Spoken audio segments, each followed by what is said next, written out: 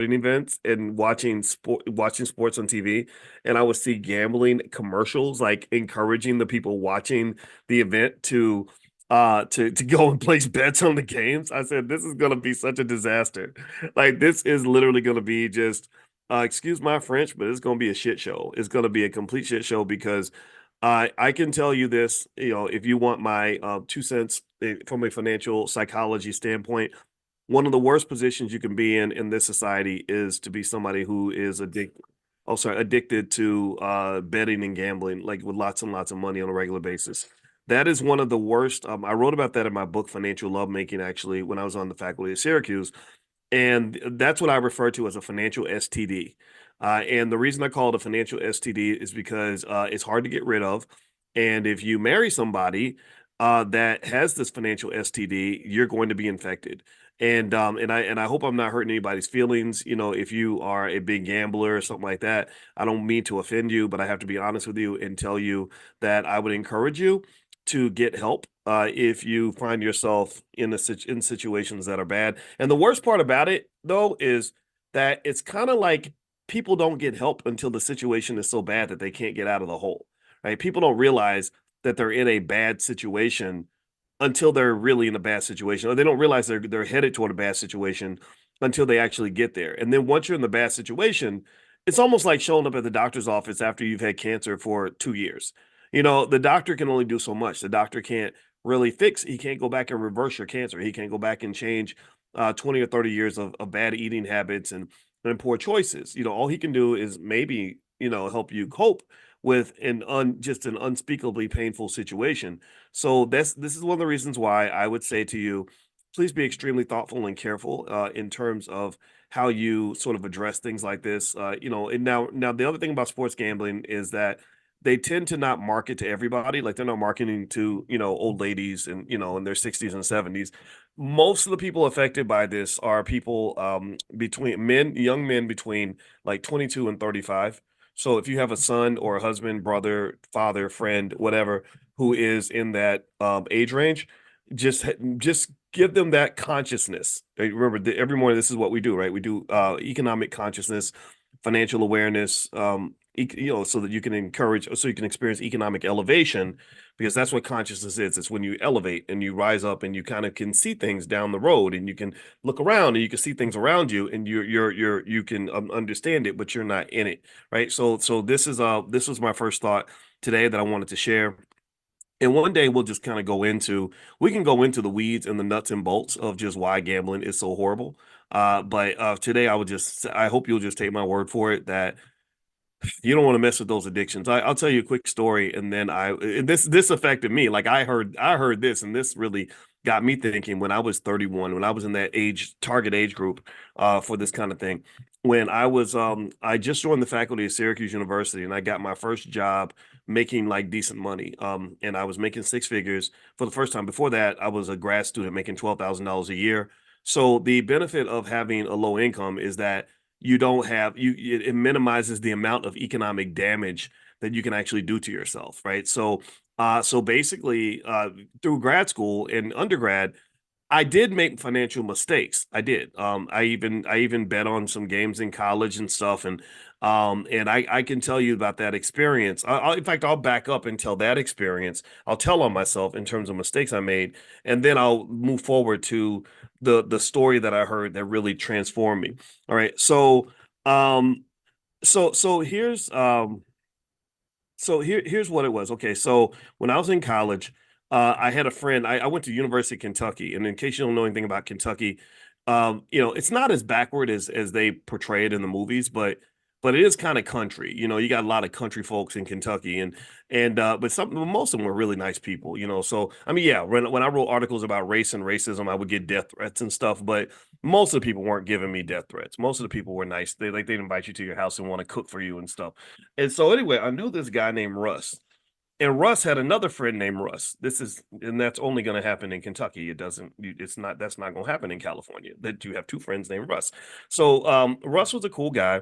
We'd almost won a flag football tournament. It was the craziest thing. I was the one black guy on this team full of like slow beer drinking hillbillies that really just knew football. And Russ would just throw the ball. And and he would pound it into my chest, and I would catch the ball, and I had some speed, so I'd grab the ball and I'd sprint down the field, and we almost won the championship. It was the coolest thing ever, and we didn't do anything complicated. It was just like simple, like, okay, boys, you cut across the middle, I'm gonna throw you the ball, I catch the ball, I'm the black guy, I sprint past all the white boys, and we would score touchdowns, and we only lost. I was so mad because Russ threw the ball so hard that I caught it and it bounced off my chest and landed in the hands of the other guy. And I'll never forget like all those frat boys that we were playing against, because the teams with the fraternities would form flag football teams. So the frat boys were like, yeah, yeah. It was like 100 of them, and there was like seven of us, but they had like literally like 60 guys on the sidelines, and I was so mad. But anyway, that's just me expressing untreated trauma over a significant loss in my life. Right, that's how pathetic my life was. So anyway, so I had a friend named Russ, and Russ had a buddy named Russ, and I went with Russ to Russ's house, and Russ basically would bet on these football games, and I love football. I love all the well, mainly basketball and football. Baseball kind of put me to sleep. Golf and tennis, golf I got into when Tiger Woods started to play. So I was at Russ's house with Russ, and we bet on the Cowboys game or something, and or he was betting on these games, and I was like, yeah, I'll bet, and I bet some money, and I won, and then another game came on, I was like, oh, I'll bet on that game, and then I won again. And so here's what happened in my head, in my little 20-year-old brain. The dopamine hits, right? It's actually gambling and money. It affects the same region of your brain as cocaine. So what I did not realize was that I was being drugged, but not against my will. This is not something where I'm going to go file a lawsuit against Russ 30 years later and say you drugged me. No, I voluntarily participated. And I remember this feeling, and maybe you can tell me if you can identify with this feeling, because a lot of you go through this, maybe if you have some sort of economic come up, or maybe you become an entrepreneur or something like that. I said, whoa, this is crazy. I made more money just watching football on a Sunday afternoon than I make working my job for 2 weeks. And I remember just thinking how great that was. Like, wow, so I know football. Every young kid thinks they know everything. That's why you can't hardly talk to some of them, because they think they know everything. And then life humbles you, right? So I thought that I just kind of understood everything. But then I experienced the dark side of losing, and I remember how sick I felt when, because what happens is that this is leverage in action, and so what leverage did was leverage gave me the high of saying, "Whoa, I can make more money in 3 hours than I could in 2 weeks on my job." But the downside of that is I can also lose more money in 3 hours than I make in 2 weeks on my job. So if my job becomes the primary method through which I'm repaying this debt that I owe, tell me if you're following what I'm saying. Give me a yes if this is making sense. Forgive me for my ridiculous story about playing flag football. I know that was a tangent, but that's what I do. So so the problem though is that I was putting myself in an unstable situation. Why? Well, because now I'm in a scenario where my economic swings are so massive that, yeah, if everything goes great, then leverage can shoot you through the roof. I could have got rich, but I didn't. I ended up being $1,000 in the hole, and I'm making $200 every 2 weeks. That's very, very stressful. I mean, the financial anxiety that I experienced was at an epic level, and I was like, oh my God, what am I gonna do?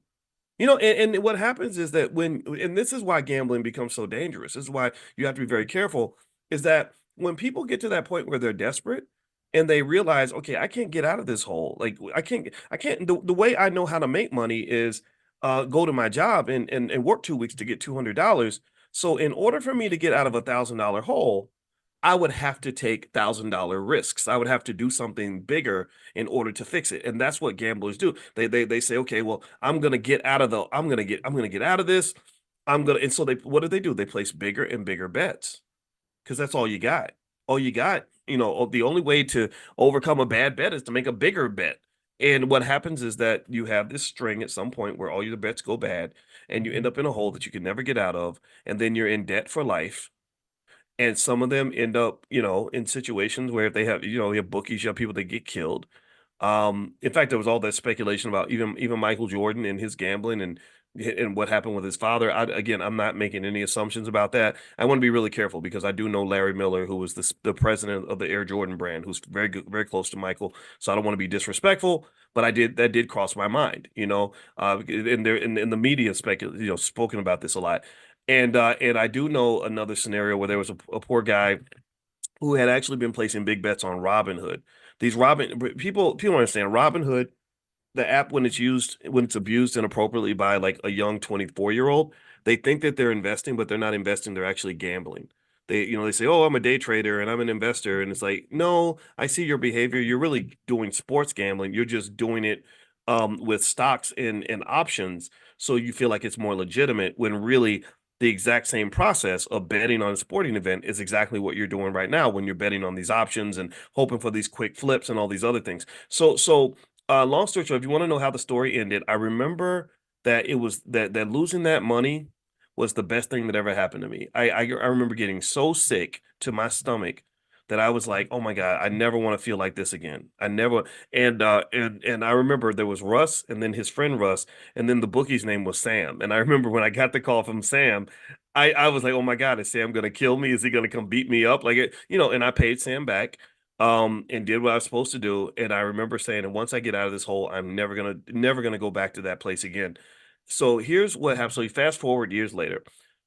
I had my job at Syracuse, and by this time I'm doing well financially. So thank God I didn't come into my money until I became more mature. Because this is what happens to a lot of NBA and NFL players is they come into a lot of money at an age where they're not mature yet, and many of them don't have strong fathers that are heavily involved in their lives to force them and guide them into making mature decisions because the father has a certain level of male economic consciousness and just male consciousness period that the 21-year-old son just doesn't have. He doesn't, so a lot of these NBA players, I mean, you're 21 years old, you've been poor your whole life, and then suddenly you've got $47 million in your bank account. Well, that's going to make you feel like a god. That's going to make you feel like you can never run out of money. You are the king of every place that you occupy. You can do whatever you want and can't nobody tell you nothing. And then all the people that are in your ear, all the little the little melanin deficient people that suddenly want to be around you because you are who you are, these people will just sort of pump you up with this stuff. They'll encourage you. They sort of push you on because they want your economic consciousness to be low even as your wealth is very high. A person whose wealth is very high, whose economic consciousness is very low because perhaps they're distracted by the booty and the bling and the fame and hanging out with rappers and all that, that person is easily a person that's distracted is easily robbed. So they're robbing you. That's what they do. That's what they do to the athletes. The athletes, they it's like this blur of literally these dopamine hits. You're literally a drug addict to some extent because you've got millions in the bank. You're surrounded by women and fame and distractions, and on top of that, you're also trying to win championships or something, and you're not paying attention to what's really going on around you. And the next thing you know, a bunch of your money's gone.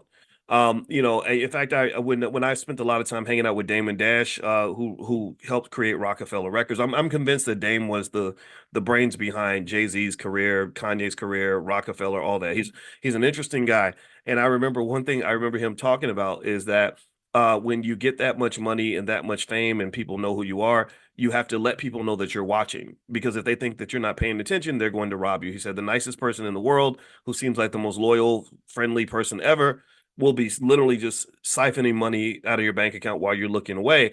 And so with Dame, that example really speaks to what happens to a lot of entertainers and athletes. And then if you compound that with a lot of the betting that's happening in sports, and it's growing, it's only growing, right? That you had one athlete that was just banned for life from Major League Baseball, but they didn't even start that investigation until March, and this happened 2 years ago. So if this is what happened 2 years ago, before betting really took off in sports, what do y'all think is going to happen 2 years from now? What do you think they're going to find out that's happening right now? Right now, you got a bunch of high testosterone 20-something-year-old men with millions of dollars in the bank. That betting culture, that gambling culture is huge in that space. I mean, it's huge. So it's a disaster waiting to happen. A lot of people's lives are going to be ruined. And what happens too is that sometimes when people fall so deep in that economic hole, they like that kid with Robin Hood, he fell so deep in the economic hole, he just killed him. He just took his own life. Because you get to that point of hopelessness. Go back. I want y'all to go and read how many stories there are. One day, if you get bored, go search for all the stories that there are about people doing really drastically horrible things because they'd fallen so deeply into debt from betting, from gambling too much. Go look and see. There are men who have killed their entire families. There are, and it's usually men, unfortunately. Women have their own vices. We know these things, right? But most of these stories involve men. Maybe they took their own life because they're thinking, oh, if I'm not here, then everyone will be better off, and they can get the insurance money. Just whatever. And so the point of the matter is basically to say, just be really careful about this stuff. Make sure your sons are just conscious about these things. And then let me just finish off this part of the discussion with the story that really got me thinking hard about this. So when I was in Syracuse, I got that first job making good money.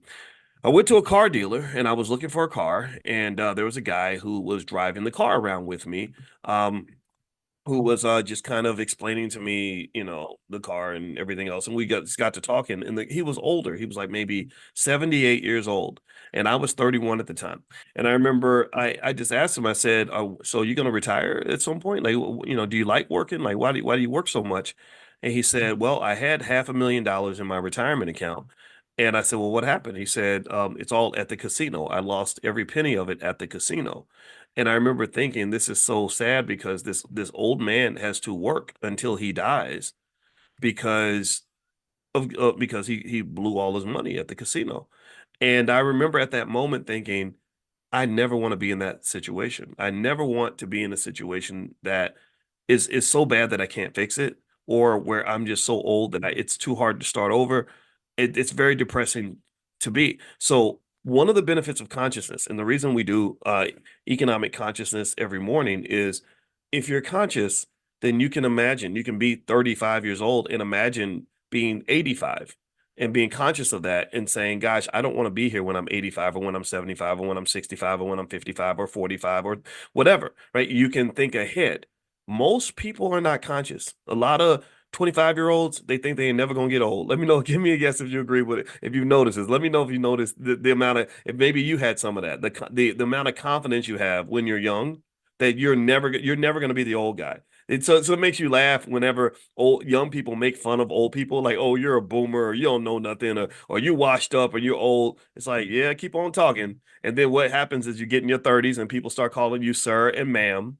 Right? And then next thing you know, your favorite artist is doing an oldies concert, like old school. We're gonna bring back the old school. Nelly gonna be at the oldies concert, right? And then little things start to happen, and then you wake up in the morning and your knees, your knees ain't bending like Megan the Stallion no more. You ain't got it like you used to. You're not what you used to be, or you try to go play basketball like I did, and then my legs would not cooperate. My mind was ready. I'd spent all these years learning how to make the right moves, and I had a great 3-point shot, but my body wasn't cooperating anymore. And the list goes on and on. Like things just happen. You get older, and what happens is that because we have a society that tends to glorify youth over the wisdom of the elders, like we tend to believe falsely that people in our society only have value when they're young.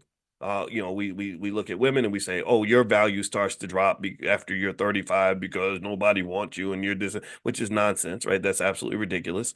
And also, same thing is true with men. I think that the idea that we have a society where that will listen to a 25-year-old rapper more than they listen to a 55-year-old scholar or a 47-year-old mother, that right there tells you why so many stupid mistakes get made. That right there tells you how much knowledge is lost because you don't even listen to the people who can tell you what's coming up down the road.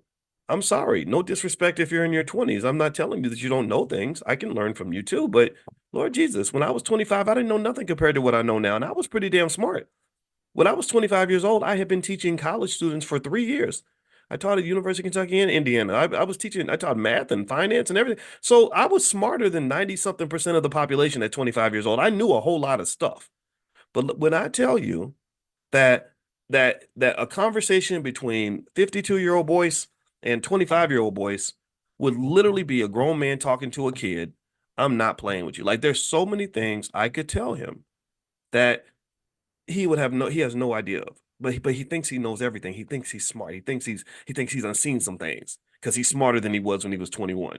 Hey, so one other element of consciousness is this. Pay attention now. This is important, and again, this is so not everybody can value this, right? Maybe I'm pushing too hard, but I believe that everybody here is intelligent enough to really follow what I'm saying here. One of the first signs of intelligence is very simple to me. Or better yet, one way to show me that you're not very intelligent is when you act like you know everything. When you are the person who knows all the answers, interrupts everybody because you already got it figured out, thinks you know everything, wants to lead every conversation, you do the most talking instead of and not very much listening. That right there tells me that you're not very intelligent and you're not very conscious. That just to be honest with you, the person who thinks they know the most is usually the person who knows the least, but they don't even know enough to know how little they actually know. A sign of intelligence and consciousness to me. And this is why I always say that this is a platform for intelligent Black people, not because you have to be intelligent, but because I believe that intelligence matters. I believe consciousness matters. I think if you're not woke, and when to me, woke means aware, looking around, head on a swivel, understanding things, diagnosing it, figuring things out. That's what I'm talking about when I say woke. I ain't talking about, whether you want to use the girls' bathroom. I don't care about gender and all that and who you're sleeping with. I know to me, woke is like, are you awake? Did you take your no dose and are you looking around or are you paying attention? Because a lot of people ain't paying attention. A lot of people are asleep. So that is so the lack so a sign of a lack of intelligence and consciousness is when you think you know everything. And unfortunately a lot of young people get hit with that. The sign of intelligence to me, or one measure, in my opinion, of intelligence and consciousness is when you learn that just how little you actually know. When you have a full understanding that the universe of all the things you don't know is 1,000 times, 1,000,000 times bigger than the universe of what you know. What you know is about this big. And I say this again as a person who went to school from the age of 18 to the age of 30. Right? I'm talking about studying 7, 8 hours a day. I wasn't just in school. I was in the books, studying constantly nonstop. And then I learned 10 times more since I finished my PhD over 22 years ago. So even as a person who's had all this education, I've been to get a billion classes. I know that my universe of knowledge is still like this. And the universe of knowledge of things I don't know is like this. So really, if you ever meet me in person, one thing that you'll probably notice is that I'm just going to be looking at you and listening and taking in any piece of information you can offer, every story you want to tell, because I'm learning from you. Because I don't know, I know a lot, but I don't know your perspective. I don't know your story. I don't know your experience, and I'm seeking to learn from that. And then I will talk if you ask me a question. If you ask me, like, so what do you think about this? What do you think about that? Then yes, I will share things. But I really think that consciousness to me, again, just me submitting this humbly to you, is really knowing how little you actually know. So if you're a conscious person, then you are conscious and aware of everything that exists outside of yourself. And so if you are a conscious, intelligent young person, I encourage you just sit back and listen. When grandma starts talking and telling her story about how things were in 1952, listen because there's gems. There's so many gems that your elders can give you that you're missing because you live in a dumbass society with people that don't respect anything that happened before 1999 or 2010. And what you find, and when you go back, for example, if you study and listen to Black folks that lived before integration, before the civil rights movement, and back when white people were really treacherous and terrible. Not all of them, but many of them were. They were blatantly racist. They actually have skills and value systems and survival mechanisms that you can't even relate to. You're not even at that level. And they could accomplish more with greater opposition than you can accomplish in a society that's supposed to be fair and open and integrated. So I love to listen to Dr. I get on the phone with Dr. Claude Anderson, and it's really just him talking and telling me stories about his childhood and the military and things that he's seen. I don't have, what can I really, what can I teach this man? I mean, sure, if he asks me a question, I can share a perspective, but I'm not trying to teach that man. That man's teaching me. So long story short, I think that this is important because there are these landmines, right? So something like sports betting is one of those massive economic landmines that a lot of people are going to miss because nobody's really talking about it. The only time people are going to start talking about it is when it hits a crisis stage. It's like everything else. It's just like even in the pandemic, everybody knew. Anybody who was worth their weight in fried chicken just knew that during the pandemic we were going to have a problem with inflation. They were like, "You're pumping all this money into the economy and we don't even need it. Yeah, of course we're going to have an inflation problem." And they just kept doing it. And all so a lot of things that are happening now are things where people were predicting these things. They knew it was going to happen. So really, truth be told, I don't know. I think that what probably happens for sure is also the lack of awareness shows itself in the fact that people don't always have the ability to see down the road. And if you once you gain that ability to really see down the road and see outside of yourself, you start to see opportunities that didn't exist before. So for example, this is why when we do our economic elevation, financial consciousness exercises, I encourage you to just sit back and meditate and imagine living in the year 2030. It's right around the corner. It's going to happen very, very soon. 2030 is to 2024 what 2018 is to us now. Right? That's what 2030 is to 2024 what 2024 was to 2018. I guarantee you that if I was to go back in time to 2018, nobody in 2018 was thinking about 2024. In the minds of most people, 2024 was this far off, distant land. It was almost like anybody remember when Prince used to say, "I'm gonna party like it's 1999." And you thought about 1999 like it was like way off in the future, like it was never going to arrive. Some of y'all don't know. If some of y'all were born after 1999, but those y'all who are like over the age of say 45, it freaks you out a little bit. It's like, wait a minute, hold on, wait. 1999 was that was the future. That was futuristic. Angela Bassett. Does anybody know this? Remember that movie? Anybody remember that movie Strange Days by with Angela Bassett? And she was in the car driving the car. She's like, baby, this is what I do. And it was this futuristic movie and it literally the movie took place in the year 1999 and it was futuristic. And it's funny because I think the movie got made in like 1995. And so it's like that's so weird that they could make a movie in 1995 and talk about the future with all this technology that still don't even exist and it's only 1999. That's weird to me. That tells me how little our how short and shrunk our perspective can be. That can be impressive to us. And then it's really weird when you see stuff from like the movie Back to the Future and they talk about stuff that would exist in the year 2020 and they compare all that. And so time goes by fast, and I think time consciousness is another form of consciousness, period. If you have time consciousness, then you are aware. You don't waste time. People who are conscious of time don't waste time. People who are conscious of money don't waste money. People who are conscious of their health, they don't ruin their health. People who are conscious of their children, don't their children aren't out in the streets getting kidnapped and beaten up and locked up, right? So consciousness is everything. Consciousness matters.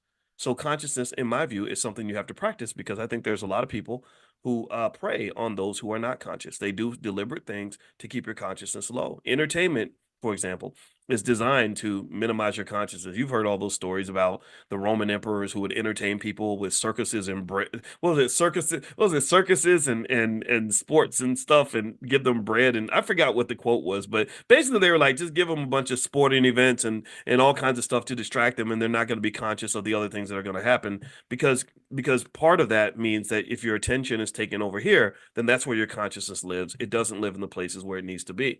So that's I'm not going to keep going today. That was my thought for today that I wanted to share with you. If you want to join us every morning for economic consciousness training, make sure you're on the text list. Text the word morning to the number 87948. Text morning to 87948. And also, I'm going to be back tonight. We're going to do our Powernomics training. We are reading Dr. Claude Anderson books word for word. And we've been doing this for about 4 or 5 years every Wednesday night. And it's going to be 8:30 p.m. Eastern time tonight. So if you'd like to join us, it's totally free for anybody that wants to join. I just ask that you tell your friends, bring your family if you're happy, if you're getting something of value. And if you want to get a notification when I start tonight, you can get on that text list. Just text the word greatness to 87948. I call this Black Keys to Greatness, which is the name of a life class that we have in the Black Business School that you can have for free as well. So text greatness to 87948. And then last but not least, if you like these consciousness trainings that we do every morning and you want to get all the recordings and everything else in one place, and share them with your family, feel free to go to drboycedaily.com. That's drboycedaily.com, and you can take a look at that. And actually, because I just like to do stuff daily, because I think that that's how we can form new habits. I also did, I set up a new podcast on Spotify called Dr. Boyce Daily Stock Market. So I know some of you want to go deeper into other areas like what's happening in the stock market, stuff like that. So Dr. Boyce Daily Stock Market is also on Spotify, and you can feel free to look that up, and I'll give you daily updates on that kind of stuff. So we're doing a lot of cool stuff over here in the Black Business School, because our goal is to elevate, in economic elevation. That's the goal. I believe that we can do this. I believe that we have everything we need. I don't go around looking for white people to help me do anything. No disrespect to white people. I don't hate them at all. But I just don't. I don't need y'all. I don't need nobody except all we need is each other. That's what we need, and that's what you need. You need yourself. You need your family. You need God, maybe, if that's part of your repertoire, and you get those things going on. You ain't got to worry about what Massa thinking. Massa ain't got no power over you unless you give it to him. So y'all have a good day. God bless you, and I look forward to seeing you all tonight at 8:30. And if you can't make tonight, then I'll see you tomorrow morning. So take care. I'll see you guys soon. So far, and I hope you're doing well. What's my largest holding? Great question, Errol. Errol's so smart. I love talking to Errol. Errol, you're one of my favorite people. Period. I just want you to know that. That you know what? I'm not 100% sure, but I believe it's Amazon. I got to double check, but I think Amazon is where I have my biggest holding. I gotta look. I can't remember. I buy so much stuff. I don't always remember everything that represents my biggest holdings. But then again, it's a style, it's a preference, right? Some people invest in a way where they know exactly what they hold in every area all the time. What I do is I look for evidence that tells me that there's a possible catalyst that could push a stock price up, and I add good stocks to my portfolio. And in fact, in a little bit, I'll give you guys a couple of stocks that I identified that I like, that I bought. I just bought shares of these companies, and that can kind of help you guys. Also, if you are interested in weed, in what's going on with the weed industry, not smoking weed. I'm not going to smoke with you, but I will invest with you. I want you smoking. I want you to be smoking the kind of weed where you make your weed out of the dollar bills. You crush your dollar bills up and you smoke them. I'm joking. I'm being stupid. But anyway, that's what I'll smoke with you. And so I have a list of cannabis stocks that I pulled together. That if you did not get that list yet, let me know if you all got the list. I sent it out via text. And what I'll do is I'm going to grab the link again today and put that back in the chat so you guys can have that list of cannabis stocks. And y'all got to forgive me. I'm looking all over my computer screen. I got stuff everywhere. But yeah, I call them canna stocks. That's because I just make names up and stuff. But yeah, so the list of canna stocks, it's in here somewhere. I'm going to find it. And when I find it, I'm going to share it. Don't let me forget to share it, because in the mornings when I have all my stuff out everywhere, sometimes I get a little bit lost with stuff. All right, so with that being said, and the reason that I'm really, really interested in cannabis is because I just really believe it's going to be legalized. I don't think that the world we live in now can persist. I think that when you talk about cannabis and crypto, those are just two areas where there's too much legal ambiguity. And so I think that there will be more clarity, regulatory clarity, when it comes to crypto, which will benefit a lot of cryptos. In fact, right now, there's an Ethereum ETF that is pretty much approved or close to it. And I think that that's a good reason to be invested with Ethereum. Also with Bitcoin, we've been talking about Bitcoin for a while, and I mentioned to you all that I'm a big fan of Bitcoin. And so there's a lot of opportunities out here. And so let me share this list of the cannabis stocks. I'm gonna put it in the chat, and you guys can grab that if that's of interest to you. Give me 1 second here. Hold on. All right, let's see. Here we go. Okay. Sheesh, I tell you, it's like there's so much information to keep up with. It's kind of hard to. Okay.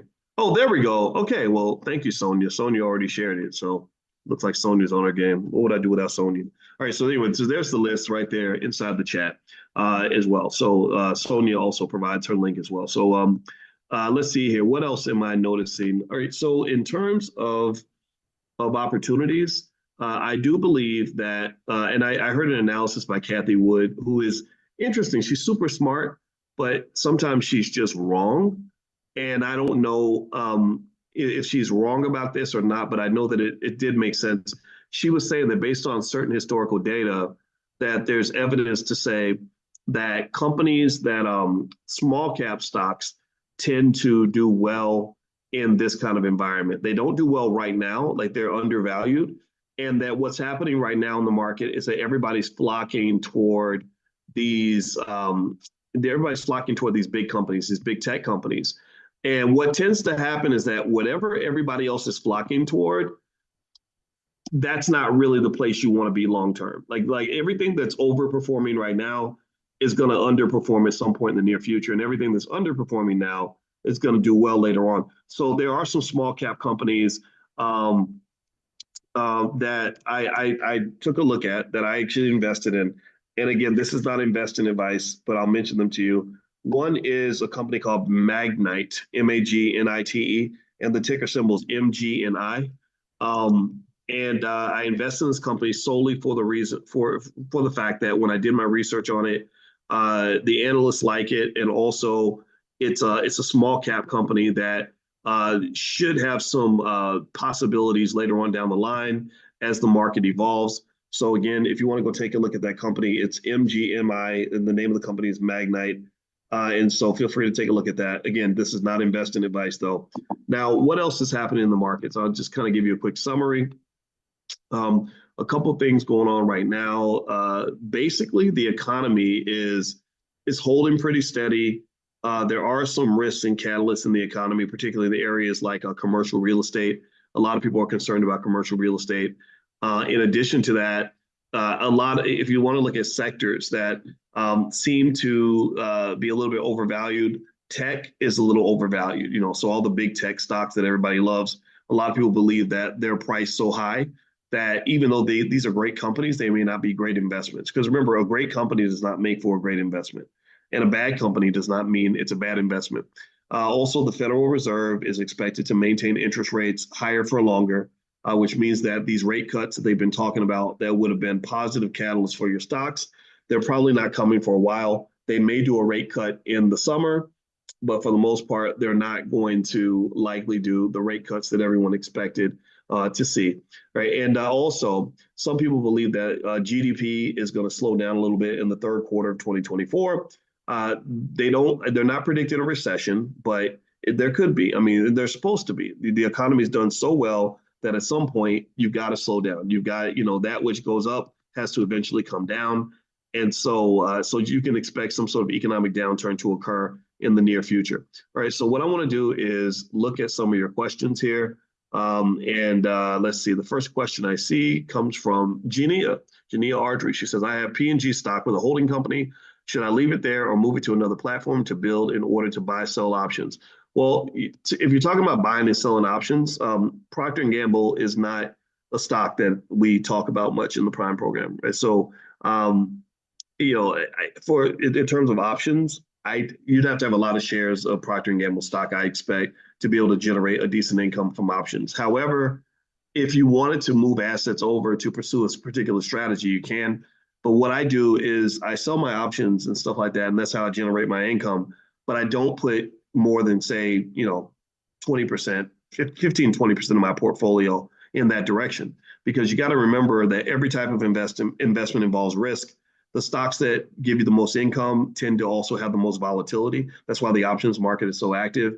So in my view, I wouldn't sort of get overly enthusiastic when you see the money come out. I mean, it can be nice though, if you're able to kind of stomach it and just kind of ignore the things that should be ignored, then it does work. I sat with a student this morning who every week he generates about $3,000 a week on his options. And but he was a saver. He saved up over $100,000. And so he's able to put that money in that portfolio and just use that as his income driver. So he doesn't have to work if he doesn't want to. So this is an easy out. And those that are interested, if you don't know about the Prime program, a lot of people like it. So feel free to go to drboyceprime.com if you want to take a look at that. It's a really great way to make money. Let's see. Jennifer says, did Dr. Boyce host a private Q&A for Prime members this morning at 10 a.m. Central? No, I did not. Was that, did that pop up on the schedule or something? Did you get a notification or something? Because sometimes Zoom does weird stuff like that. It'll send out stuff announcing that I'm going to do something and I know nothing about it. So if that happens, we've got a great support team. You can email support@theblackbusinessschool.com and they will take care of you. They'll make sure that, that everything that should be a certain way is done a certain way. So email support@theblackbusinessschool.com if you see anything like that, because sometimes I don't catch everything, and so I would love your help in terms of figuring out how we can do things better in the Black Business School. I keep trying to help everybody understand that we are a university, right? A lot of people don't believe a Black man can actually run a university, but my PhD is just as real as the white guys. So we are getting it done, and we educate people on Black wealth better than any institution in the country. There's no HBCU, there's no white university, Harvard, Yale, Stanford. None of these schools do what we do the way we do it, because we are kind of the Black wealth surgeon. So that's our specialty. That's what we selected, and that's where we're going to stay, right? So if you want to see how we can help you, just email the support team, support@theblackbusinessschool.com. Thank you, Rianne, by the way. I see you in the chat. Rianne is on our team. She's in the chat right now. She can answer questions and help you out. And the ticker symbol for the stock I mentioned earlier is MGNI. MGMI, I just bought shares of that stock this morning, and this is how I want you to get into the habit of buying stock. I want you to not make it a big deal. Don't overthink it. Just get in there and buy consistently. And when you see stocks that appear to be good opportunities, just buy it. Just do it. Just like you go to the store and you buy bread, or you go and you buy a pair of socks. When you buy a pair of socks, you don't sit and spend 6 weeks wondering if you should own socks or not. You just do it. So buy stocks the way you buy socks. Man, look at me. I got bars today. So buy stocks the way you buy socks. And that is literally my best advice for you and I don't give it investing advice. So let me just take that word back, but you get what I'm saying, that this is how I do it. Just you find stuff that you think is a good buy and you invest it. Because here's the deal. Look, Magnite, the company I mentioned earlier, they provide technology solutions to automate the purchase and sale of digital advertising inventory for buyers and sellers. It features applications and services for digital advertising sellers, including websites, mobile applications, and other digital media properties. Okay, so Magnite, the ticker symbol is MGNI, Mary, Gary, Nancy, Ignition. Basically, think about this. So this stock is $12.60. Okay, now here's the thing. I'm going to tell you right now that I bought this stock this morning. I bought a couple $1,000s worth of this stock. If you ask me 2 months from now, hey, Boyce, do you own Magnite? Did you buy any shares of Magnite? I won't remember. I'm going to literally be like, I don't know. Let me check. Because I buy anything that looks good. And here's why I don't overthink it, why I don't let it stress me out. So let's say that you buy a few shares of the stock, and let's say that it doesn't go up at all. Let's say that it drops by 40%. Well, what else were you going to do with that money anyway? I mean, maybe you could have bought a different stock, but you don't know. You can't predict stock prices. There's a whole theory called the random walk hypothesis, and I've told you all about this, that says you really can't predict what a stock is going to do. You can make a guess. You can kind of look at sectors and kind of figure some things out, figure out what the risk profile is, but you really don't know. You don't know. So stop trying to know things that you can't know. And stop listening to people who tell you they know things that are really unknowable. This again, I'm not a financial influencer. I'm a financial scientist. So I can tell you that the financial science, the research says you can't predict. So stop stressing yourself over things that you can't control and things you can't possibly know. Here's what you do know, though. You lean on what you do know. Here's what you do know is that people who consistently buy stock have more money than people who don't buy stock. Do we agree on that? Give me a yes if I've convinced you of that, if you understand this, if you believe me. This is what the research says. Again, I'm not a financial influencer, I'm a financial scientist. This is what the science says. That's what you do know. So, and what else do you know? Well, you do know that if you save your money or put it into some sort of asset, you're going to have more to show for it than if you take it to the mall and buy a bunch of clothes. Do we agree on that?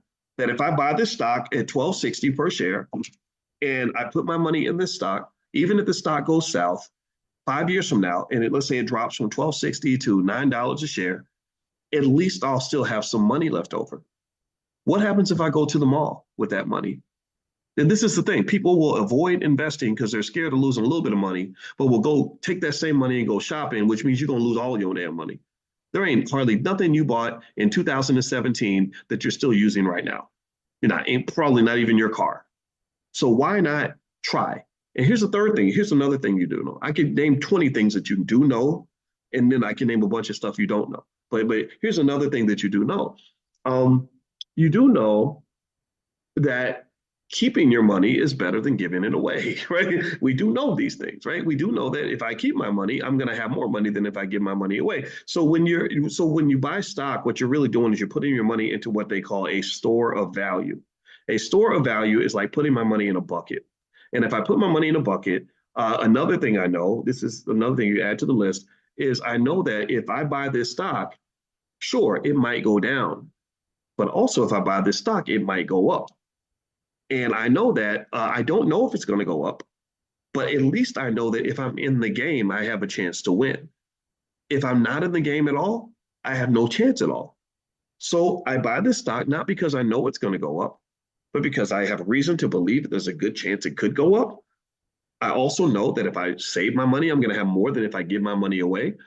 Um, and then also I know that this stock might double or triple or something. And then because I'm in the game, that's how you win the game. Do you understand? Like when I show you all this stock, let me show you. This is exciting. I saw INSM, and it's fun. Like investing, the fun side of investing, it's okay to have fun, is when you get these like Christmases in July kind of thing, or these like really exciting surprises. So let me show you the big surprise for today that really just is going to make my wife want to give me extra kisses today on her birthday. Today's her birthday, and I love my wife a lot, and she's just sexy as hell. She's 50 years old. She wears the same size she wore in college. How about that for a miracle? And she ain't on Ozempic, and she don't smoke crack or nothing. So she actually did it the right way. She actually went to the gym and busted her butt. So shout out to all the hardworking Black women in the world. You deserve the best of us. So here's what happened today that is going to make my wife give me extra kisses when she wakes up. Look at this stock. This is INSMED. The ticker symbol is INSM. It's a pharmaceutical company. I bought these shares because I felt that there was some possibility this stock would go up. It was what I call a pregnant stock. And by pregnant, I mean that the number one driver of stock prices is information. Information is everything. That's why Martha Stewart is doing TV shows with Snoop Dogg, because she traded on inside information. And y'all remember what happened to Martha Stewart? Does everybody know that? Let me know if you remember what happened to Martha Stewart. Martha Stewart went to prison because she traded on inside information. And basically, the idea is that to maintain fair and orderly markets, you have to make sure everybody has the same information, so that when that information gets released, it moves prices. And it's not fair if somebody knows what's going to happen before it actually happens. So here, with this stock, based on the volatility characteristics of this stock, I said, okay, I don't know if this stock is going to give birth to a boy or a girl. I don't know if it's going to give birth to a pretty baby or an ugly baby, but you can look at the options activity of a stock and figure out if that stock is pregnant. So INSMED was a stock I pointed out because it looked pregnant. I sold some call options on the stock, made a few $1,000s on that, but I gave up a lot of my upside. And the stock just did a kapoof, right? It went from $22 or something to $46.82, and that it doubled in price overnight, pretty much. And this happened. Now, did I know this was going to occur? No, I did not. It's not. I'm not going to sit here and pretend to be some sort of financial magician that can predict these things. You can't predict these things, but because if it was predictable, the stock wouldn't have been trading at 22. It would have been trading at 46 all along. But I knew there was a chance, and I knew that in order to get a chance to win, you have to be in the game. So I quietly, sort of slowly, consistently bought shares of this stock. And I did mention it to you guys. I mentioned the stock to you. And actually, I think in the moneymakers list, or actually, I sent something out to you guys on Prime about this. So here with this stock, it's up here. Now, here's what I did at this point. What I did now was, because of my particular style of investing, my goal is to not be greedy. I don't need to make every single nickel. I'd rather protect a dollar than risk a dollar to go try to make a dollar, especially when I'm already way ahead. So just like a basketball game, if you notice, a basketball coach plays a different strategy when he's winning than he does when he's losing. So because I'm the coach that's 30 points ahead in the game, I'm not trying to shoot a lot of 3-pointers. I'm not trying to get 60 points ahead. I want to protect the lead. So, but at the same time, I want that upside. I want it just in case the stock keeps on running. I want to be a part of that. I want to still be in the game so I can have a chance to win. So what I did was I was gonna sell some call options on the stock at this price, but the stock moved so much that when I looked for the price of the calls, there was no market for the calls on the stock. Now that might have changed, but when I looked this morning, I literally looked. The current price is 46.74. From what I understand, yeah, you can't, at least not on Robinhood anyway. Maybe on the other apps it's different, but you can't sell a call option on this stock with a strike price above 40, which is just interesting to me because I'm curious to see when that's going to change. The other thing that I did was I didn't buy puts, but what I did, I did a trailing stop loss order. I sold a little bit of my position just to get out, and then I did a trailing stop loss, and that basically means that I gave instructions that say that if this stock keeps going up, then keep holding it. But if it drops 10% above its previous high, get me out. I'm out. I don't want to keep losing money because there's nothing that's really connecting me to this company. There's no reason that I see to want to be a long-term investor. I've done well. I'm happy. I want to put my money into other stable securities. Also, with the market being so strong, I'm stockpiling cash because I told you guys, as I always tell you, winter is coming. Winter is coming. Sunny days don't last forever. Winter is coming. There's going to come a day where you're going to start seeing a change in the headlines. You're going to start seeing all these announcements that the market is going south and it drops again. The Dow has the biggest drop, 2-day drop in history, whatever. You're going to see that bad news. But the good news about bad news is that bad news really ain't bad news unless you want it to be bad. The good news about the bad news is that bad news can actually be good. So it can be bad, not bad meaning bad, but bad meaning good. Shout out to Run DMC. So basically, when you start seeing those negative headlines, if you are prepared and you have the cash available, then you can go ahead and take advantage of those opportunities because there are people like the Warren Buffetts of the world who just sit back and they stockpile cash. They're just loading up the gun. They're just loading up the gunpowder, putting the bullets in the holster. Or, well, you know what I mean. Don't put bullets in a holster, but you get the point. And they're just kind of getting ready. They're ready to cock and squeeze whenever the market dips. Warren Buffett's sitting on $170 billion in cash, and he's not using it because he doesn't see anything worth buying. But I guarantee you that if the market starts to dip, you're going to see Warren Buffett make some major acquisitions. Now, here's one thing I wanted to mention. I see your question, Anthony, on doing a class on how to do trailing stops. There is one training I did. I did that class. I did a special training on that, and I called it Stormproof Investing. And so if you go to stormproofinvesting.com, stormproofinvesting.com is a training. It doesn't cost that much, and it's yours for life. And I literally went through 6 or 7 different strategies that you can follow to prepare yourself for an economic storm. And so the trailing stop was part of it, but then there's other strategies that we lay out. So feel free to go to stormproofinvesting.com. And not only do we allow you to share anything that you do in the Black Business School with your family, you can share your membership with other people in your family. Just try to be respectful if you can of what we're doing. And not only do we allow you, but we encourage you to do that. So each one teach one. So feel free to do that. Do you do contract trading?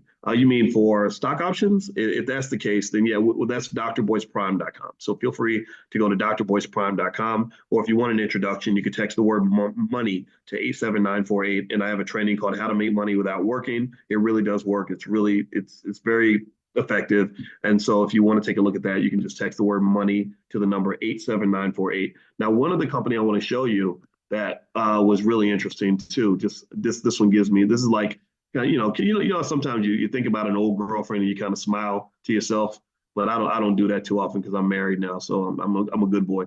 But still, this stock is like a beautiful old girlfriend or something from 20 years ago, and it's Madrigal Pharmaceuticals. And let me show you this. This happened in class. This is pretty cool.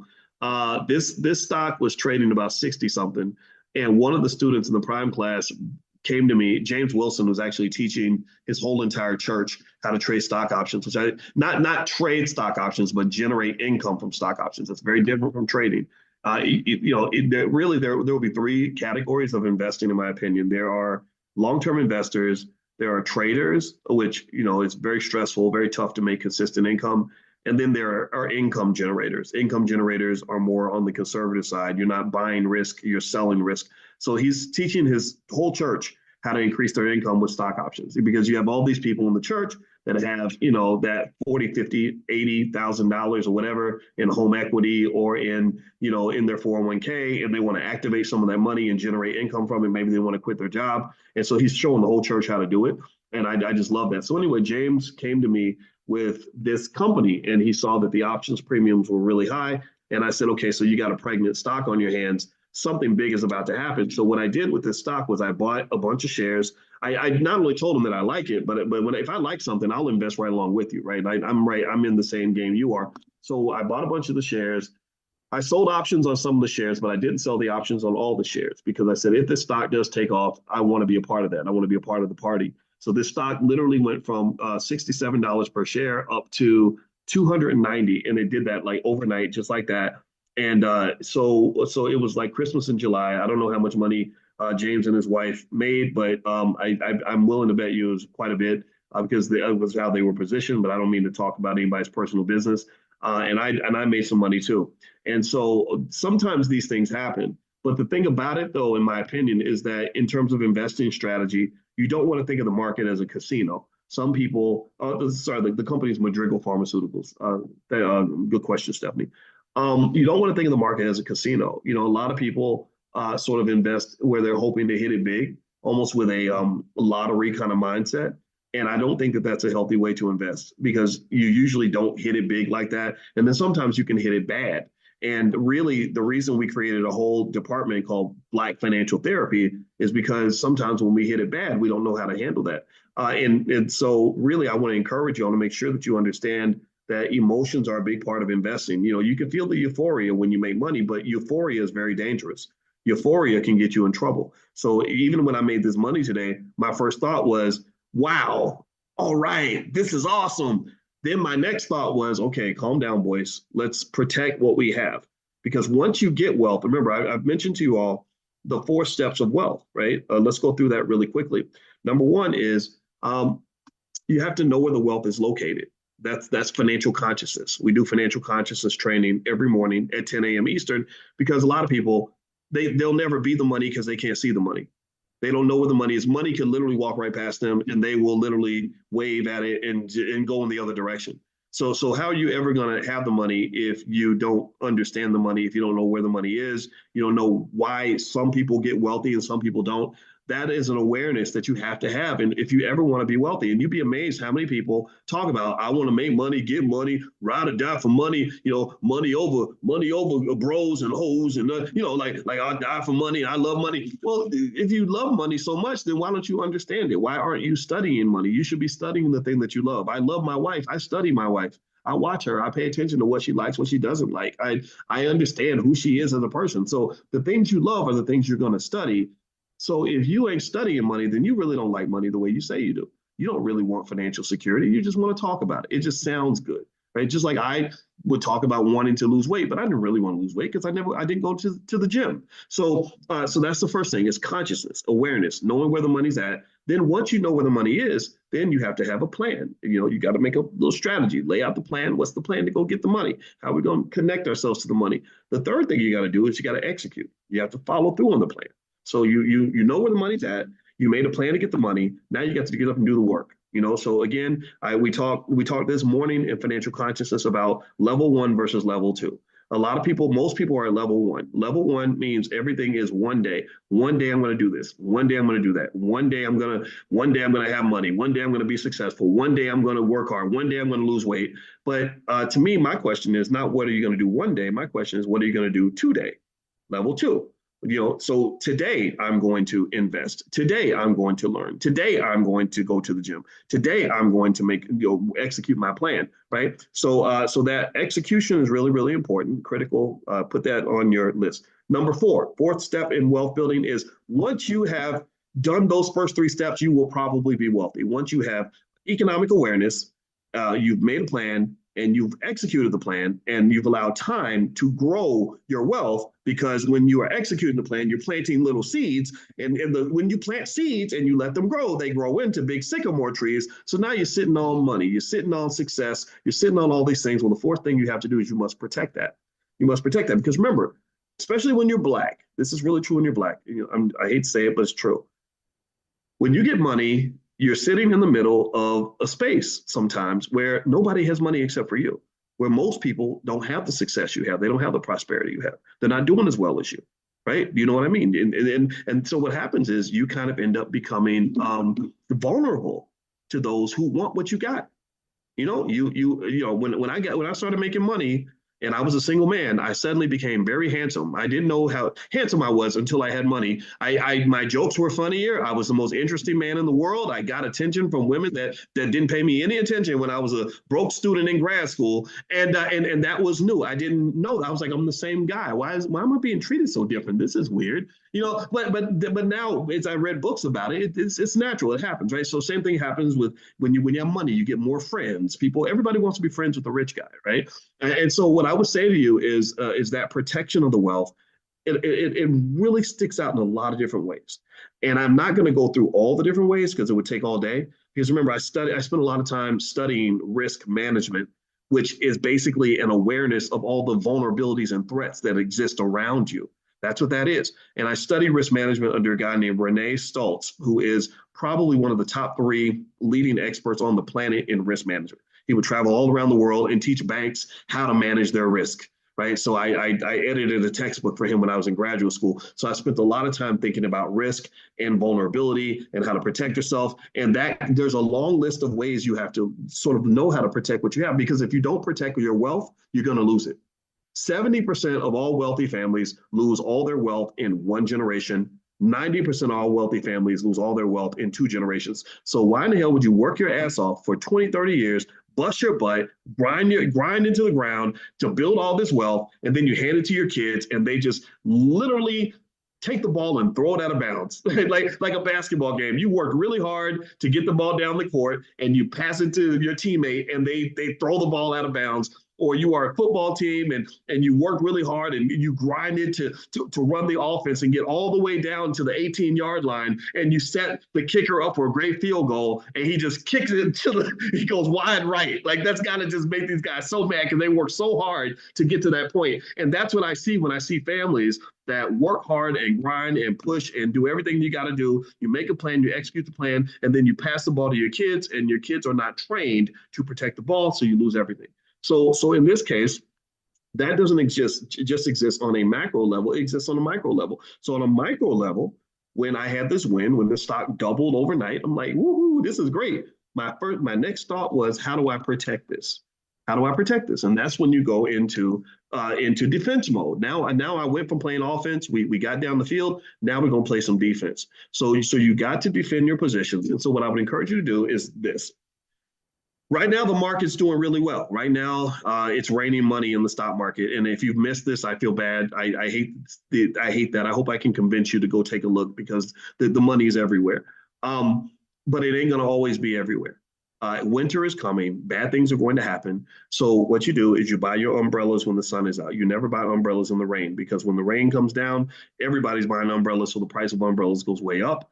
So you buy your umbrellas in the sun. So when I'm in the middle of the sun and I'm feeling good about this win, first thing I do is try to protect that win by shaving some shares off the top, maybe looking at some put options, maybe some stop loss orders, all that other stuff. Okay. So again, if you want to take a look at that training where we spent the whole day going through that, it's free. Well, it's not free. I'm sorry. It's a very low cost and it's yours for life, though. Just go to stormproofinvesting.com. That's stormproofinvesting.com, and share it with your whole family. You don't have to just, it's not just yours. It's anybody in your family you want to share it with. Also, someone was asking about the options training. Yeah, if you go to drboyceprime.com, that'll get you there. So, Rianne, I see someone mentioned that the links aren't working. Can you talk to that student for me, Rianne? So I see Rianne also put text the word money to 87948 for the training. So it's about an hour-long presentation I did on how to make money without working. I know you're gonna like it. So feel free to text the word money to 87948, and you can also go to drboyceprime.com. Okay, I think you're in there. Is Rianne, are you still in there? I assume Rianne is in there. So let's see here. Okay, thank you, Rianne. Yeah, it looks like Kevin has a question too. So maybe y'all can even talk offline or get an email address and share information that way too. So help each other out. All right, so let's answer some more questions here. Kevin says, it's the method that Boyce uses to pick his stocks. which he presents in Stock Market Tuesdays, more oriented toward fundamental analysis or technical analysis. You know what, Kevin? I use fundamental analysis. Technical analysis is not really so encouraged amongst financial scientists. If you go to academic finance, when I was working on my doctorate, if I'd said that I believe in technical analysis, there's a good chance I might have got kicked out of my program. But there are some caveats to that. There are some exceptions for sure. There are some areas of technical analysis that actually do hold true.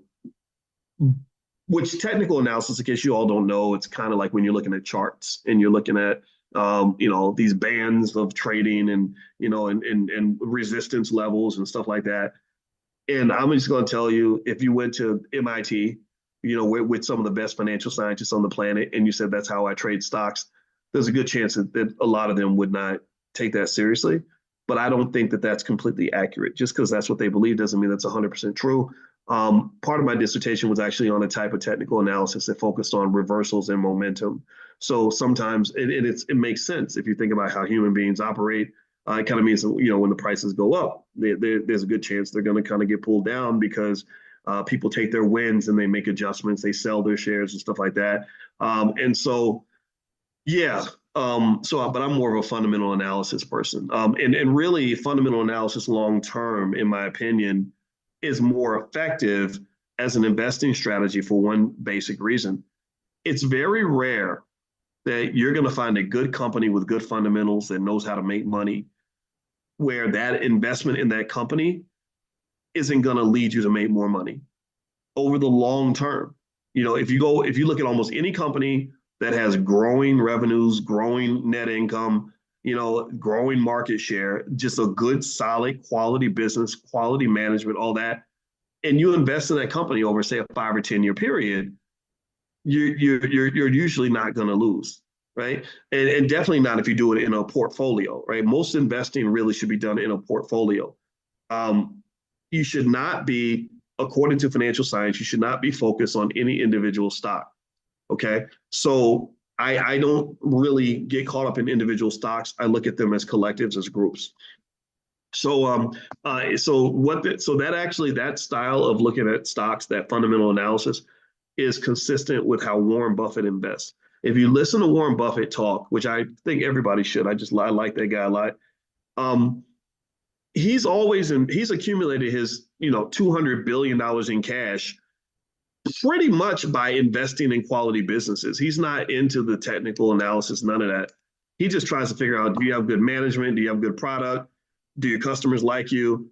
Is your revenue growing? Your income growing? That kind of thing. That's what Buffett does, and it works. And why? Well, because Buffett is a buy and hold investor. He's not a trader, right? But that doesn't mean he knows everything, though. There's been many occasions where he's missed out on lots of money because he didn't try to time the market, or he didn't participate in a market frenzy or whatever. So Buffett ain't perfect, but I like Buffett's style because it's solid. It's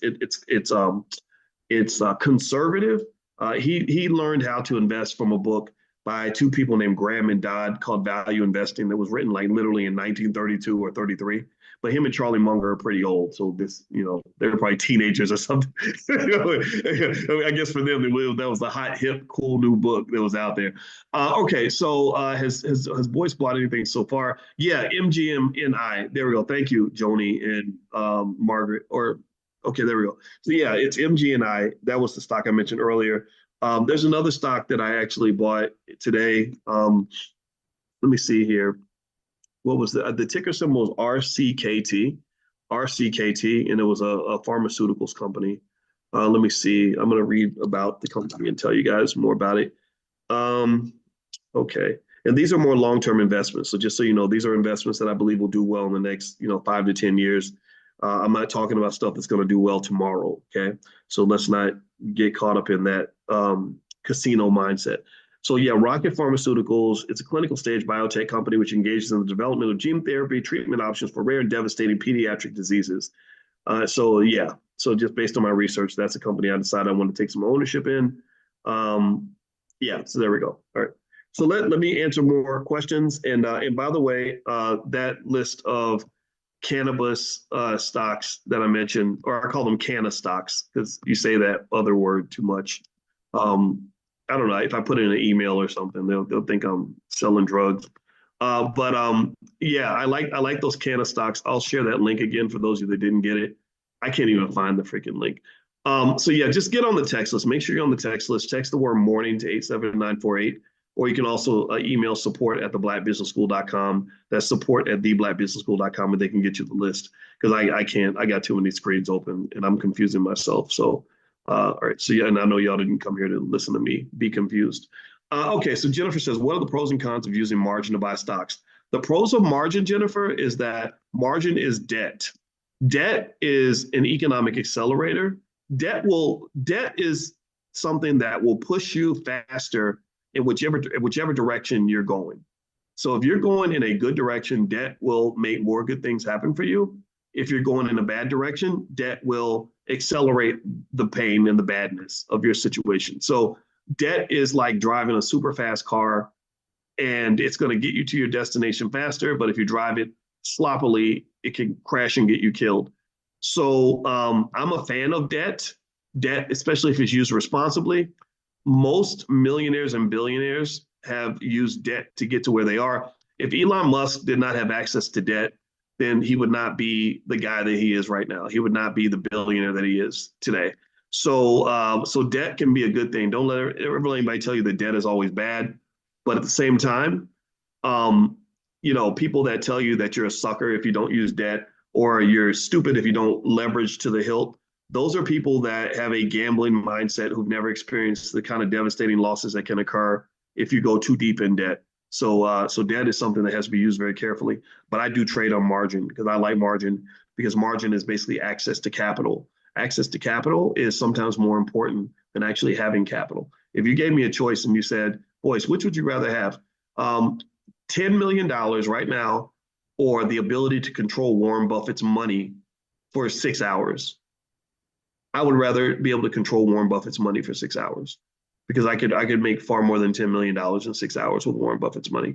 Or maybe it might take a day or something, but still, it would be far more than $10 million. The ability. So this is why I mentioned to you all.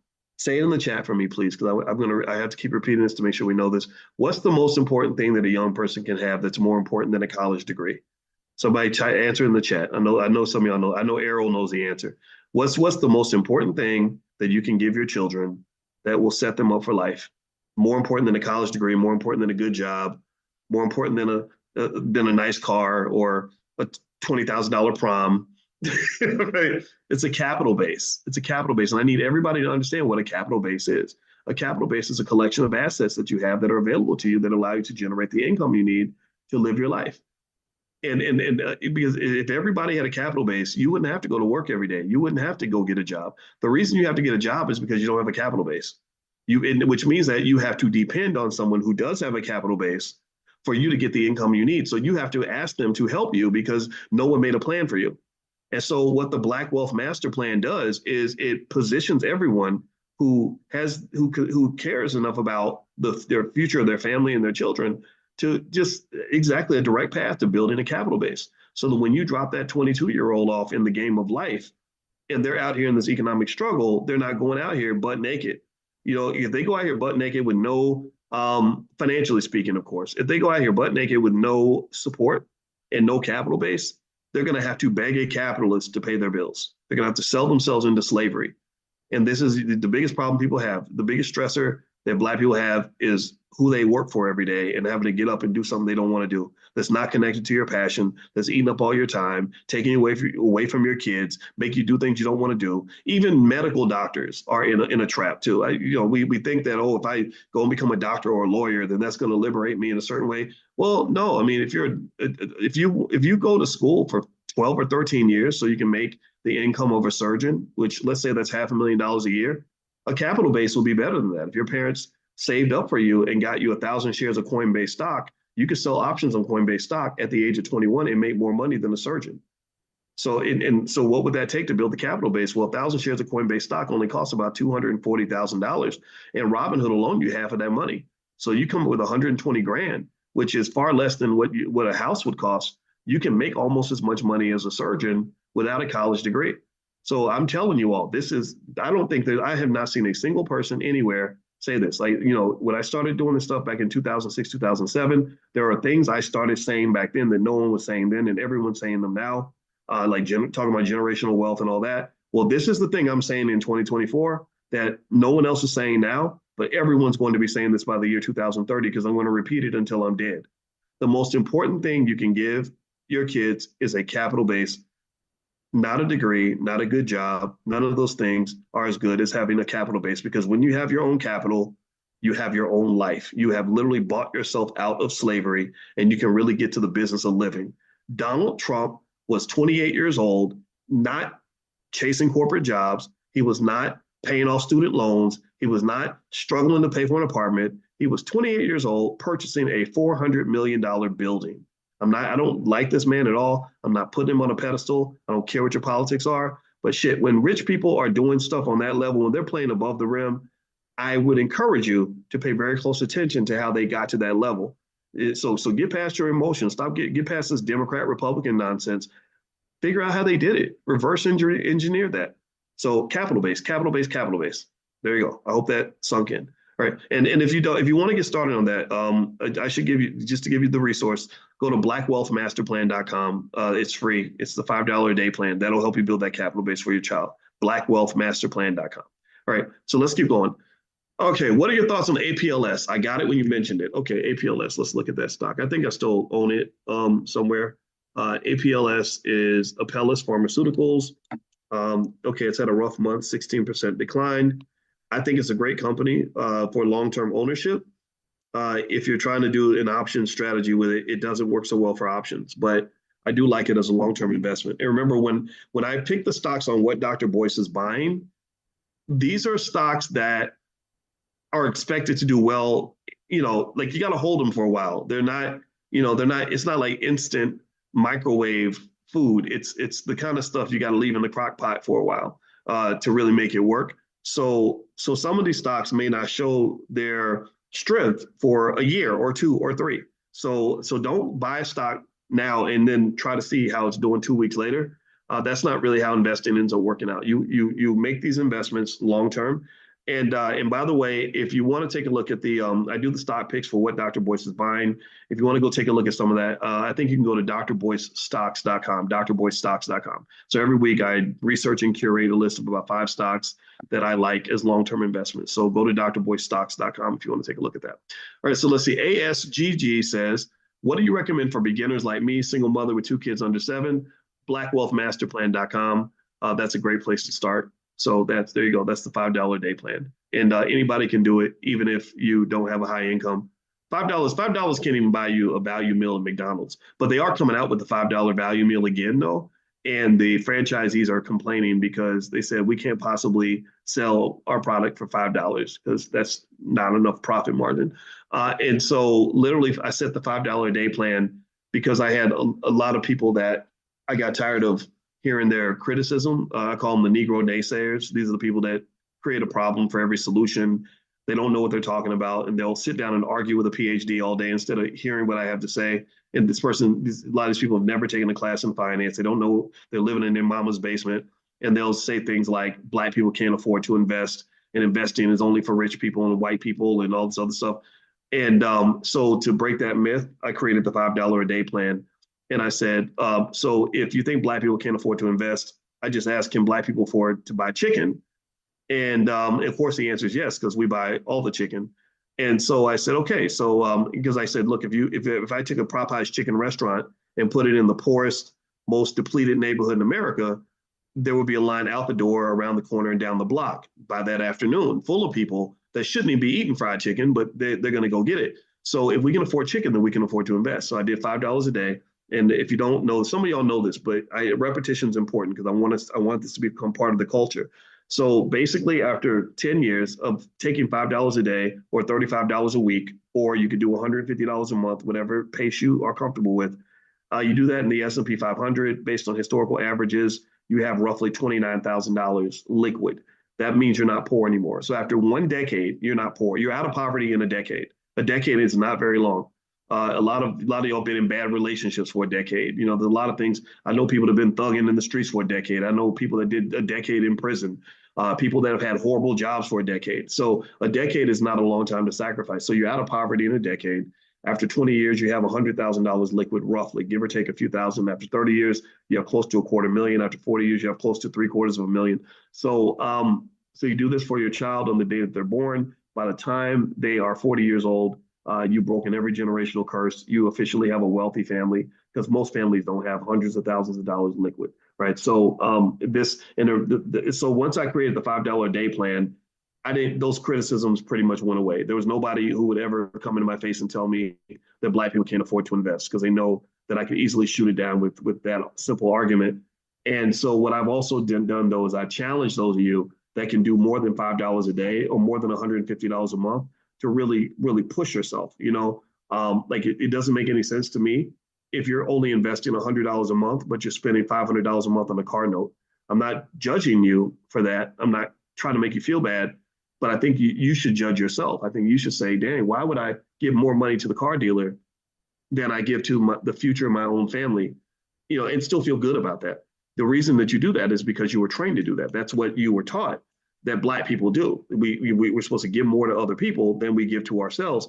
And I'm not telling you not to get the car. I want you to if you want to get the Mercedes, get you a Benz. I want you looking nice when you're driving around the city, but I want you to handle your business first. So in my view, one perspective is if I'm a good parent, I'm not going to spend more money on the car dealer's kids than I invest in my own. So if I'm spending $600 a month on my Benz every month, I'm gonna put $600 a month in my stock portfolio every month. And that is not just my children's wealth, that's our family wealth. We are connected. We are connected. If I do for you, I'm doing for myself. That's an ecosystem. Stop thinking that it's either me or them. That's nonsense. That's very anti-family. It's very anti-wealth. It's very anti-community to say, well, if I take care of you, I'm not taking care of me. And that feeds into the crabs in the barrel competition that we see that ends up destroying us so much. If we are an ecosystem, then when I pass you the ball, I'm passing the ball back to myself. When I take care of you, I'm taking care of me. So when I'm putting this money in this account, it's not like I'm only doing this so that my children can do well 30 years from now and I'm going to be depleted and live a horrible life. No, that's your money. You're investing your money and your money becomes their money. Do you understand what I'm saying? Do y'all get what I'm saying? I need y'all to really meditate on this point. That wealth is a team sport. So when I'm helping the team, I'm helping myself. Stop thinking that if I help the team, I'm putting myself last and all that. You got all these people doing these stupid internet conversations. Well, I got to put me first, and I had to value me and know my worth because me. If there's a we, and I'm taking care of we, and I'm taking care of us, then I'm also taking care of me. You understand? Like it doesn't have to be one or the other. Stop thinking that way. If I take care of my wife and my kids, I'm taking care of Boyce too. Boyce ain't gonna be depleted. Boyce is gonna live good. So when you're building that wealth in the $5 a day plan, that is your money. I don't even think you should put it in the name of your kids until they are ready. That is your money. That is the family's money. And your job as the steward of the family's money and the family's wealth and the family's protection and the family's freedom, your job as the steward is you must protect the family legacy. That's your job. Like, okay, I have responsibility. It's like if we have a big corporation and let's say I'm the fifth Disney to be able to run the Disney corporation, my job is to take this thing that's kind of mine, but really it's not totally mine. It's really ours. So while I'm in charge, it's like we're all in the same damn car and I'm the one who's driving. In a little while, my brother's going to drive. After a while, my kids are going to drive. But right now, when I'm driving the car, I got to make sure I don't crash the car.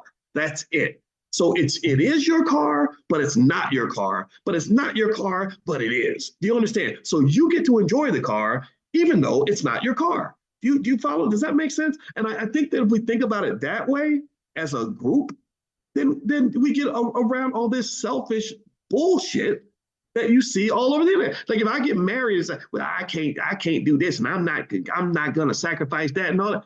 Everybody has to sacrifice, but everybody wins from everyone's sacrifices. We all sacrifice for each other. That's how you succeed as a team. The Chinese get that, by the way. The Chinese get that. I showed you all that video the other day of the little Chinese kids dribbling basketballs together where they had like 50 of them sharing the ball, and then they would dribble for a second, then they would move, and they would go to the next ball and the next one. And literally if one kid messes up, the whole thing falls apart. And what they're doing is they're training them to understand that we are a collective. We are one. Everybody has a job. Everybody does their job, and then the whole team wins. China wins, not just you, but China. But then you win because China's winning, because you are one of us. Let me stop. I hope that helped. I didn't mean to go off on the tangent, but it's very important to understand these things. So invest for yourself, but just know that if you invest for yourself, you're taking care of your kids. When you take care of you, you're taking care of them because they are you. I hope that makes sense. Okay. Margaret says a link is not working. So I don't know what link Martha is referring to, or Margaret is. I said Martha. I'm sorry, Margaret. Can you talk to Margaret, Rianne? Because I'm not sure what link Margaret is referencing. So if there's a link that's not working, let me know. Or if you want to email support@theblackbusinessschool.com, they can help you with that because I'm not sure which link you're referencing. My apologies. Okay, so let's see. Eugene says, do you have Ethereum? Yes, I do. By small cap, do you mean small capital? These are smaller companies in the S&P 500 or even in the NASDAQ. These are just companies that have smaller valuations. And because there are so many big companies in America, it's crazy. Like small cap is like $1 billion in market value. You'll have like a $2 or $3 billion company, and they'll be like, oh yeah, that's a little small, tiny business. So this really reflects the racial disparity in access to capital. So when we have a company that grows to say 20 million or 50 million, it's a very big deal for us. But in the whole scope of things, in the white community, if a company is $100 million company, nobody cares, nobody pays attention. They look at that almost like a small business. So this is why conversations about things like reparations are so important, in my opinion. Can you repeat the stocks? I lost connection for a few minutes. Sure, Lawanda. The stocks that I mentioned earlier are MGNI. I can give you the tickers. MGNI. If somebody could type these into the chat, I'd appreciate it. MGNI. That's Mary, Garrett, Nancy, India. And then the second is RCKT, and that's Robert, Cat, Kitten, and Tiger. In case you're wondering why I don't remember the phonetic alphabet as much as I took a break from flying. I was doing my flying lessons up until about October and November last year, and then the convention kind of got me caught up, and I haven't flown since then. I feel kind of bad about it, but at some point I want to go back out there. All right, so let's see. Ricky says, Dr. Boyce, when selling options, if the option isn't used, the seller of the options makes money on the premium purchase from the option. Yeah. So Ricky, that question is more so for options class. So today I want to focus more so on stocks. If you want to see examples on kind of how to handle different situations, if you log in at drboyceprime.com, you'll see that I've done a ton of trainings on it, and you can take a look at some of those. And then also you can leave questions for me. And I'd rather kind of separate the two because I don't want to talk over anybody's head for those that don't understand how options work. So that's a little bit of a detailed sort of question, but I'd be more than happy to answer it during Prime class. Okay, so Jania says, to make sure I understand, P&G isn't good for options, so it's not necessary to move from a holding company to accumulate 100 shares to trade options. Yeah, I don't think P&G is great for options. It's a great long-term investment, but not so great for options, in my opinion. Donna Stroud, what is the recommended trading platform to use for someone new to options? We use Robinhood in class, but there's others out there. There's Tasty Trade. You can do stuff on Schwab and E-Trade, stuff like that too. Let's see. Is buying stocks and holding a good plan? Yes, it is a great plan. In fact, that is a plan everybody should follow 100%. Let's see. Are you still in development on the investment course for baby boomers?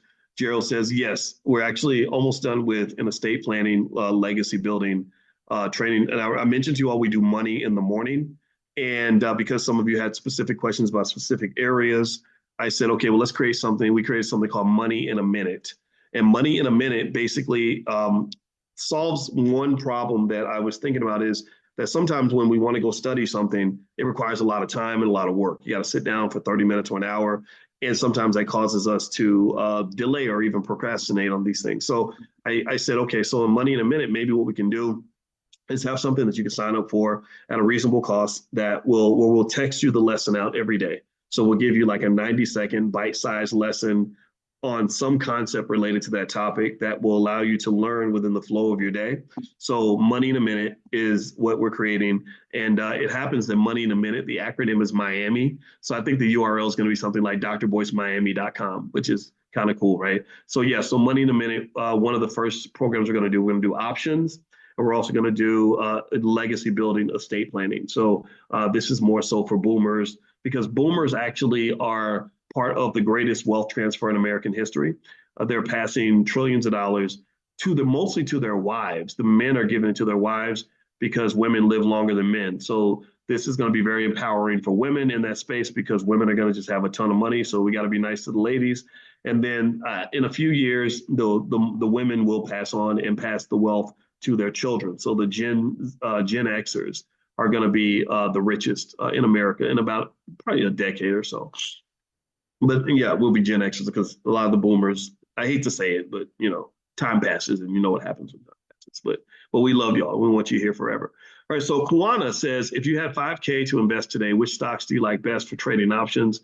Yeah, I like those stocks, Riot and Marathon. Yeah, those are good ones. Those are ones that I actually trade on myself. Chet, give us that name again, the risk management guy. His name is Renee Stultz, ReneStultz. Renee Stultz, Stulz. Feel free to look him up. Smart guy. Let's see. I sold call options on INSM. Now this jump, do I have to wait until it expires? No, you don't have to. Well, you don't really have to do anything.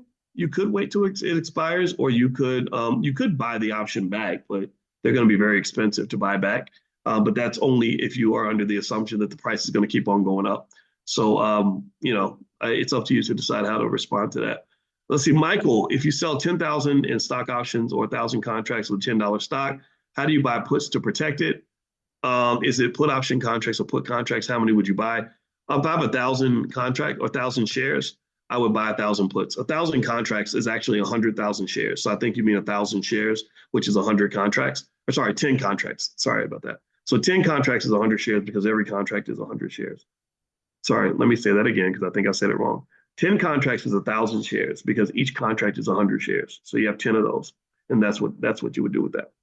Kevin, is it a good or bad idea to buy a bond fund on a day when the stock market is going up? Can you explain why or why not? I think bond funds, stock, or really any kind of fund like that, I would think of it more longer term. I don't really, I mean, sure, if the prices drop that day, that it could be a buying opportunity. But if you're a long-term investor, 5 years from now, you won't remember what happened on May 28th, 2024. You won't care. You won't, because there's hundreds of other days, thousands of other days that will occur between now and then. So rather than reacting to what happened that day, I would just look at the fundamentals of whether or not you feel long-term that this is a good investment for you. That should be, in my view, the driving method behind how you choose your stocks. If you want to take a look at something that may help you with this, we did a Black Stock Market weekend where we spent the whole weekend going through 11 steps to deciding if a stock should be in your portfolio. We actually branded it. It's called the Dr. Boyce Method. So if you go to the DrBoyceMethod.com, you can get access to that training. It's yours for life. I think it's like $60 or $70 or something like that, but it's really, really good. So you can go to the DrBoyceMethod.com. So feel free to take a look at that. Are there any REITs you would recommend? I think REITs from companies like Vanguard and BlackRock are pretty good. They tend to know what to do with money. So you can just search for REITs, and there's plenty in there that are really good. What do you think about SDGR? Okay, SDGR. Let me see here. SDGR.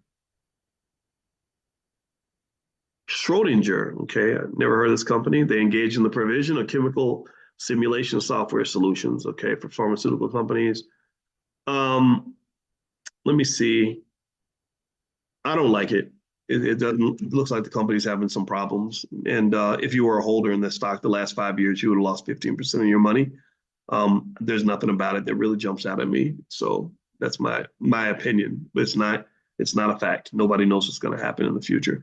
Kevin, a couple of weeks ago, you shared a list of energy stocks. Is that info still available? It should be. If you go to what Dr. Boyce is buying, or if you go to drboycestocks.com, you can get access to any list that I've ever released. If I sent it out as a special release for that week or something, that's hard to go get. But if you're on the text list, you'll get stuff from me. So make sure you're on the text list. You can text the word. Another word you can text is the word stock to 87948, and I'll send you a bunch of stuff that way. So feel free to text stock to 87948. The thing I would warn you about, though, is if you get on multiple lists, you'll get a lot of messages from me because we send out a lot of information from the Black Business School. So if you don't mind me being in your inbox every day, then feel free to do that. But if you don't like it, then if you just stop responding or stop clicking the links, it'll take you off the list, okay, eventually. So I don't want to bother anybody, but I have a lot of stuff that is happening and a lot of things that we'd like to do to help you. So and the way and in case you want to know how we run the Black Business School, is we believe everything is an ecosystem. So within this ecosystem, our belief is that if we show you value and we give you lots of support, lots of free stuff, that when we come along and we have something that does have a fee attached, you'll consider supporting us the way we support other businesses, the way we support white-owned companies and we buy things from them. We have to make money. We have a team we have to pay.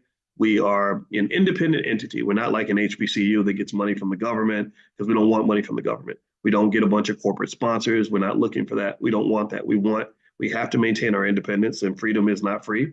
So I hope that you'll understand that when we mention something that we're doing in the school and we say that there is a fee attached. And I hope you'll compare it to what you would have to pay if you were at a university and signing up for a class, or the amount of money that we spent going to college and getting absolutely nothing of any value.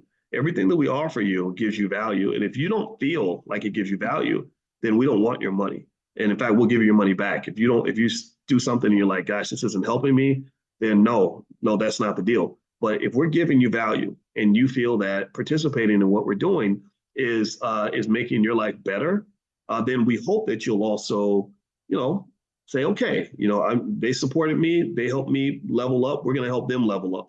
And this is how you build strong institutions. If you look at, say, the Anti-Defamation League in the Jewish community, they go to the community. They say, give us money because we need money in order to build this institution that's here for everybody, right? So that's why we have to ask for money. And it's a little weird, it's awkward because there's one guy on Twitter who said, why are you always trying to sell something? And I was like, I'm not trying to sell stuff. I'm offering things. And some things I offer are free. Some things I offer have a fee. You don't have to pick any of that. But if you see the value, then why not invest in things that are actually going to help you? And also, one thing that we do really well is we're really good at educating your children. And in our Black Business School for Children, it's called Black Millionaires of Tomorrow.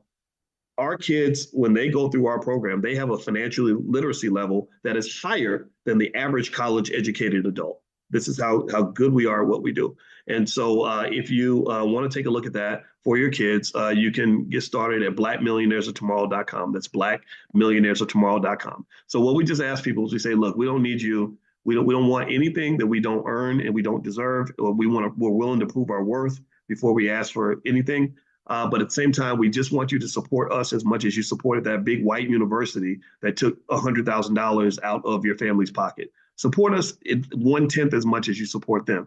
Because I know that those people at the University of Iowa didn't care anything about your family. They don't care anything about your community. A lot of them didn't even want you on the campus, but yet you gave them $100,000. Well, why not support a Black-owned institution that really does care about what happens in this community? And we have the track record to prove it. So there we go. There's my little spin on what the Black Business School believes and why we exist. So I hope that helps and it makes sense for you. All right, so let's see here. Next question is, how do you determine the percentage on the trailing stop order? There's no rule with that. It's just a matter of feel. So I picked 10% just because it felt right. But if it hadn't felt right, I would have picked 5% or 15%. So I would say, feelings are a big part of investing. We talk a lot about investing with emotions and stuff like that. And it's okay to have your emotions work in your favor. As long as your emotions help you, then it's okay.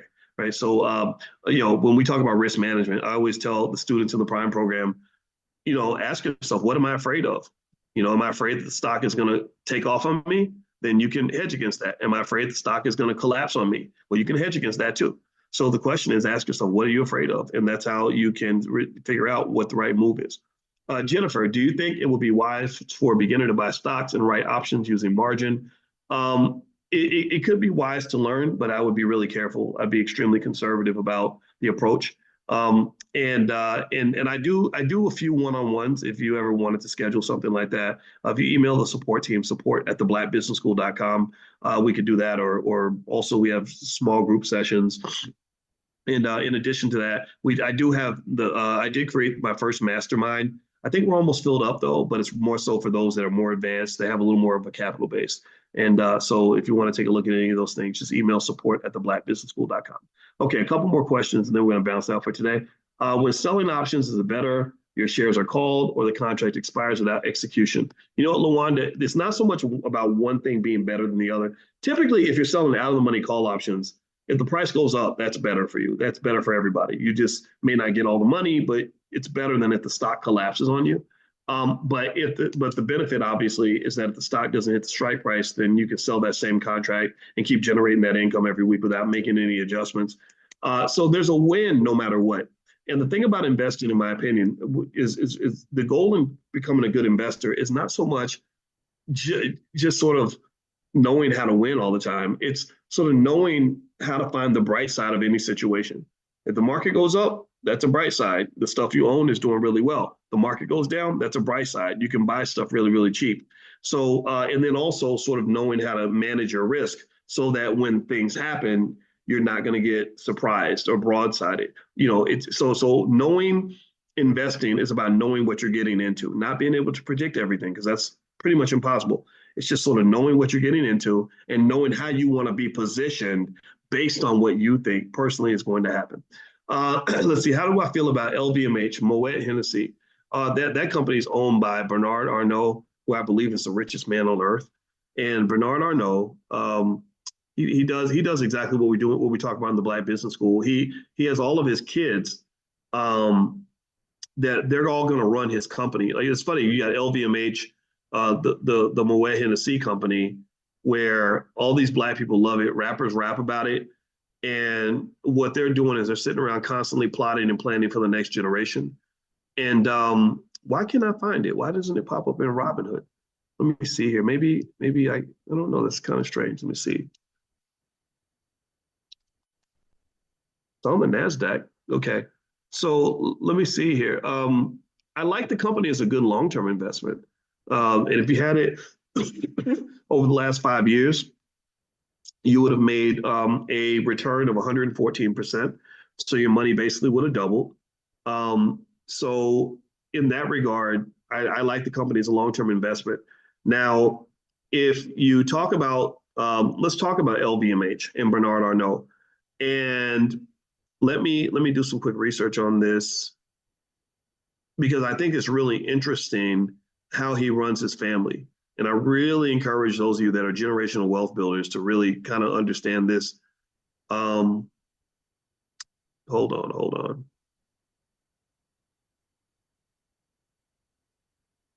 Because he has his kids running parts of his business. And he meets his kids. He has a monthly meeting with them, and they all sit around and he talks about different parts of the business. So he understands his role as a wealth builder and a generational wealth builder to be the teacher of his own children. He teaches them, how to run the company and how to do things. So let me tell you about some of his kids. So he has a kid named Delphine, or daughter. She runs Christian Dior, and so she has a lot of experience. He meets with all these kids every single month to make sure that they're ready. His other son, Antoine, runs communication and environmental issues for LVMH. Like, he's also the CEO of Berluti, one of his brands. Alexandra she now has a big role at Tiffany. Frederic is the CEO of Tag Heuer, Tagheuer, which is their watch division. And then there's Jean Arnault, who oversees marketing and product development for Louis Vuitton's watch division. So what he did was he sent his kids to business school and all that, I believe. But once they came home, he said, I don't need you out here serving other people. I need you serving the family business. And he did what the Rothschilds did. I talked to you all about the Rothschild family. And the biggest thing the Rothschild family did was they taught their children how to operate on a code of conduct. He taught them what was important. He said, this family is what matters. This name is what matters. This is what you protect. This is what you defend. This is where you bring your best energy and your best resources. Now, I want you to compare that to the Black community. Most of us, unfortunately, are trained to say, go to school and then you can get a good job and then you can go represent a white guy. That's it. That's what we do. We all go find separate white people to go work for. And it sounds maybe I don't know if it sounds racist to people when I say it or radical, but that's what happens. There's not even a conversation about Like, okay, well, how can we pour into this family as much as we're pouring into everybody else? So when you're pouring into everybody else and you're not pouring into yourself, why would you be surprised when your wealth is depleted? Your best and brightest, your best resources, your best everything go somewhere else. The minute you get a Jackie Robinson, you sell him to the major leagues. But the right mindset is that when you get a Jackie Robinson, you hold on to him for dear life. You fight for control of that asset. You don't give it away. You don't sell it as soon as has a certain value. You maintain ownership. That's what you do.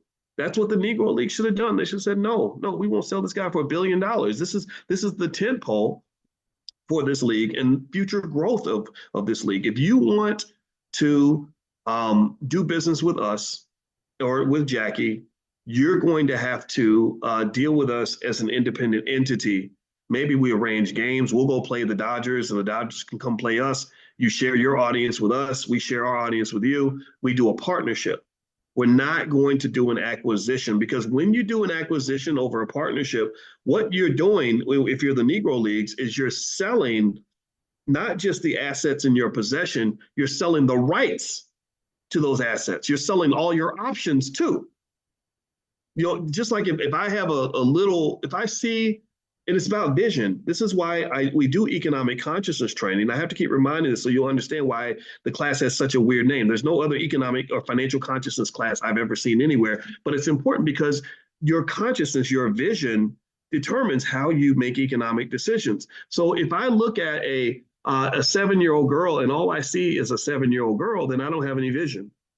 If I have vision, then I see what that 7-year-old girl is going to be when she's 17, 27, 37 to 47. I see this child and what they're going to be when they become a parent, when they become a grandparent, and they have, 70 great grandkids or something, or 30 or whatever, right? That's what you should be able to see. You should see everything that something's going to become, not just what it is. Because if people saw the Negro Leagues and could see in a crystal ball of what the Negro Leagues would be in the year 2024, if they continue to maintain ownership and invest in it, there's no way they would have sold their Jackie Robinson. There's no way they would have let that go. There's no way. I think we let go of things when we cannot see the value. And that's where consciousness comes into play, because consciousness requires you to really be able to use your imagination and see things that don't exist yet. See potential. Do you follow me? Does that make sense? I hope that makes sense. So I like the story. I like Bernard Arnault. I like the way he runs his family. I like the way he understands the importance of investing in the future of the family name. I like the fact that even though he's worth over $200 billion, it seems to me like he can see what his company is going to look like 100 years from today. He sees what his grandkids and great grandkids are going to be able to contribute. And that company is going to be $1 trillion company in about probably a couple of decades, maybe less. No, not $1 trillion company. I'm sorry. His family wealth will be over $1 trillion. I bet his company is probably close to $1 trillion already. So just have some vision, man. If you have no vision, then all you see is what's in front of you. And if I look at the Black community, and if all I can see in the Black community is what I see right now, just all the chaos and brokenness and everything else, then I'm going to get depressed and I'm going to give up. The thing that gets me up every morning is because I'm not seeing what everybody else sees. I am a legit crazy person because I see things that are not there. The reason I get up every morning is because I see what B1 people are going to be when our grandkids are running things and they're living off of and they're building off the foundation that we're setting for them today. That's what I see. I don't see this shit. I don't even look at it. It's an abomination sometimes. It's an embarrassment. It's not worthy of who we are meant to be, in my opinion. So let me keep going. All right, Sybil.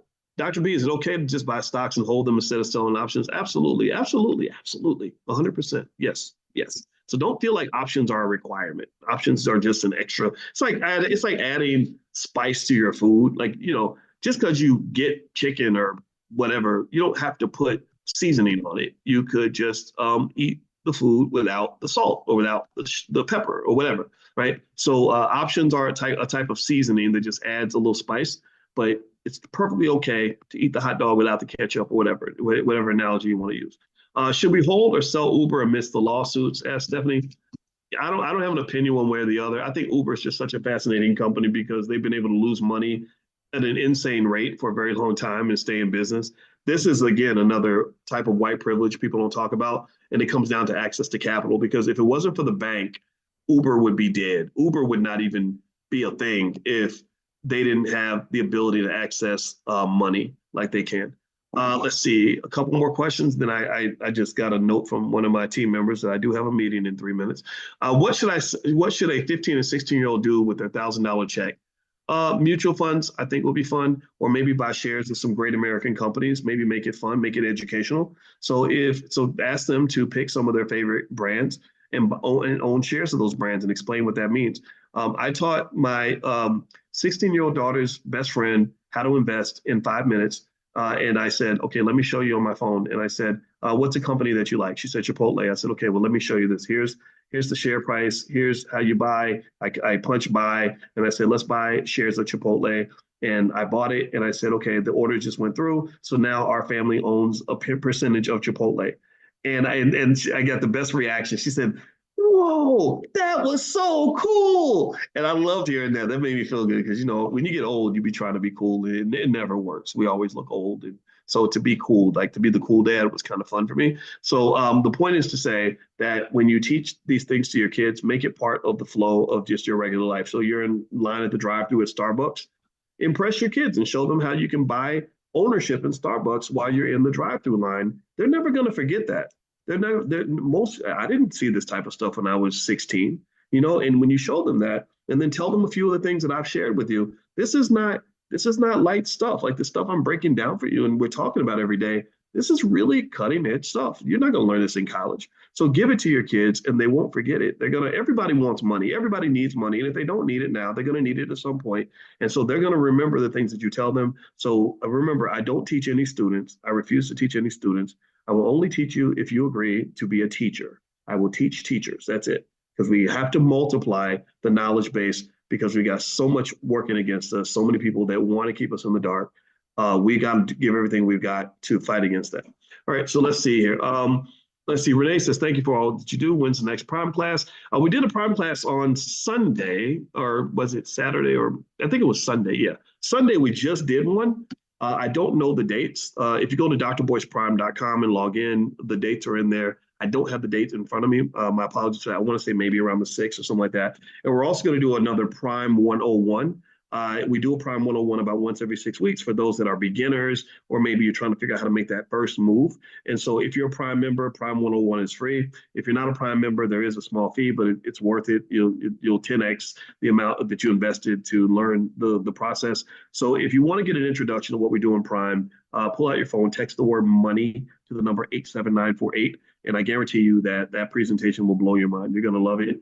And it's going to rock your whole world. And you're going to, I just know these things, some things I do know. I don't know everything, but some things I know. All right. So let's see. Jania, or is that Jinja? I think it's Jania. Okay. What Dr. Boyce is buying, shares stocks to hold for long-term, not buy, sell options. Yeah. What Dr. Boyce is buying, those are long-term investments, at least 3 years or more.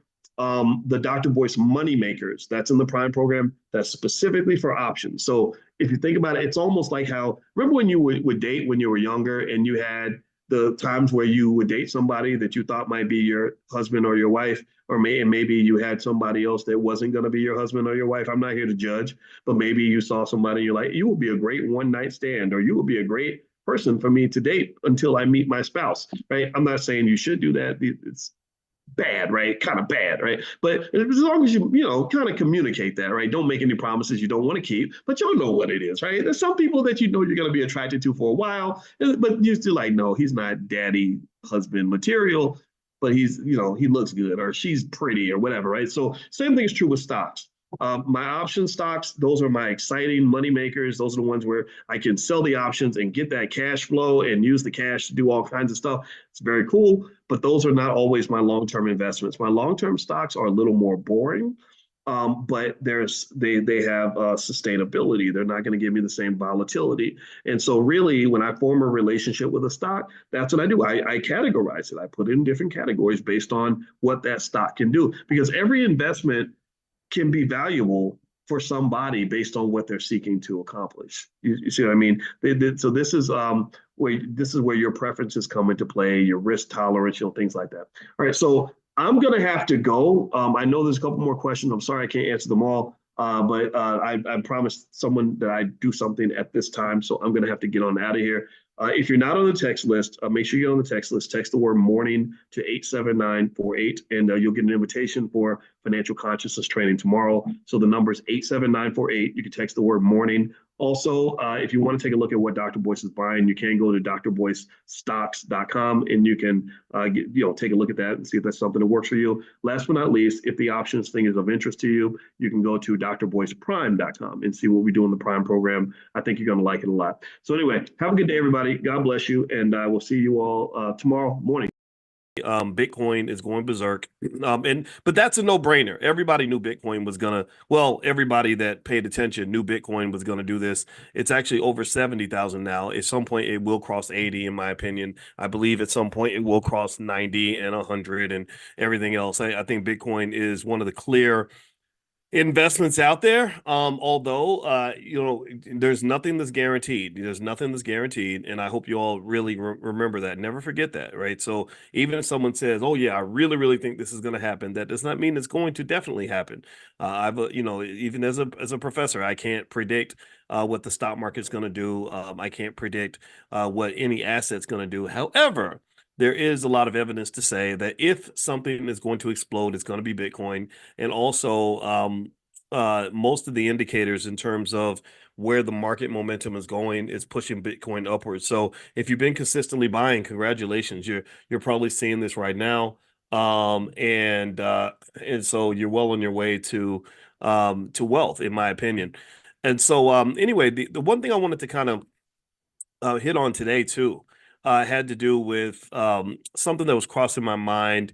I put something on my Twitter, and I really believe this kind of thing. And I think I said something. Sometimes I say stuff in a way that irks people. I don't know, but I said, I really believe that every parent should set a high standard for their daughters, so that some guy can't impress her by taking her on a weekend trip to Atlanta. And then of course people come in and say, well, what's wrong with going to Atlanta, and why do you hate poor people? And I don't hate poor people. That's not it. I've been on many trips to Atlanta, but I really kind of I was just thinking about standards and how what you do with your kids financially really does set a standard. What they expect from you in terms of character and integrity goes a long way in terms of what they're going to expect from men that they interact with, especially your little girls. And a lot of times you just see, things that make me kind of sad as a father, like women kind of wanting, like really desiring men that just don't have good character. If you think about it, if you think about Diddy and Cassie, for example, which is kind of the talk of the town right now, there were a lot of women that were happy for Cassie to be dating Diddy. They thought she'd won the prize. They thought that she was looking good. She was in the driver's seat of her life. And girl, won the prize. You got the man everybody wanted.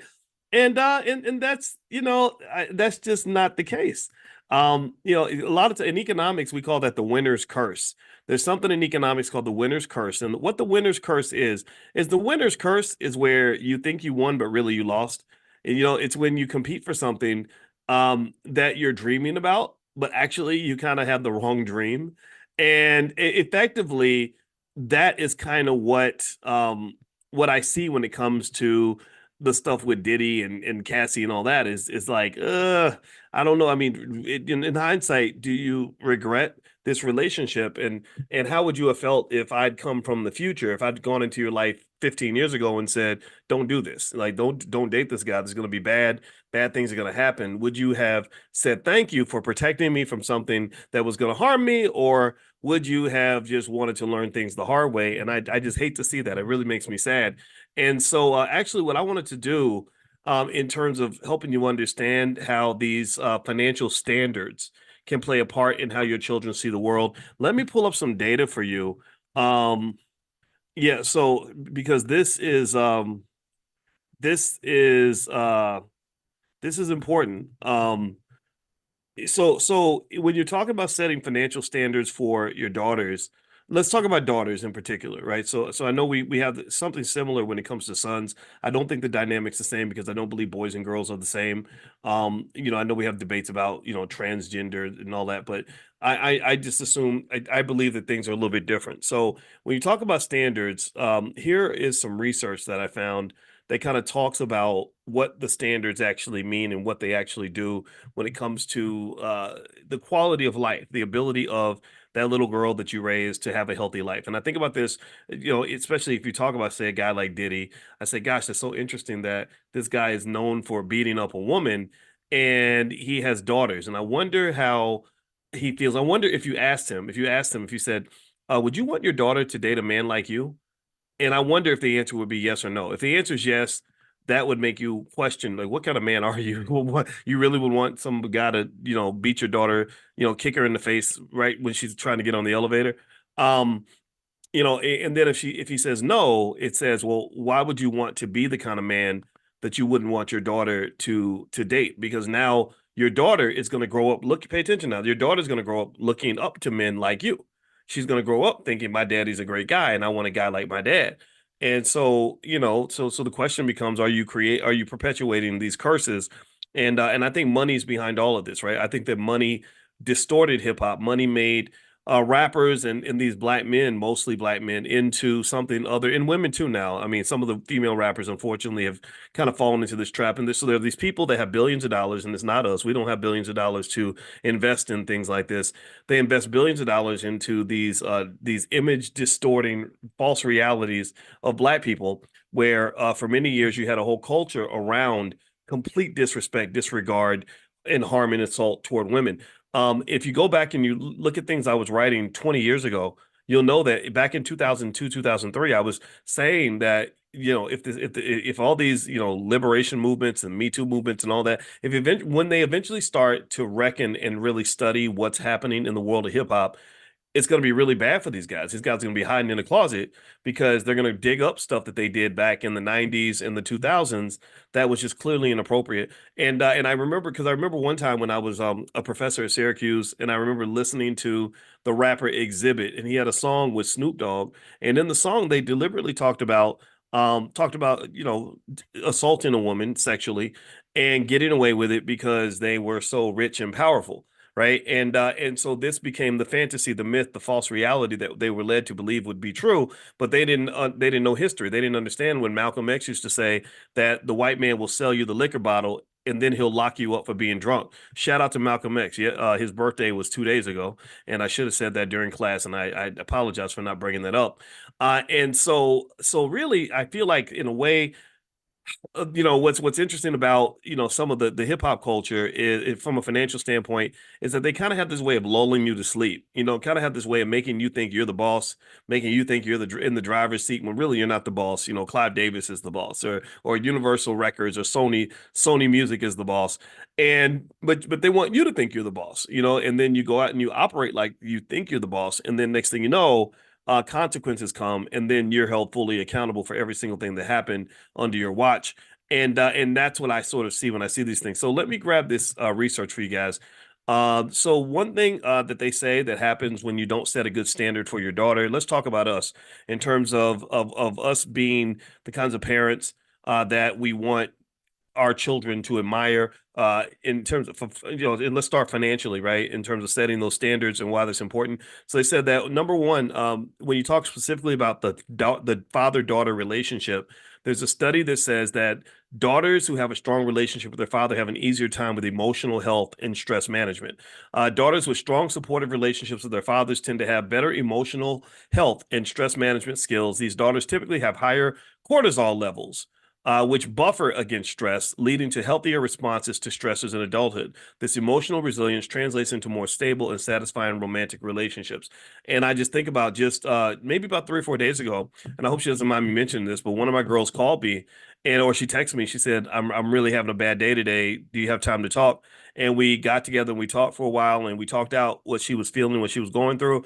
And then she sent me a text saying, "Thank you so much. This really made a difference for me." And it made me happy because I was able to be there for her.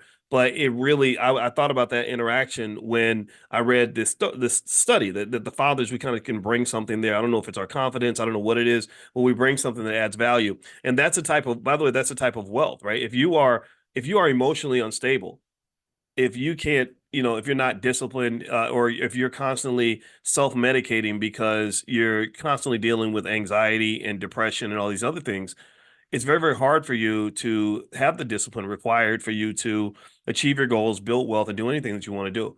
And in fact, when we study in our Black Financial Therapy department in the Black Business School, what we realize is that emotionally unstable people just have a hard time building wealth because there are too many leaky buckets of pockets that can drain their wealth. Because if you're self-medicating, well, medicine costs money.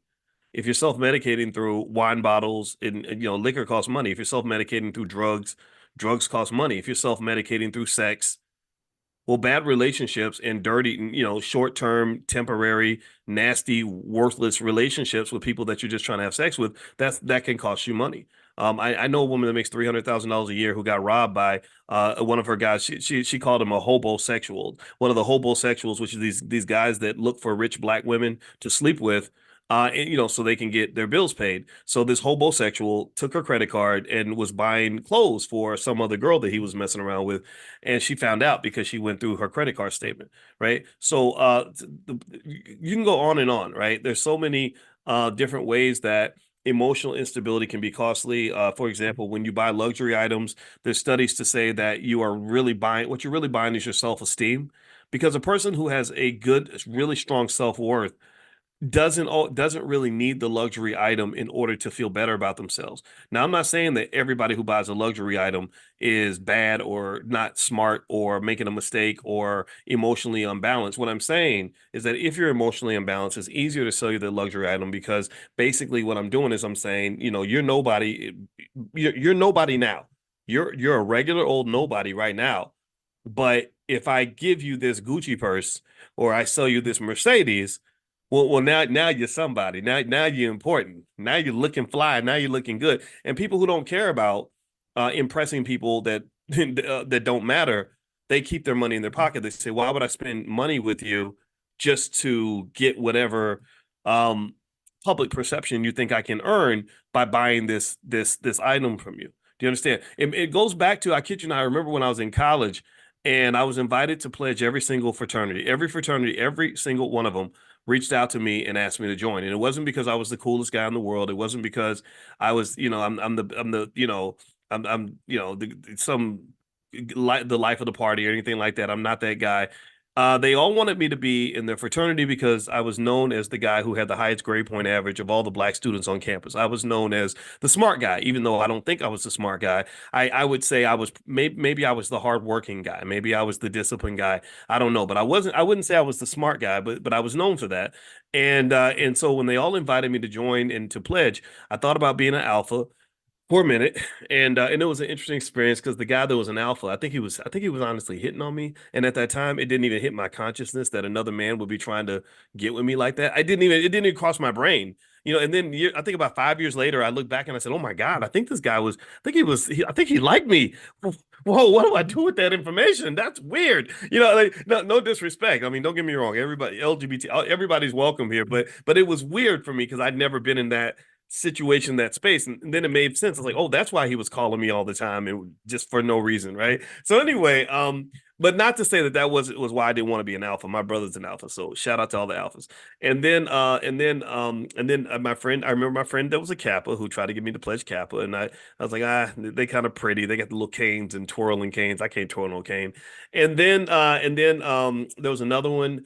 The blue, they wear the blue. I forgot with the I can't Phi Beta Sigma. Phi Beta Sigma. That's right. Yeah, I remember and I thought about that, because I liked the guy who invited me. His name was Daryl Van Meter. He died of a heart attack at 19 years old on the basketball court. It was crazy. I used to play basketball with Daryl, and I wasn't there that day, but one day he just died of, like, on the basketball court of a heart attack. 19 years old. It was, I remember that day. But anyway, and then I think I decided to pledge Q, and I was gonna become a Q dog. Can you imagine me as a Q dog or Mega Man, whichever one I would have been?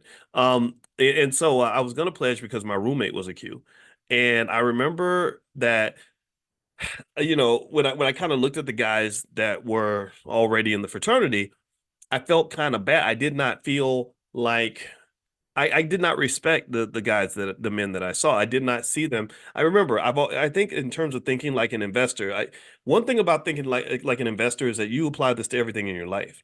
An investor mindset, which is really why we're here. This is what economic awareness or financial consciousness looks like. An investor mindset means you don't look at where things are, you look at where they're going. And the thing that a lot of young people don't understand is that who you are doesn't matter. What matters is what you're becoming.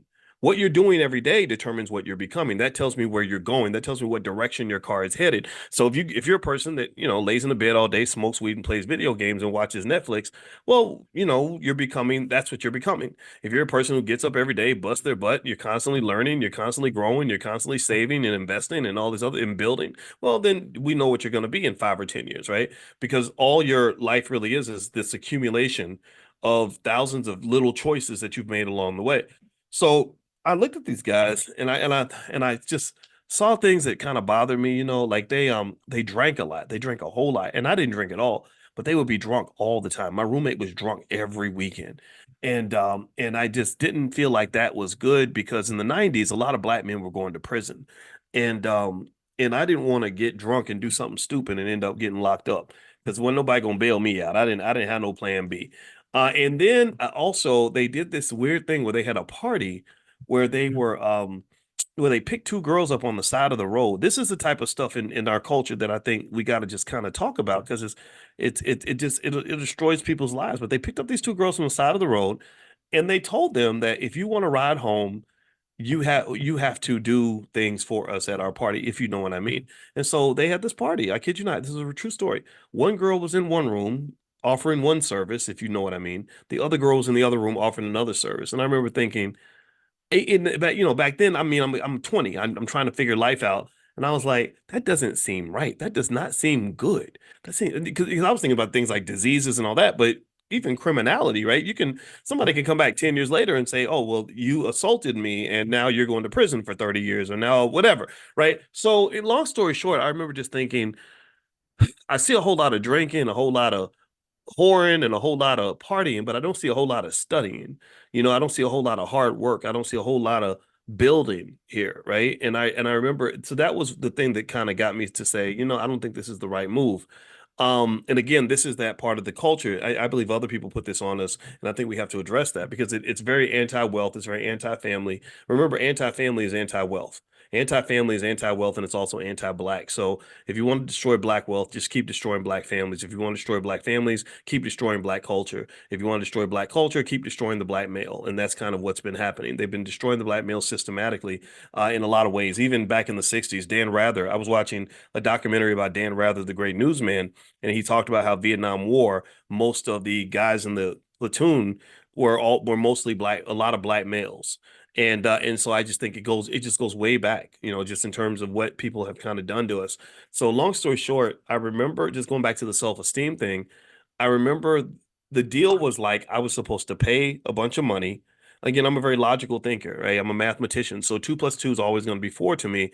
So the deal was you pay us $600 or $700, which is more money than I had at the time. I did not have a lot of money to burn like that. And they were like, pay us a bunch of money. And then for 6 weeks, we're going to make your life a living hell. And then when you're done, and I was like, well, what do I get when I'm done? They're like, well, you get to be one of us. And I'm like, so I get accepted. So I'm paying you money and letting you torture me, letting you ruin my life and my grade point average and only God knows what. For what? For the esteem of knowing that I can be part of your group.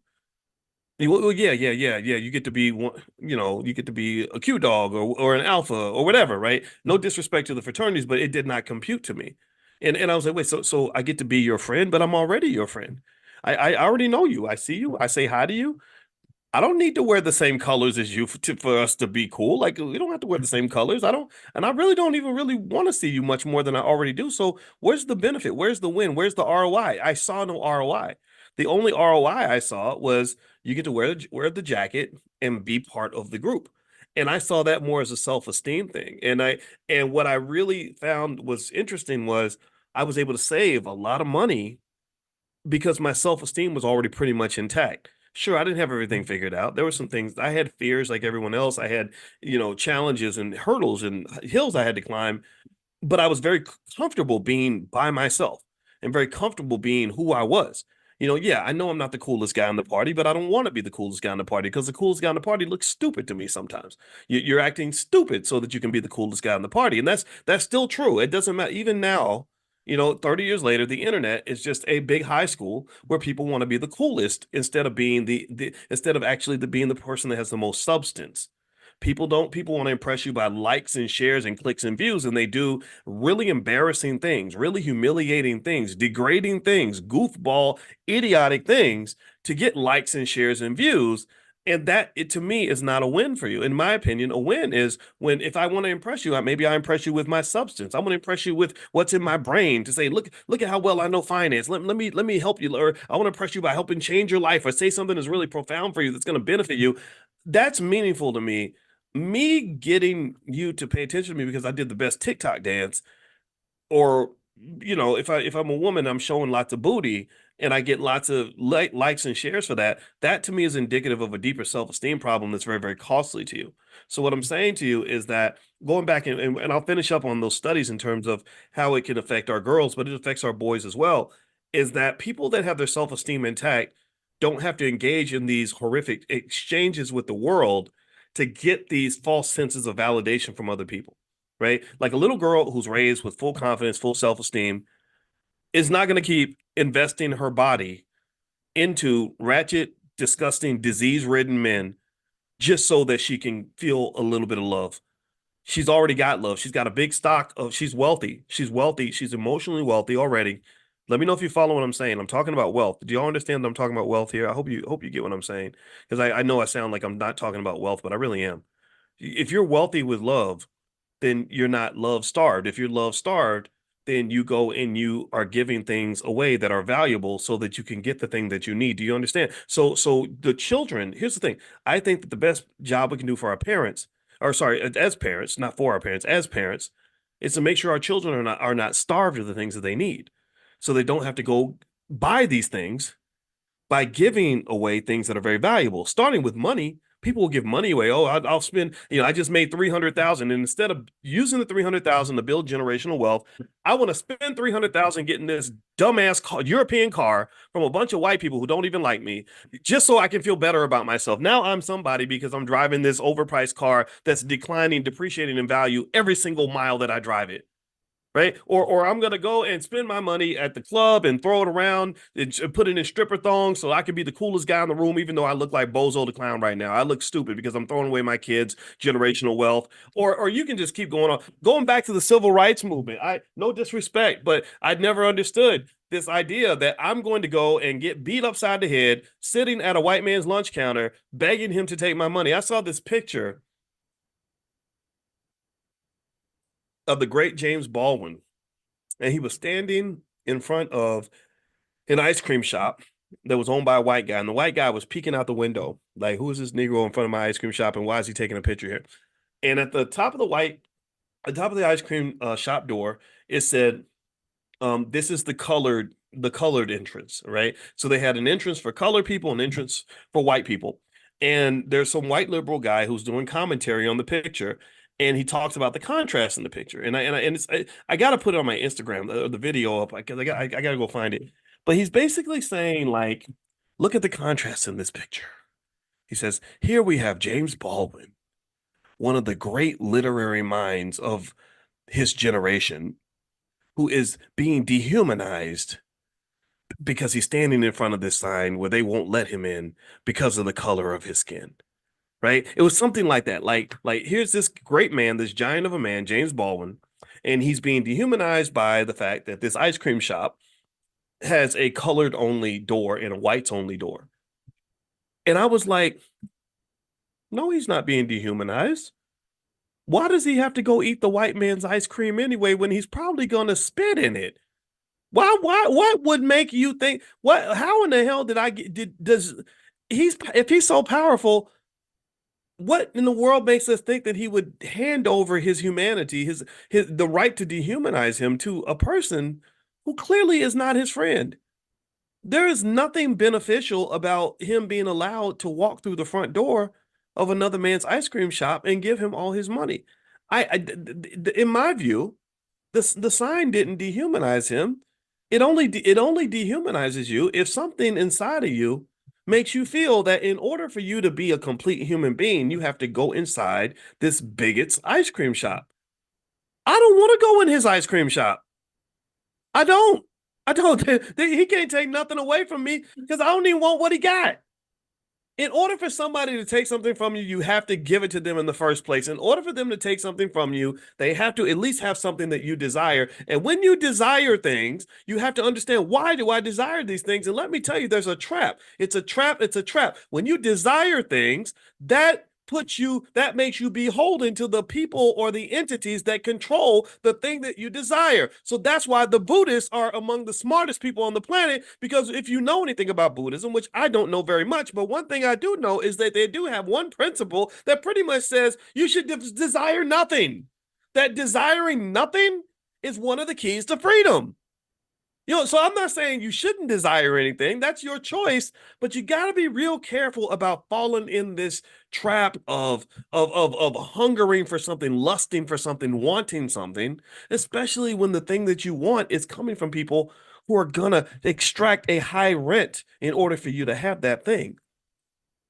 So you either A, have to train yourself not to want it, or B, if you do want it, you better get your own supply. So that little girl, she either if she feels like she needs to be loved by a thug in order to feel complete, in order for her self-esteem to be intact, I need to be one of Future's 18, the rapper Future. I need to be one of his 18 babies mamas in order for me to feel loved and complete. And Future says, sure, just let me inject my dirty penis in your body and give you every disease I have, and then abandon you and your child and traumatize the both of you. Sure, I'll give you that in exchange for your self-esteem. If she feels that way, that's a problem. That's a deficit. That's a deficiency. And that is so to me, that deficiency will be resolved by either A, having plenty of love, of stockpile of love and support from somebody that really cares about her, like her dad. Your dad is, the dads are so important. I mean, we're supposed to be that one man that loves you and will die for you and isn't asking for something from you. So you either have a stockpile of that love and support, or she's got to be in a position where she's convinced herself, no, I don't want what you got. I don't need that. I don't need that thing from you. If I need it, I don't need it from you. So if James Baldwin needs ice cream that bad, that he's got to go into a racist man's ice cream shop just to feel like a human being or just to have ice cream, that would be a psychological deficiency on his part. That's a self-esteem issue. If I'm talking to James Baldwin, I say, let's go get some ice cream somewhere else. There's a black-owned ice cream shop down the block. Or maybe, ice cream is really gonna make us fat. So maybe we should go eat a salad instead. Right? That's what I'm thinking. Right. And I really encourage you to sort of process these things, because that those emotional deficiencies, those psychological shortcomings that we're raised with, that self-esteem issue, that drives a lot of people being able to take things from Black people.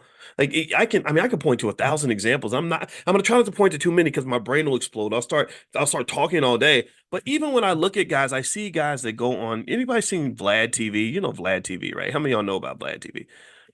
I've been on Vlad TV several times. I've talked to Vlad on the phone. I did all that, right? And I really am fascinated by how many of these poor little desperate men, who maybe were rappers from the 90s, or people that that the world's kind of forgotten about, and they're so desperate for attention that they'll go on Vlad TV's show, and they will admit to crimes they committed 25 years ago. Like they'll literally be like, yeah, me and Diddy was in the club, and we decided to grab a couple of hoes and go and rape them both that night. No, I'm playing, but no, really, like, or I shot him. I died. Well, how many people did you kill? I don't know, probably about 15, 20. I shot, I don't know. I shot so many. I probably shot Pac. I just forgot that I did it. Just literally, and they incriminate themselves. And I'm like, wow. So prison, that's a pretty high price to pay for you to get your internet clout. Like that's what that is. That's an emotional deficiency that's being fed at a very high price to you. So remember, when you're paying a price, you're not just paying with money. That's what I want you to understand. Sometimes you pay a price with something that money can't buy. And really, one of the things I think I might have done right is I don't let people waste my most valuable commodities. I'm not talking about my money. My money's not the most valuable thing I have. I have 1,000 things that are more valuable than money, but just things like time. I don't, if someone important wants to talk to me and someone thinks I'm supposed to talk to this person because they're so important or they're on, they're mainstream famous or something, my question is like, well, why would I want to talk to that person? Well, because he was on the hit TV show, blah blah. I'm like, yeah, so this person's important because white people put him on TV. No, that because what I'm doing over here is the most important work I could be doing anywhere. Like talking to my people about wealth and building our families and our communities for the future. That's really what's important. His reality show on Bravo, that just paid him a bunch of money, but that doesn't make it important. See, you got to stop believing that somebody getting paid lots of money to do a job means that they're doing an important job. Getting paid lots of money to do a job does not make the job important. It just means you got a lot of money to do it. And I'm happy for you. But your importance, your significance in the world has to come down to whether or not you're doing meaningful work for meaningful people, meaningful work for a meaningful purpose. You got a big gun and you're aiming it at the right target. If you got a big gun, you aim at the wrong target, then it's a wasted bullet. If you have a little gun and you aim it at the right target, it's wasted. You want a big gun aimed at the right target. That means you're doing meaningful work for meaningful people. You're applying your energy in a meaningful way. So that's why I tell you to go back to the basics, right? I just really don't understand who told us that that the job of a mother wasn't the most important job on the planet. That's the most important job anywhere because if mothers weren't doing their jobs, society would crumble. We'd be raising a whole nation full of serial killers. So motherhood is actually a more important job than almost any job I can think of. And the second most important job would be fatherhood. But for some reason, somebody got us all twisted up and had us thinking that somehow going to that white man's factory every day was the most important use of your time. And I vehemently disagree with you. I vehemently disagree. It might be important for him. Sure, he's building family wealth. He's building generational legacy and everything off your labor. Sure, that's fine. But I don't think that's more important than the time you spend with your own kids. I really don't. And I'm not judging how you spend your time. I understand we have limitations and restrictions and things like that. But I just encourage you, to figure out what your standard needs to be and meet the damn standard. And then don't just meet the standard for yourself, meet it for your children. Because I don't think we're meeting the standard for our little girls. That's why they're chasing after some of these raggedy guys. I really do. I'm really fascinated in terms of learning how critical my role is as a father to the self-esteem of my girls. There's something that we give girls, and I think that we understate how important that is because we're so accustomed to the girls not having a father. But I say, well, what if the majority of all the boys didn't have a mother? Are we saying that mothers wouldn't be important? Would we have a normal society if most boys did not have their mother in the house with them? I don't think we would. I really don't. So I think that when you see things happening that almost seem like bastardizations of Black culture, or just extreme disruptions in terms of Black society, Black relationships, choices. I'm the guy that would be curious. Like Diddy or Cassie, what made you so attracted to Diddy? What made you think that this pretty gay rapper is an important man? Is it because he had lots of money? Is that what it was? Like, what if Diddy made the same amount of money as a guy at Burger King? But he was still dancing and wearing shiny suits and still a great rapper. Well, he wasn't a great rapper, but still, but still like charisma and all that. But he was making like $5.95 an hour. Would that have been your man? Would you have really endured, all this? I'm not judging the choice. I agree. I think it was a scary situation that she was in, but I really wonder about these things, and I wonder like what's really happening here that will make us even think that that would be a good life for you. Is it just the money? And because I can tell you as a person who thinks about money all the time, and I can tell you when you do what I do, you end up as a professor thinking about money and on levels and layers that you can't even possibly imagine. It goes so much deeper than you think. Um, I just want you to understand that money is not as important as you think sometimes. and money can be a massive distraction. Money really is a drug. Money, the drug of money makes you high. And when you're high, you can end up doing things that don't make any sense. And in fact, I'm going to talk about that a little bit later in the portfolio power play, because right now you're in the middle of a booming stock market, which is going to create a lot of what they call irrational exuberance, which is a lot of greed. And so that is when the scammers come out. So people will be releasing the fake Bitcoins again and all that stuff, or the crappy cryptos.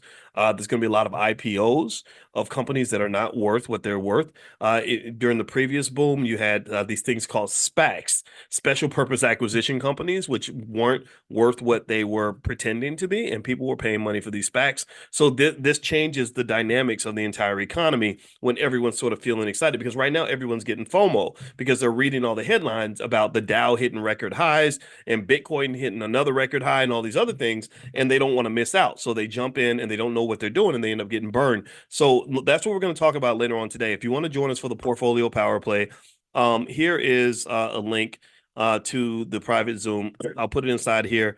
And if you're not invited to Money in the Morning yet, our economic awareness training, just get on the text list, text the word morning to 87948. So you can text morning to the number 87948, and I'll send you an invitation. And the portfolio power play, I'm going to put the link right here in the chat if you guys want to join me later on today at 1 p.m. Eastern. So let me see here. Let me pop this in the chat really quick. And then what I'll do is I'm going to go ahead and finish this up in a second, because today's my anniversary and I shouldn't be like Mr. Workaholic on the day I got married. So, and then my wife's birthday is right after that. So I got Mother's Day, my daughter's birthday, my wife's birthday, and my wedding anniversary all in the same month. So, sorry, I got two daughter birthdays, right? So I got so much crap that happens in the month. It's in May. It's crazy. So it's really hard. I have a hard time keeping up with names and dates, or like anniversaries and stuff. So pray for me. All right. So anyway, let me finish reading these studies in terms of how that setting that standard can make a big difference. Okay. Yeah. Did I switch the portfolio power play to 1? Yeah, it's 1 p.m. Eastern, Natasha. I think I had to move it back to 1 because the other time, for whatever reason, didn't work. But there's the link right there. And you can click on that and you can join. All right, so a couple more things I want to mention before we bounce out. And again, we'll be back tomorrow morning at 10 a.m. Eastern. So feel free to join us. Just text the word morning to 87948. One thing that they say, surprise, surprise, is according to this study by the Institute for Family Studies, they said a father's involvement can set high standards for how a daughter expects to be treated in relationships. Research shows that daughters who have close communicative relationships with their fathers are less likely to engage in risky sexual behavior and are more likely to have fulfilling, long-lasting marriages. These daughters often have higher self-esteem and body image satisfaction, which are crucial for healthy relationships. Also, in terms of academic and career choices, fathers play a crucial role in their daughters' academic and career decisions. Studies indicate that daughters who receive mentoring and support from their fathers are more likely to pursue ambitious career paths and are often influenced positively by their father's career choices. This support fosters independence and confidence, which are beneficial in all areas of life, including relationships. Also, in terms of negative outcomes, they said the absence of a father figure or a poor father-daughter relationship can lead to adverse outcomes such as depression, anxiety, and early sexual activity. Conversely, daughters with positive father figures are less likely to face these issues and more likely to develop healthy, supportive relationships with their partners. So, shout out to and by the way, if you don't see that link to join the portfolio power play, one other way you can get access, I'll send this out in a little bit. Text the word stock, STOCK, to 87948. If you text stock to 87948, you'll get a link from me right after this class, and I'll invite you guys in. So text stock to 87948. I'll also mention a couple stocks I'm buying later on today when we talk. All right. So what I really see here is, first off, I want to applaud fathers that are setting a standard for their kids, period, and their daughters especially. I'm proud of you. I love you so much because of the fact that you are the fabric that's holding the community together. We need our strong masculine men to do this, because unfortunately, as Malcolm X used to talk about, America tries to make the black man into a little boy. So when I see rappers behaving in very childish ways, it reminds me of the fact that there are people that use their money to convince black males, grown black men, to behave like children. I saw the rapper Cameron on CNN, pretty much acting like a kid, because there's no pressure for them to grow up. So they're very irresponsible, very sloppy, very ignorant. And he's old. I think he's old enough to be a grandfather. I want to say he's almost 50 years old. Diddy is over 50, right? And engaged in the same shenanigans that he was engaged in when he was 25 years old. A 52-year-old is not supposed to behave like a 25-year-old. That's not culturally normal, but it seems normal because we financially reward it. So sometimes when things are financially incentivized, that makes us automatically and unfairly and incorrectly believe that that is the right way to approach life, that that's the right way to exist. And it's not. So thank you to the men that understand that. And then also, I want to say thanks to all the mothers that really help facilitate that child-father relationship. Because one of the things I believe is that from what I've read, I read about the science of bonding and oxytocin, which is the chemical in your brain that bonds you to other people. Mothers have a very natural bond with the children because oxytocin production in your brain during pregnancy connects you to the child. That's why when the baby comes out, the mother's already instantly bonded. With the father and the child, the bond has to be constructed, right, through having them spend time together, facilitating that, right? The mother kind of saying like, "Hey, spend time with your father," especially if the partnership doesn't last, you have to kind of push that and have them spend time together and do things together, and then they'll naturally become more connected. If the mother is resistant, or if the mother is has issues with the father or is disrespectful of the father, it's very hard for the father to step in and form a relationship with the child. Because I don't know about y'all. Tell me if you agree. Give me a yes or no. Anybody my mother didn't respect ain't gonna get wasn't gonna get my respect. Tell me if you get that. Tell me if you agree with that. Anybody, if my mama, if I was gonna meet some man and my mother's like, he ain't nothing. He ain't nothing but a dirty liar. He a damn fool. He's an idiot. I'm not, and I'm 9 years old. I'm loyal to my mother 100%, period. So you bring this guy in front of me and you've been talking crazy about him, or even if you're subtly doing it, even if it's subconscious, right? Like, or somebody says his name and you go, yeah, we'll see what he does. Oh, that's a cue. That's a clue. And I want y'all to understand this. Pay attention now. My mother did not do this, but it happened. It's a true story. I met my father, my biological father, for the first time when I was 14 years old. So my uncle took me to his house. My parents did not know that I was being taken to my biological father's house. I come to the door. He's standing there, and I looked at him, and it was really shocking because I'd never seen another man who looked like me like that. He looked a lot. I said, "Wow." So he gave me a hug, and it was one of those real heavy hugs, like, "Son, oh my God, good to see you, son," that kind of thing. And I didn't hug him with the same intensity because I'm 14 and I didn't feel the same, I didn't feel the same way. Hadn't spent years away from my son. I was just a 14-year-old, a freshman. So I'm sitting there in the living room and I'm talking to my grandmother, which was his mother, was sitting in there. I had an uncle sitting in there who was the brother of my father, and then my father sitting there. And this was actually, and now that I think about it, I think he got there like a little bit later. That's what because he when I first got there, I think he wasn't there. And I remember they were talking about him and they said something real subtle. They said, "Yeah, well, one day," his name was Boyce, like mine. They said, "Yeah, but Boyce will get it together one day." And when they said that, that said to me, okay, so that means my father does not have it together. It was that one little slick little sentence, right? And then we were sitting there, and then my father's sitting there, and he says, "Yeah, one day I'm gonna get me a Maserati." And I remember just looking at him, and I instantly had like almost no respect for him because I'm listening to this. And maybe I'm different. Maybe I assume I was probably a little bit different. Maybe I am a little more perceptive, a little more aware of things. I don't know. But I was like, this dude does not seem like he's not what I thought. Like I was hoping I'd have some dad who was doing amazing things that I could be proud of. I did not see that with him, right? And it was accurate. He was on drugs. He was, in the streets doing whatever. And at that point the respect was kind of gone. And so really what I would say to you is that you have to facilitate those relationships, and it's really to the benefit of the kid. It's not for your benefit. You may hate him, but that kid needs somebody that's gonna care about them without wanting something in return, because If that's not there, then she's going to look for that from a lot of other men who are going to expect her to pay a high price. Okay. And they're going to drain her of things that money should not be able to buy, if you know what I mean.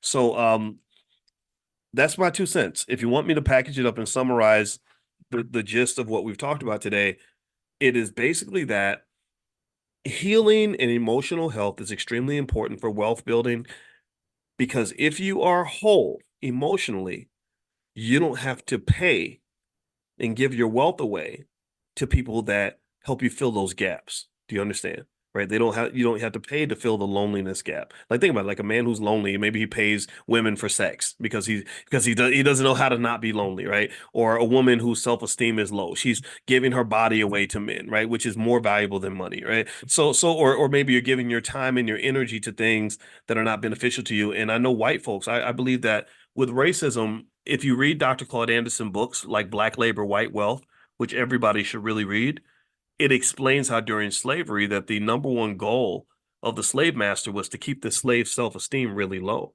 They wanted to make sure that you were hardworking and very loyal, but they did not want you to have a lot of confidence in yourself. Because if you have too much confidence in yourself, then you, by God, might gasp, actually try to compete with white people. And they did not want you competing with the white man, but they wanted you to serve him. Right. So ultimately, I believe you can compete with anybody. I believe you should serve your family first, and then serve your community after your family, and then serve yourself after you serve your community, serve your family, serve yourself. Take care of all three. And I think that will get you to where you are able to build wealth, because you're not giving it all away to other people who are doing things for you that you don't actually need in the first place. So anyway, all right. So couple quick things. So today we're gonna do the portfolio power play at 1. I'll mention some stocks that I'm buying during that time. Also, I mentioned to you all that I wanted to, since you had asked me about other specialized topics like estate planning, stock options, real estate, stuff like that. I wanted to do it in a way where you could form healthy economic habits. That's the goal. That's the goal of economic awareness training. That's why we do it 7 days a week, is because I want you to get in the habit every day of thinking about your economics. So, what I wanted to create, in addition to money in the morning, was something called Money in a Minute. And that's literally where it's, if you want to learn, for example, estate planning, I would send you out via text message like some sort of short lesson that you can learn in less than 2 minutes on estate planning. And then you would get one of those every single day for maybe 30, 45 days. And then by the time you're done, you would have a basic understanding of estate planning. And then there would be options for you to do more if that's what you want to do. Same thing with stock options, stock market investing, real estate.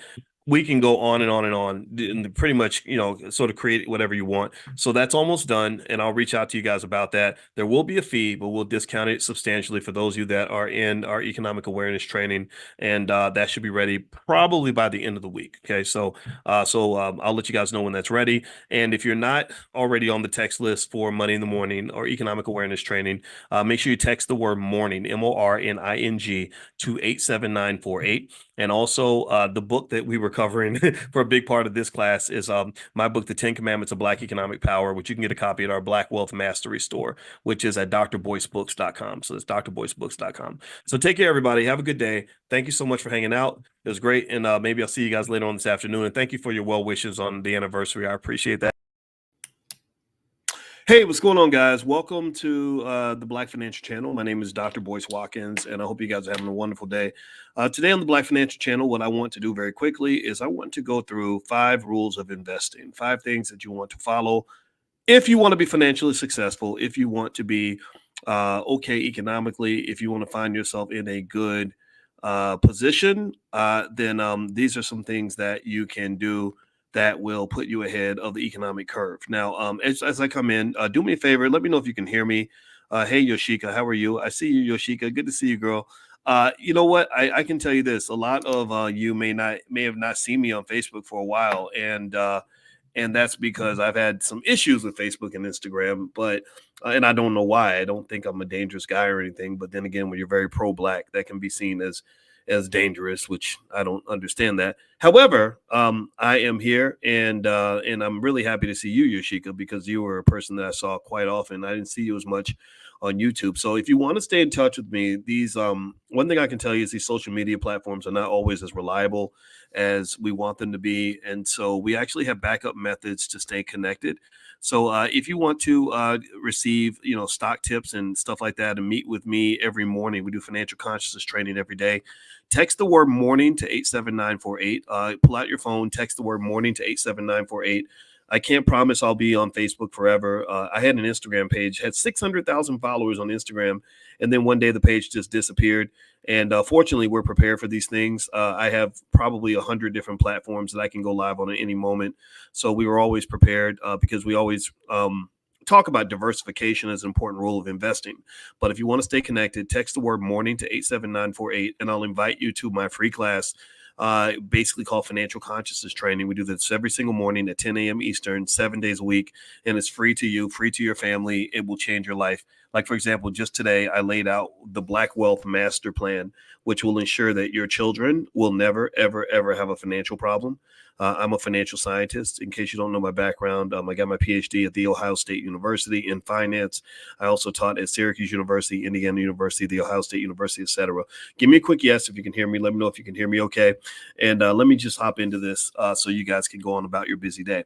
So I'm going to give you 5 quick rules of investing to kind of keep in mind as you become an investor. Investing is tough. A lot of people think that it's an ATM machine that you're just going to make money all the time. And it's not like that. You have a lot of people that will tell you not to invest because they invested and they lost money. And a lot of times the reason they lost money is because they did it wrong. They lost money because they broke one of these rules. So I'm going to give you some rules that I believe in that will protect you in terms of understanding what you're getting into. The first rule, the number one rule, the biggest rule of investing of all time is diversify, diversify, diversify. You have to spread your money out. You can't put all your eggs in one basket. There was a guy named Quentin Portis who played for the Washington Redskins. Let me know if you remember the story of Quentin Portis, or if you remember him, if you're a sports fan. Quentin Portis had the highest contract, the highest pay. He was the highest paid player in the entire NFL. He was the highest paid running back in NFL history, if I'm not mistaken, at the time. And Clinton Portis, literally, what he did was he gave all his money to an investment advisor who lost it all. And so Clinton was literally like thinking about going to kill this man. Like, he literally was outside this man's office with a gun, basically saying, like, I'm gonna go in here and take this dude out because he stole my money. And I don't doubt that he stole his money. I'm not going to say that Clinton didn't have a point. Shoot, some folks, some folks, you almost feel like they need a little killing, whatever. I'm not advocating for that at all. But that's I understand the sentiment. But when I heard that he lost all his money, the first thing I thought about was, I said, okay, he probably didn't diversify, because it is impossible, people. Mark my words, write this down. It is not possible to lose all your money if you're properly diversified. Do you understand? If you lose all your money, that means your money wasn't spread out enough. You had too much hinging on one business or one investment, and that's just not a healthy way to invest. So I can tell you right now, if that advisor came back and say, I lost all your money, I bet you anything that he wasn't properly diversified, or he was invested in some of what statisticians will refer to as these long tail investments that are these crazy long shots, like my cousin Willie's bowling alley, and my uncle Rerun's liquor store and stuff like that. And if you ever want to see an example of that, watch Raising in the Sun. Remember Raising the Sun? Remember Raising the Sun when the daddy had worked his whole life for the life insurance money, and then the son took all the money and put it into Willie's liquor store. And so at the end, he's crying. He's like, Willie, how you go doing like this? Willie, why you go? Willie, where's Willie? Hey, well, you shouldn't have gave all your money to Willie. Don't give all your money to Willie's liquor store. That's not a sound investment. A diversified portfolio of S&P 500 companies is a great way to start. If you're not sure what to do, if you're stuck a little bit, if you go to blackwealthmasterplan.com, that's where I have the $5 a day investing plan. And also, in fact, this morning on Financial Consciousness Training, I actually strengthened the Black Wealth Master Plan and explained that 3 things I believe every Black child should have is, number one, they should all learn how to start a business by the age of 12, just in case they can't get a job. You can't just depend on other people to employ you. You got to depend on yourself. Number 2, every Black child should own stock by the age of 5. 5 years old is actually too late. I believe they should own stock before they're born. Number 3, every Black child should be in a position to put a down payment on a property when they're 21 years old. It doesn't mean they have to buy property at 21. It just means that if you do things like the $5 a day investing plan, which is at blackwealthmasterplan.com, then you will have enough money to be able to do that. They'll have 100,000 or more in liquid assets, which will give them a lot of options that other young people don't have. So if you follow this plan, and remember, I'm speaking as a financial scientist, I am not a YouTube influencer. I am not some guy on the internet running his mouth. I am a guy who was teaching college students finance in 1993. That's how old I am. I don't think I look this old. I stay in good shape, but I'm 52. I'm not 22. And so you have a lot of 20-something-year-olds teaching investing, and I can teach you how to buy stock and all that. And I hate to say it, but a lot of them don't know what they're talking about. I do know what I'm talking about. I know the science. If you follow those 3 rules, your kids will never have a financial problem. Your grandkids will be good for life, and they're going to thank you. You know, the ultimate way to show love to your child, give me a yes if you agree, is to prepare them. You know, give me a yes if you agree that the best way for me to really show love to you isn't just to feed you food and tell you I love you. I got to show you.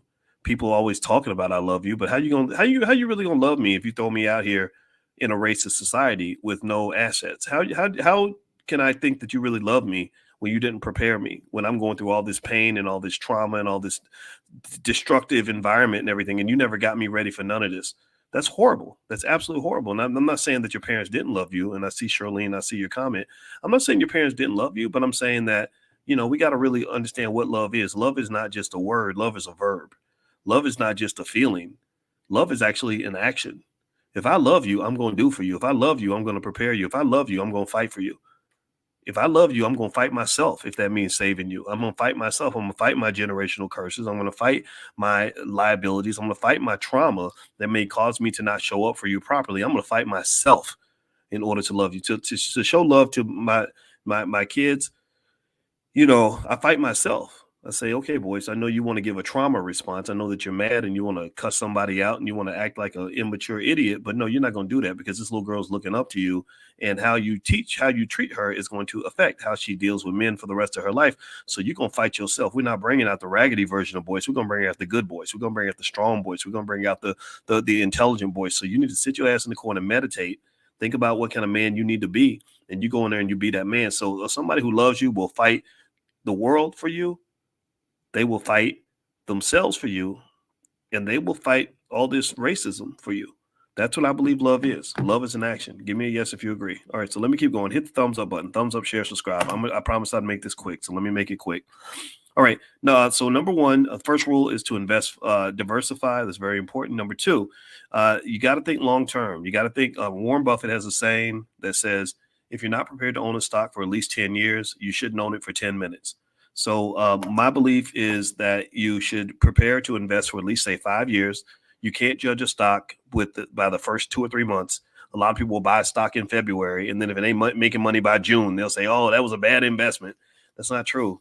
Some things take time to manifest. So give yourself some time. Number three, know your risk tolerance. You got to know what you're ready for and what you're not ready for. There are different kinds of investments. All of them can be good depending on what kind of investor you are. There are super risky investments, and then there are low risk investments. So ultimately, you got to make sure that you're not signing up for something that's going to really stress you out. There are some investments that are not liquid, like, for example, investing in somebody's business or whatever. That's not going to get you your money right out. So I like liquid investments. I have a preference for liquidity. I like investments where I can get my money out real fast if I need to. I don't really like the investments where they're like, oh, we're going to hold your money for 5 years and then you'll get a return. I don't do that anymore. I do short term. I do more so not short term, but more so liquid, highly liquid investments that if I want to move that money out tomorrow, I can. I think that makes things more fun. And actually, the way I make my money, actually, most of my money is I sell stock options.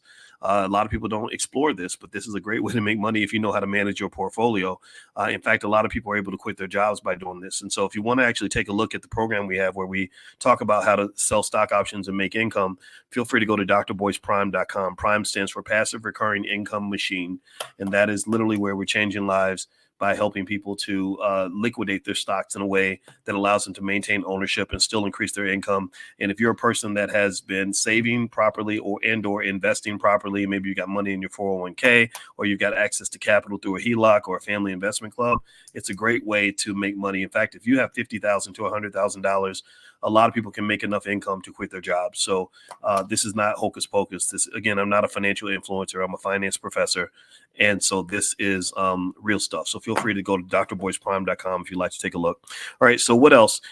With your investments, you want to, number three, the third rule would be to educate yourself. Make sure that, or sorry, that's the fourth rule. My apologies. Fourth rule is to always use investing as an educational opportunity. I believe in the constant consumption of financial information.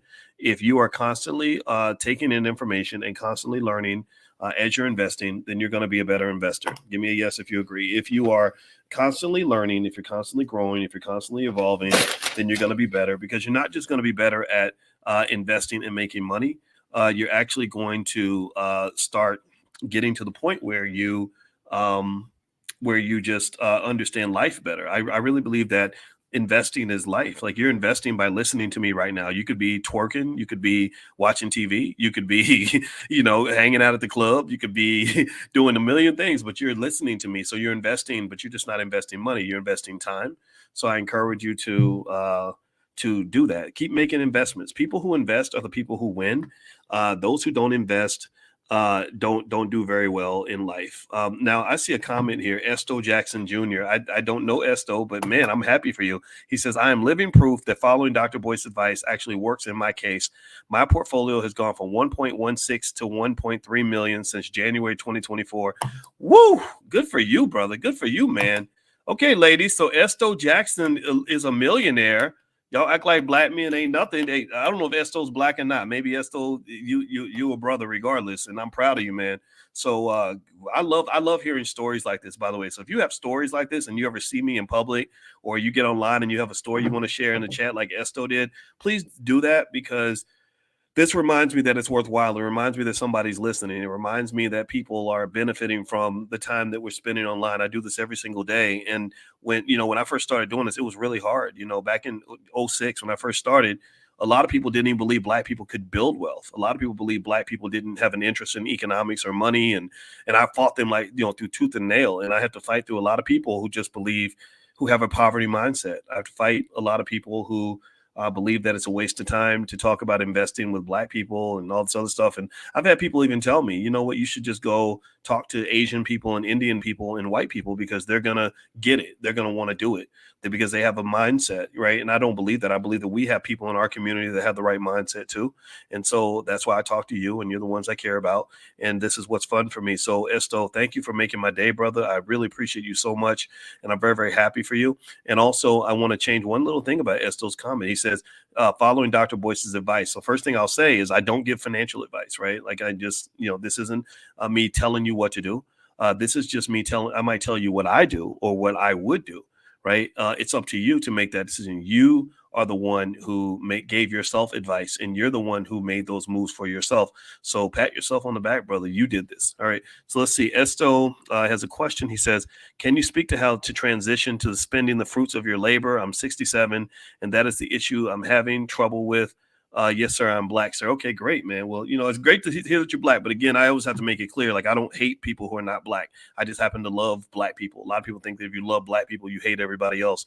I don't think that's true. I think hate is a toxic energy. I think hate shows weakness. Hate shows it's an unproductive emotion, in my opinion. So don't waste time hating people. Spend that energy loving people, right? Love is the most powerful force in the universe. Love is your superhero. Love will conquer everything. If you fight for what you love, you're going to fight harder than fighting against something that you hate. So anyway, in terms of transition to spending the fruits of your labor, maybe you could make a rule for yourself, Esto. I mean, since you got 1.6 million, brother, you could just maybe invest in some of these dividend paying stocks, some of these cash cows, the Coca-Colas. And actually, I have a list of stocks. I call them dividend monsters, actually. Let me see if I can find that list, and I can actually put it in the chat. But anyway, on this list of dividend paying stocks, that might be a place for you to go that can allow you to get dividends, and to just say, okay, I'm not going to cut down on the principal of my investment. I'm going to just spend the dividends, right? I'm just going to, take the dividend payments and use that for my income. Also, some people even invest right now, like in things like treasury bills and treasury notes because interest rates are higher. So you might be able to do that and give yourself like a decent income just by spending the interest that you receive on those investments. Also, remember, the best way to make money I've seen for someone that has a big capital base is the selling of stock options. If you do it carefully, it will make 10 times more money. I don't say 10 times, but a lot more money than you'd make, say managing real estate, stuff like that. Like, so for someone like you, Esto, with 1.6 million, you could literally do something really basic and take like a small part of your portfolio. And let's say that you went out and you bought, let's say you bought 1,000 shares of Meta stock. So 1,000 shares of Meta stock, you'd have to come up with about $225,000 to do that. Robinhood will loan you the other 50%, right? So pay attention now. If Esto has 1,000 shares of Meta stock, he can sell options on that Meta stock. Today is the 11th, so he could literally right now. These are real numbers. This is not me making numbers up. You could sell a call option on that stock with a strike price. The current price is 474. You could pick a strike price of 490. You could literally make $10,000 a month just by selling options every month on your Meta stock. Did you follow that? So literally, that's $120,000 a year Esto could make by simply taking some of his capital, not all of it, like just a little piece of it, that little 225,000, buying 1,000 shares of Facebook stock, selling call options every month with a really nice stock price to let the stock breathe. So that he still gets some of the upside and literally make 10 grand a month. And if he wanted to increase his income to 15 grand, that's easy to do. And that's what we do in the Prime program at drboyceprime.com. If you want to take a look, I give every week or every 2 weeks, actually, I give the students a list of what I call money makers of stocks that actually pay the highest income. Facebook is not the best. Meta is not at the top of the list, but Meta is more of a safer option. So the income's a little lower, but there's other companies where Esto could do that same strategy and make 20 or 25,000. And people don't believe me. They think it's crazy. They think it's, like, oh, you're making stuff up. And it's like, no, I have a PhD in this. Like, I'm a financial scientist. I can't just go make numbers up. These are real numbers. If you go into your Robinhood app right now, or whatever app you use, you will find these numbers. There's a real market with real value. And that's the other thing about value people don't understand is that an asset's value isn't what you think it should be. An asset's value is what it actually is. An asset's value isn't what you think it's worth. It's what it actually is worth, what someone's willing to pay for it.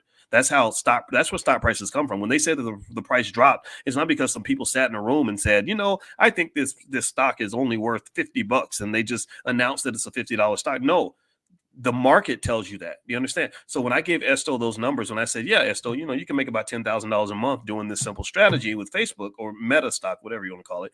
I wasn't making numbers up. I was looking at numbers that are actually on the app that tell you what you could sell this for. Just like if somebody says, well, how much would these shoes go for? And someone says, oh yeah, they're worth $200 or whatever. Right. So long story short, Esto, you're in a sweet spot, brother. You are in such good shape. Your income could be whatever you want, and you could take a strategy like that without depleting your capital base. So you are the dream. You're the Black American dream. When people talk about, what they're like Martin Luther King's dream or the dream of, or what freedom and liberation looks like for Black people, to me, freedom comes in the form of money. If you ain't got no money, it's hard to have freedom in America. That's my 2 cents. I don't know. Give me a yes if you agree with that. All right. So let me give you the 5th rule of investing.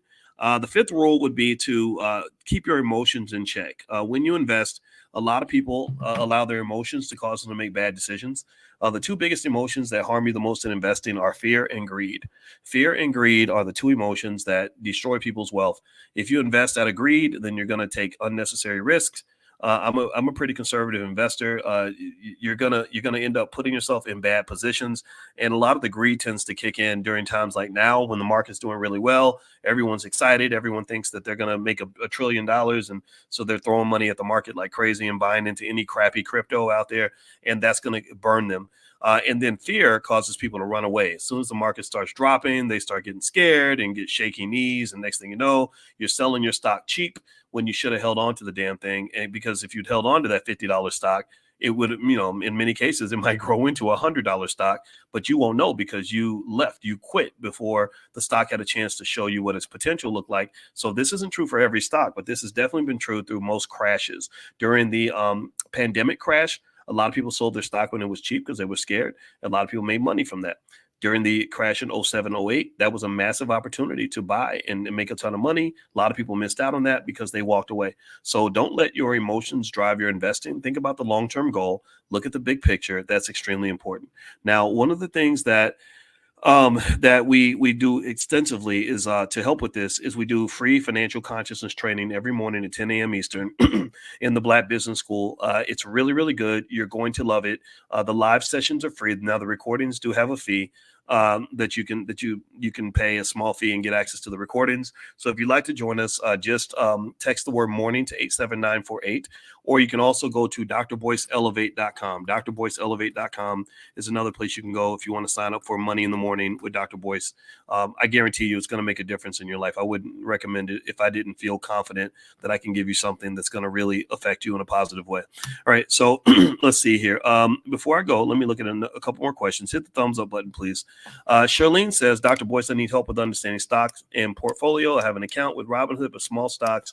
My money's not that long to invest. Okay. Well, one thing, again, you can join the free morning financial consciousness training. Now, if you want to do something specific in terms of stocks or understanding money, we do have something called Black Money 101. Blackmoney101.com is where you can go. You can take a look. It's an introduction to the power of money. In Black Money 101, there's probably, I want to say 80 to 100 lectures that I've done on various aspects of investing and wealth and understanding money. That's one place you can start. We also have the Black Stock Market program. So we have a few different things you can take a look at. So feel free to go to Black Money 101. That can get you started. Let's see here.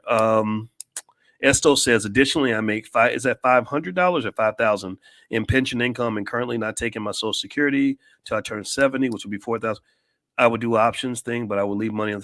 Yeah, Esto, you're good, man. You're good, Esto. And I think now make sure, Esto, that you have a good legacy plan. Like decide who is going to benefit 80 years from now from all the wealth that you've accumulated. Who's going to benefit 30, 40 years from now? And that's what I really want. Like I really want your if you have children, I want them to benefit. If you don't have children and you've adopted children in your heart, that's fine too. If you have a charity that you want to benefit, remember you worked hard, you did the right things, you made good choices. So, and unfortunately, we know the reality, right? When we're 67, we're not 27 anymore. So that means that, and really even me at 52, like I've done extensive legacy planning because legacy planning is how I'm going to live forever, right? So Esto says he has a wife and kids and grandkids. Yeah, you got a lot of people to think about, man. So you are the patriarch of a multi-million-dollar corporation. You are the epitome of a strong, proud Black man. And I want you to carry that. I want you to just internalize that and just know you're the king. You've earned this, man. You have earned this. So as the king, then it's important for you to make proper plans and preparations for everybody else that's part of the kingdom, right? Actually, Esto's family, the crazy thing about life is that we all, men, we die younger than women do. Like I fully expect my wife to outlive me by about 20 years or so. And actually right now, a lot of people don't know this, but among the boomers, and Esto, I think Esto's a boomer, among the boomers, they're right now experiencing the greatest wealth transfer in American history. Women are going to get probably $13-14 trillion or more in wealth passed on to them from their husbands because the husbands tend to go before the wife does. But then the kids are going to get a multi-trillion-dollar wealth transfer to them. Right. So this is what's happening right now across the country. And so I really just encourage you guys, if you really want to have fun, sit down and really embrace the idea of estate planning and legacy planning, because, if you do it right, you can really take good care of people that you love. And so one of the things we do in financial consciousness training that we cover extensively is we even talk about things like what is love? Like, what does love really mean? And as I was explaining earlier, I was telling you guys, like, how can I love you if I don't make a plan for you? Like, how can I love you if I throw you out into extensive economic pain due to a significant lack of preparation? Like, how can I say I love you if you have to do a GoFundMe for my funeral because I didn't make a plan? I didn't get any insurance. So to me, what I tell our youngest, and I got to go after I do this, guys, because we're about to do some stuff in the Black Business School. But, I told my daughter, I said, I love you so much that I'm going to be here with you whether I'm dead or alive. I love you so much that I'm going to protect you even if I'm not physically here to do that.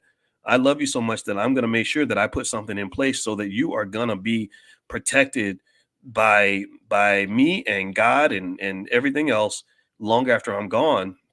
And I want you to remember that, right? And you do that by planning and preparing. You do that by thinking like an investor. Estate planning should be fun. It's not something you do because you're bored or because somebody's dying or because you just want to have a bad day. No, you do it because you want to live forever, right? So to me, that's the fun of wealth. That's what makes you a great man or a great woman. There aren't a lot of great people in the world, unfortunately. There are a lot of people who can't think about anybody other than themselves. They don't know what love really is because they never received it. They don't want to make a plan. They just want to go through hell and then react to all the pain that comes from a lack of planning. That's not the people I talk to. I talk to the people that want to be ready. So Esto, man, you got me going, brother. I appreciate you sharing that remark. I had no idea that you were able to benefit in that way. I'm super happy for you, and I'm happy for anybody else who's benefiting from anything that we're doing in this platform.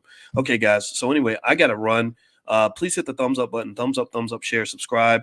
If you want to join us for morning financial consciousness training, just pull out your phone, text the word morning to 87948. Write that number down. Somebody type it in the chat. Text morning to 87948, and you can join for free. It's a free class, 7 days a week, every single day. Also, if you can't text, and let's say you live in another country, you can go to drboyceelevate.com. If you go to drboyceelevate.com, you can also sign up there for the free money in the morning financial consciousness training. We do that every single day, 10 a.m. Eastern, 7 days a week. The goal is to help you reach your economic potential and to make you as great as you can be. And last but not least, I want to make sure I mention an event that I'm going to be a part of. Jay Ortiz, who's a hip hop artist out of Philadelphia, is hosting something amazing called the Get Money Fest.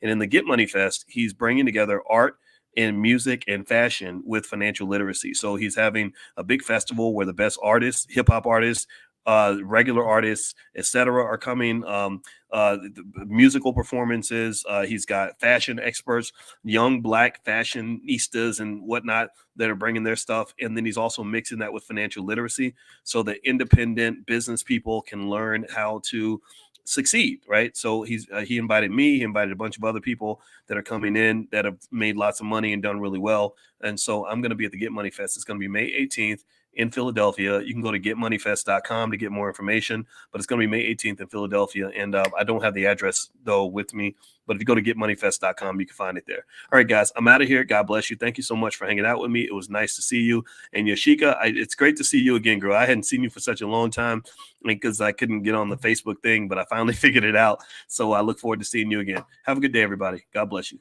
Peace.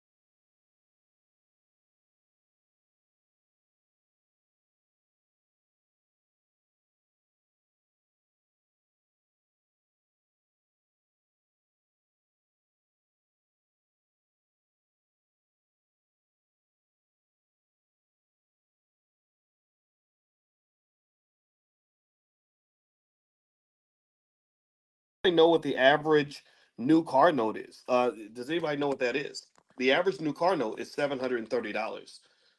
730 bucks, right? So, and by the way, some of you are saying you can't hear me. Give me a yes if you can hear me. Give me a quick yes. Let me know you can hear me okay, because I'm kind of worried now. Somebody said they can't hear me. I want to make sure I'm coming through all right. Give me a quick yes if you can hear me all right, because I want to make sure my audio's good. I don't know what's going on with that. All right, so okay, so I see some yeses. Okay, great. Thank you. All right, awesome. That's perfect. I was really worried. I kept seeing people say I can't hear and stuff like that. So I was just checking to make sure it was okay. All right. So here's where we so let's start here with this. Um so what I'm gonna do is I'm gonna kind of give you the end of the story before I give you the middle and the beginning. The end of the story is that the economy is shifting in ways that I would define to be fundamentally unhealthy. Uh, in ways that I would define to be almost a little bit scary, a little bit nerve wracking, and also in ways that I find to be a little bit unfortunate and unnerving because they were unnecessary. So there's a lot of uns. So I'm gonna be a big onion on that. There's a lot of uns, unnecessary, unfortunate, unnerving, all these things. And the thing is that it's critically important. Financial consciousness and financial awareness is very important in this environment because because what awareness does, what consciousness gives you an opportunity to do, is it gives you an opportunity to shift your habits. You see, if you're not conscious, then what you do is you lean on your subconscious mind. You lean on what's already there. You just do things the way they've always been done. And I'm just going to tell you, I think in this economy, that's a very dangerous way to think about money and economics. I think that's a very dangerous way to view the world because the world is changing, and as the world is changing, you have to change with it. And so this is one of the reasons why I really think that all intelligent people, and and I say intelligent black people, in serious black people that I want to bring into this platform, but some of you are not black, and that's okay too. You can learn from us as well, but you really have to shift how you approach things. Okay, so let me. So here's the deal. Um, so according to this study, and actually, you know what? I gave you guys the link to join the stock market class on Tuesday, right? Okay, so here's what I wanted to mention. When you come and you learn how to invest, one of the best things you can do, in my opinion, is to bring your family. And the reason I say that is because journeys are easier when you're traveling in a group, right? Like if I want to go climb Mount Everest, especially if I've never done it before, I should probably bring other people with me. If I was on a slave plantation in 1688 and I'm trying to escape to the north, I should not try to just go by myself, right? I should bring other people with me. When you're trying to form a new habit or break out of the prison of your old way of thinking, well, then accountability groups are really helpful too. There are studies that show that if you want to lose weight, for example, just get a cohort of people that want to do the same thing, and you'll start losing weight because you'll have peer pressure working in your favor as opposed to against you. Everybody's affected by peer pressure. So part of the reason that on Tuesday when we do our first share stock training, and again, it's really stock market for beginners. So if you consider yourself a beginner, then this is for you. And if you don't have the link, if you don't see the link, just text the word stock to 87948 and I'll send you the link. And I can make sure you get a copy of the link to join. So text the word stock to 87948. I'm going to send that link out again one more time, probably tomorrow. So bring your family. Again, it's $99. It's gonna change your life.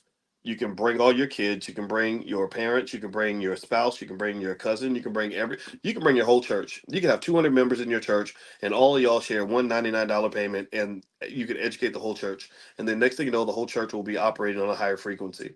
And so this is the guarantee. This is the guarantee that I can give you, is that hanging out with us in the Black Business School will elevate your economic consciousness. Hanging out with me, I will have you understanding economics in a very different way and seeing things differently. A lot of you already know this, but some of you are new. So that's part of the reason why I would repeat this, just to make sure you understand that this is not hocus pocus. All right. So let's hop into this conversation here.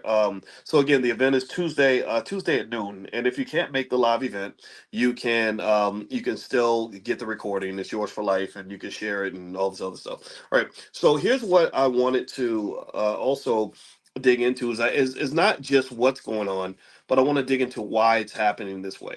Like I want to look at, when we talk about this what I consider to be almost like a type of economic danger, because this is driven from the top. There are people that are at the top that can pull the levers on the economy. There are people at the top who can do things almost like the Wizard of Oz and cast a spell on the economy and make the economy go left, make it go right, make it go up, make it go down. These financial, so-called financial wizards, that's what they claim to be. They're able to sort of manipulate things in a certain way, and sometimes they do it right, sometimes they do it wrong. And the number one Wizard of Oz in this economy is the Federal Reserve. The Federal Reserve Chairman Jay Powell has an enormous amount of power. I know people like Jay Powell. I went to school with people like him. You go through your PhD program and you hear, well, so and so just got hired at the New York Fed, or so and so just got hired at the Denver Fed, right? And you would just sort of see this as you're going through grad school. Like I could have ended up working at the Fed. The difference was that people that worked at the Fed actually were like the lower tier graduates. So if you were lower tier, you went to work at some place like the Fed. If you were higher tier, you got a university position, right? So but the chairman of the Fed is pretty much like kind of like one of the economic kings. These are the people that are really well trained, really good at what they do. So I have a lot of respect for these people. But the problem is that sometimes they just get it wrong. And also the challenge that, and this is a bias that I want you to understand, is that they come from very elite spaces, like Lawrence Summers, who is a guy from Harvard University, who he was a president at Harvard, and he's a smart guy. And I remember reading a lot of his research papers when I was in graduate school. He's very good at what he does, but he also comes from a very elite background. I think his uncle won the Nobel Prize, and there's kind of this thing where they tend to see the world through the eyes of rich white men. That's my point. That's what I'm getting at. In the field of finance, one of the reasons why it was so difficult to finish my doctorate, I was the only African American on the planet, male or female, to get a doctorate in finance that year in 2002. It was difficult because it was a white man's game. It just was. And so these biases that we all know about, right? We all know that white people and black people see the world differently. Give me a yes if you agree. I think things like the OJ trial showed me, or showed all of us, that whites and blacks don't see the world the same. We just don't. If you look at the OJ trial and they ask black people, is he guilty or did he do it? 76% of black people said no, and then 76% of white people said yes. It was something crazy like that. So we see the world differently, right? And so as a result, and then there's not only the racial difference, there's the economic difference, right? So you're not just talking about white versus black, you're talking about rich and white versus everybody else. And wealthy white males just tend to have an enormous amount of control and power in the economy. And sometimes that can be accompanied with a certain kind of arrogance and perhaps a lack of empathy for those who are not in that category. So when they're making policy decisions, I want you to understand the lens through which the people making these important policy decisions are looking at the world. They're not looking at the world through the eyes of a poor black woman. They're just not. They can't see that. Um, they're not thinking in that particular light, and they're not seeing what you and I might see, in the experience that we had, right? So here's my point. Here's where I'm getting at with this. Okay, so now that you know the lens through which they see the world, that'll help you understand the policies that were put in place. So here's the deal with some of the policy. This issue with car notes being really high, and I started off mentioning that to you, that the average car note in America for a new car is $730. It was not like that before the pandemic. Before the pandemic, let me see. I did some research here. I got some data. Um, let's see here. Before 2019, car payments were much lower. In 2018, the average Americans paid 554 on new vehicle leases. So that number's gone up to 730. After 2019, there's been a notable rise in average car payments. This increase is attributed to several factors, including higher vehicle prices and increased interest rates, which have escalated financing costs. In 2023, in the third quarter of 2023, the average monthly payment for new cars was 736, which is a 4.5% increase from the previous year and a substantial 32% increase from 2019. The rise is also reflected in the share of $1,000 plus monthly car notes. So there is a large percentage of people that are paying more than $1,000 per month on their car. Some of you may know people who are doing that. Some of you may be in this room. About 17.5% of all Americans are paying more than $1,000 a month on their car.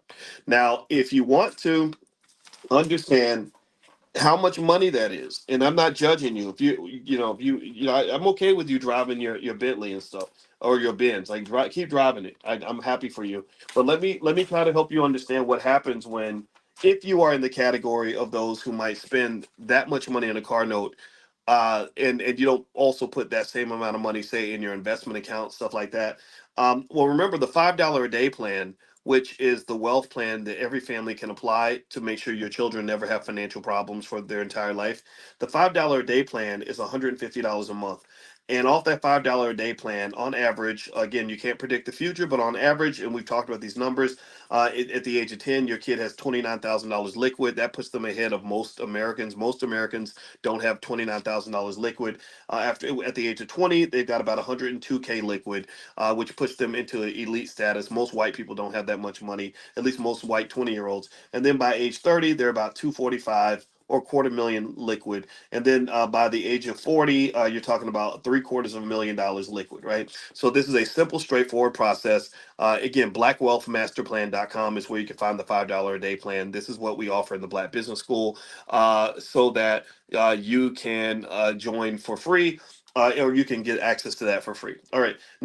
Remember though, the Cardinal example that we just gave is not 150 a month; it's $1,000 a month, right? So you're talking about a number that's about 7 times greater, right? So take these numbers and multiply them by 7, and this is what you would have if you took that same amount of money, and instead of putting it toward the car, or in addition to putting it toward the car, you put it toward the future of your children or the future of your family. So that number, so that 29K, if you multiply that by 7, you get 210K. So after 10 years, your kid has $210,000 instead of 102. You're looking at about 700K. Let's roughly, ballpark, give or take a few thousand, right? So your kid's 20 years old, they got $700,000. Instead of a quarter million, you're looking at what's a quarter million? Let me see, quarter million times 8, it gets us almost to 2 million. So let's say about, I don't know, let's be conservative, about 1.6 million at the age of 30. And then instead of $750,000, you multiply that number by 7, you get about $5 million roughly. Let's say roughly 5 million, more like 4.7, 4.8. So here's what I'm saying. Here's where I want to get to. Okay, I'm gonna pause, and I want you to hear. Um, so here's what I want you um to get. If you are in that category of people that maybe spends $1,000 a month on a car note, um you're building a tremendous amount of generational wealth for somebody else. You're literally making somebody else's child a multi millionaire. um if you're so again, it's not the $1,000 car note that is the issue. It is the it is the fact that the $1,000 car note sometimes is acquired without an equivalent investment in um yourself, right? Do you follow what I'm saying? Give me a yes if you're following what I'm saying.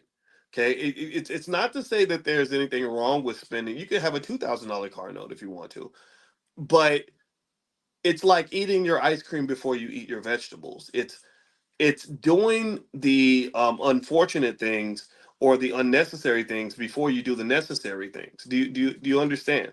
And so if you look at this, so the next time you see somebody driving down the street in a Hellcat, or or some car that costs an insane amount of money, I think the question would become, are you equally the same amount of diligence that it took, and the amount of discipline and commitment and sense of urgency that it took to get that Hellcat? Did you have that same amount of discipline and urgency when it came to investing for your future and the future of your kids? So do we understand this? Give me a yes if you're following. I want to make sure it's clear. I'm not saying that Dr. Boyce is going to shame you if he sees you in a nice car. Okay, let me know if you get this. I'm not saying that I'm gonna look you up and down when you get out of your Bentley or your Mercedes. I hope you understand that. I'm not doing that to you. I'm not one of those people. I'm not a person who's gonna slap the Starbucks coffee out of your hand because you spent $7 on a latte. I'm not saying that at all. Get your damn $7 latte. They're good. It's okay. I do it too. What I'm saying is handle your business. That's it. Stand on your business. And I can tell you it's a process for everybody. We're all breaking out of this culture. We're all affected by slave culture. All of us are affected by bad habits that somebody else gave us. I still fight them all the time every day. Every year, if you've been on this platform, you'll notice that I evolve in terms of how I approach things every single year because I'm fighting my slave habits. I'm trying to stand on business. I'm trying to cut out BS and nonsense. Okay. And so, for example, in this space, when people come in and say crazy, weird things or bring in immaturity from the internet, I instantly block them. Like they get blocked from life. Like, I push them out. I say, you got to go. Sometimes I don't even announce it. I just delete them. I just ban them because it's okay. This isn't for you. We don't have time for this. We're trying to move forward. We're trying to learn. We're trying to grow. Okay. So with that being said, let me read a little bit more about what's going on with the car notes. And also, just a reminder, I'm going to be in Philadelphia. Jay Ortiz is hosting the Get Money Fest on the 18th. And it's really great for independent business people that want to figure out how to generate income from what they're doing or how to build wealth from the work that they're doing. And so, if you are in that category, then feel free to come. It's kind of a fun event. They're going to do music and art and everything else, but also they're having financial panels. So that's going to be May 18th. The URL is getmoneyfest.com. I think he's giving away some free tickets. So if you want to, just go to the site getmoneyfest.com and join us in Philadelphia on the 18th. Feel free. I'll be there. All right. So let me read more about this issue with car notes. Okay, so it says here that there's basically an affordability crisis when it comes to cars. They said that effectively a car of say $25,000 is considered to be kind of a unicorn. It's extremely rare. That most cars cost much much more. The Chinese are coming in actually and really stomping the electric vehicle market because they're actually offering cars that are as low as $10,000 or something. And in fact, Treasury Secretary Janet Yellen went to China to basically tell them like stop dumping your cars on our market because you're going to drive our companies out of business.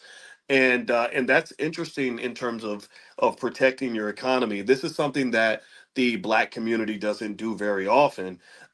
Is they don't really we don't really protect our economies, right? Like, so the way you have people that come from other communities that set up shop in black neighborhoods and end up just making all the money, from the black community there. They'll come from some other country and set up a corner store or a gas station, and we just buy from them and don't think about who we're giving our money to.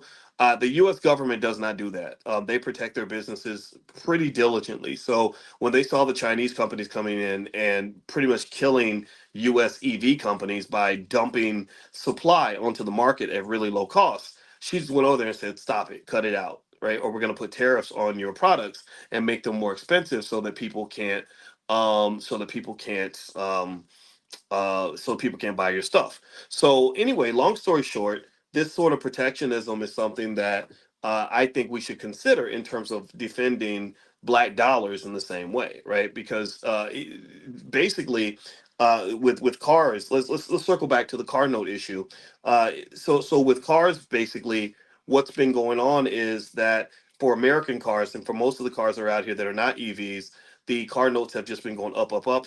A lot of it has to do with higher interest rates. Also, the increase in the money supply from the Fed that caused a lot of problems. And these inflationary issues are not going away. Your big danger in the economy right now is something called stagflation. Stagflation is where you have both a slowing economy and high inflation, where the economy's slowing down and inflation's high. So what happened was the pandemic occurred, and they were worried about the economy slowing down.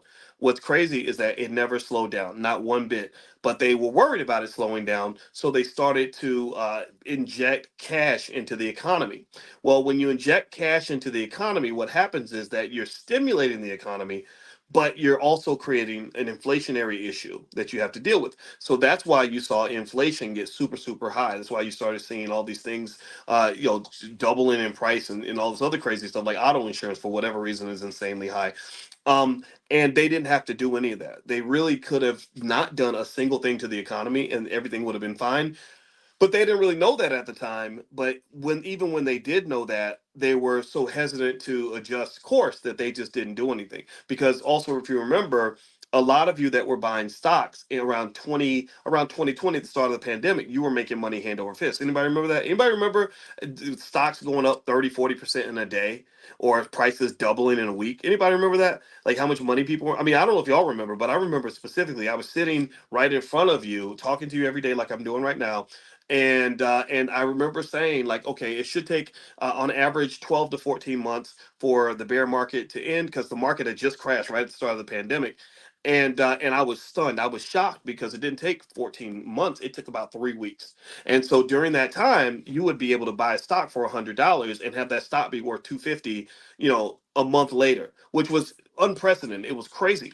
So basically, the economy wasn't doing bad, the market wasn't doing bad, but they kept pumping all this money into the economy, just pump, pump, pump, pump, pump, and they were doing it in a very sloppy way. And again, because the policymakers are a bunch of rich white guys who are not in touch with the average American, their friends were the ones who were getting really rich from this. If you ran a business that was adjusted for the pandemic and prepared to deal with the pandemic, you made a ton of money. It was never easier to get loans for your business. A lot of businesses were getting major grants. Harvard University said that they just randomly put a check for $15 million in their bank account, and they were like, "We didn't even ask for the money. We sent the money back." We're like, "Why are you giving us money? We don't need money. We're Harvard. We have a $50 billion endowment." But that's how they were making it rain on their friends, which really goes back to something I remember hearing Rahm Emanuel say in Chicago, where he said, "If you're a good politician, you never waste a good crisis." So they see crisis scenarios as opportunities to get paid because then government funds just get released. My wife and I own stock in Moderna, one of the companies that made one of the jabs. You know what I'm talking about. And that company stock went up, I want to say 600-700% during the pandemic because they were making more money than they'd ever made before. So this is what happened. So the aftermath of this is multifold. One, government debt is $35 trillion. It grows by about $1 trillion every 3 months, so it's probably 36 or 37 trillion by now. So it grows every 3 months. It grows by about $1 trillion. So at least per year. So in the next say 5 years, it's not going to be 36, 37 trillion. It's going to be more like 52, 53 trillion. It's not going to slow down. Um, Number two, when you look at inflation, a lot of you have noticed the prices of everything going up. It's gotten kind of crazy. That's a big deal. Number three, the gap between the rich and the poor has really continued to stretch. Because if you notice in the pandemic, what you saw was feast or famine. You saw businesses that were doing better than they'd ever done, and then you saw businesses that were just dying. If you go to a lot of downtowns and people that own restaurants and stuff like that, or people who didn't have their books together where they could go in and get some of these PPP loans, these businesses died. These businesses are gone. They're never coming back. And so that was another shift in the economy. And then AI is going to further increase that gap, right? So here's where I want to kind of get to. The car note is kind of a symptom of a bigger issue. Do you understand?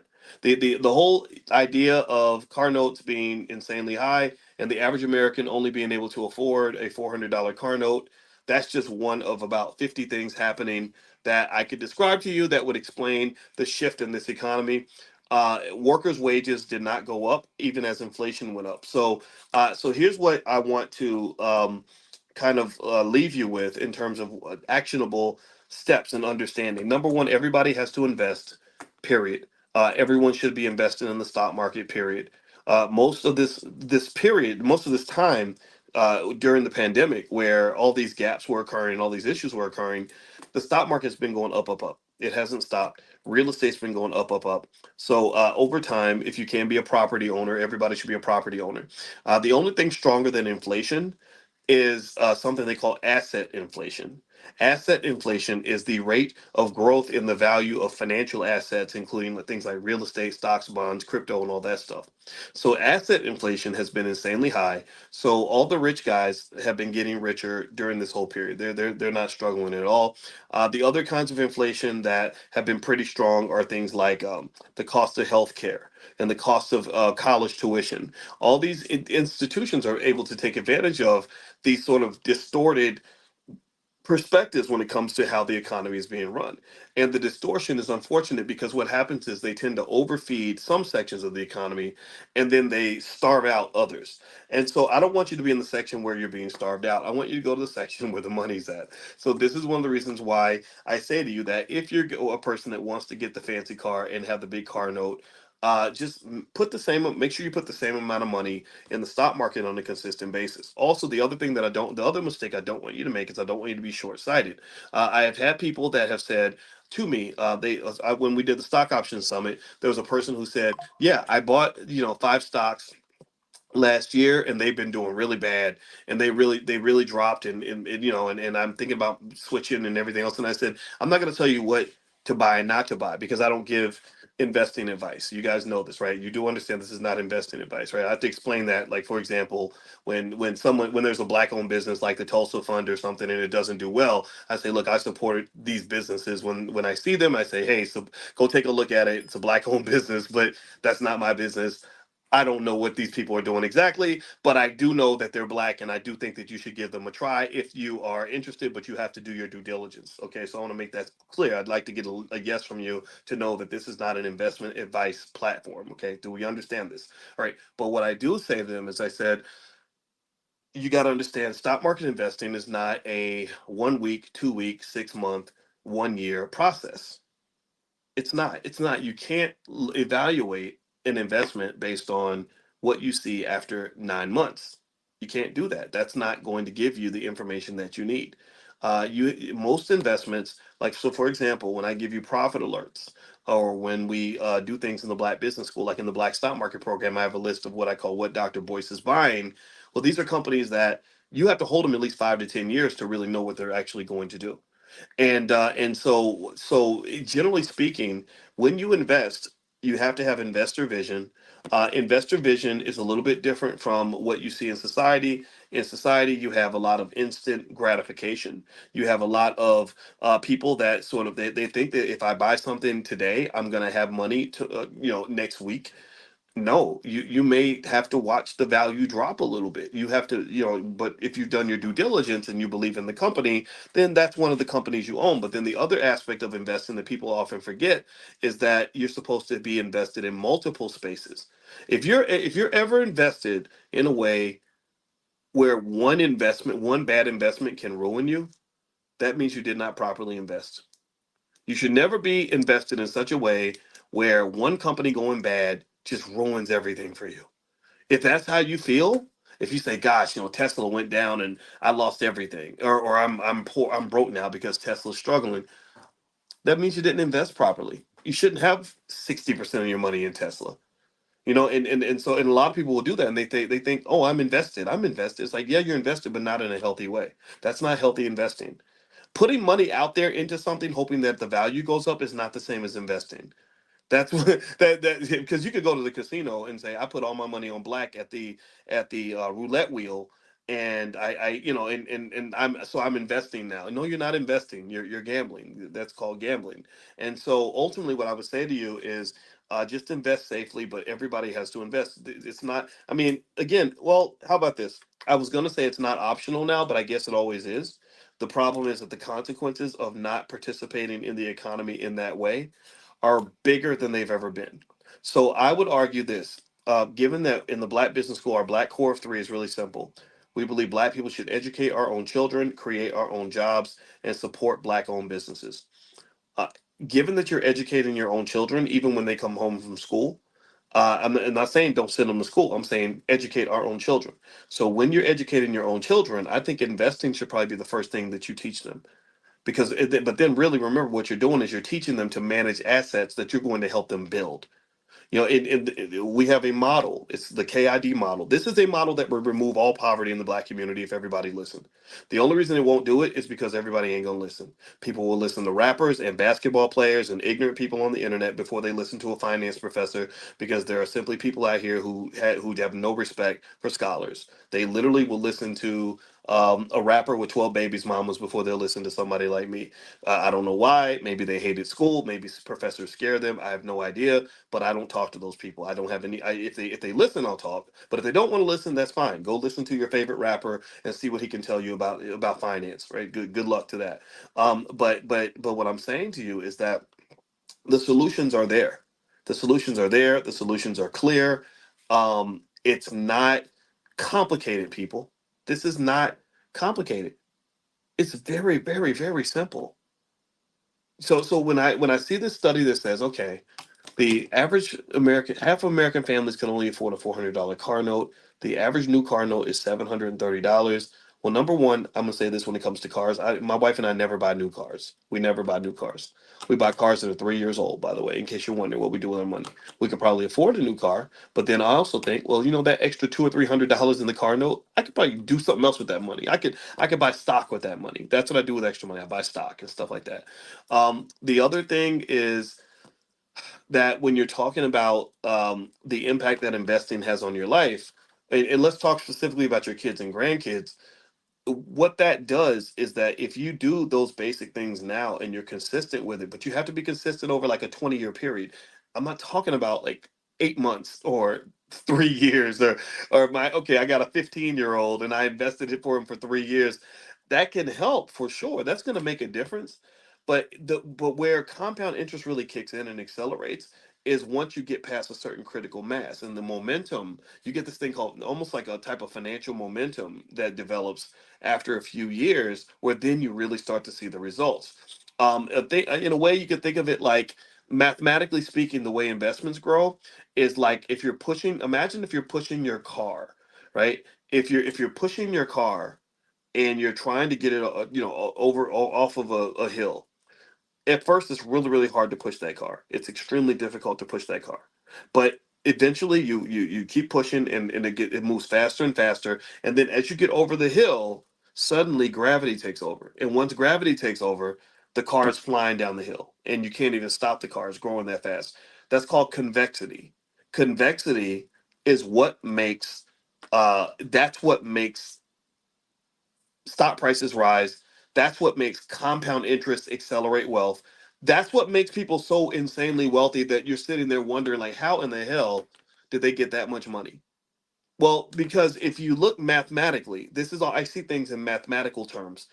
Mathematically, what you're doing, if you're working and you're trying to make money as a laborer and you're trading hours of your life for dollar bills, you're doing what is called a linear wealth plan, right? Linear means that it's like a straight line, right? Linear is like if I'm driving a car and I'm driving 50 miles an hour, and I say, okay, after I drive 10 hours, I'm gonna drive 500 miles. After 100 hours, I'll drive 5,000 miles. That's what linearity is. Linearity is not as powerful as convexity. Convexity would say, okay, the first 10 miles, I'm going to go 50 miles an hour. But the next 10 miles, I'll go 55. The next 10 miles, I'll go 60. Then I'll go 70. Then I'll go 80. Then I'll go 90. And the longer I drive, do you understand? Let me know if you're following this. The longer I drive, the faster I go, right? So after I've been driving for, 30 hours, I'm going 800 miles an hour. That's what money does. That's how money grows.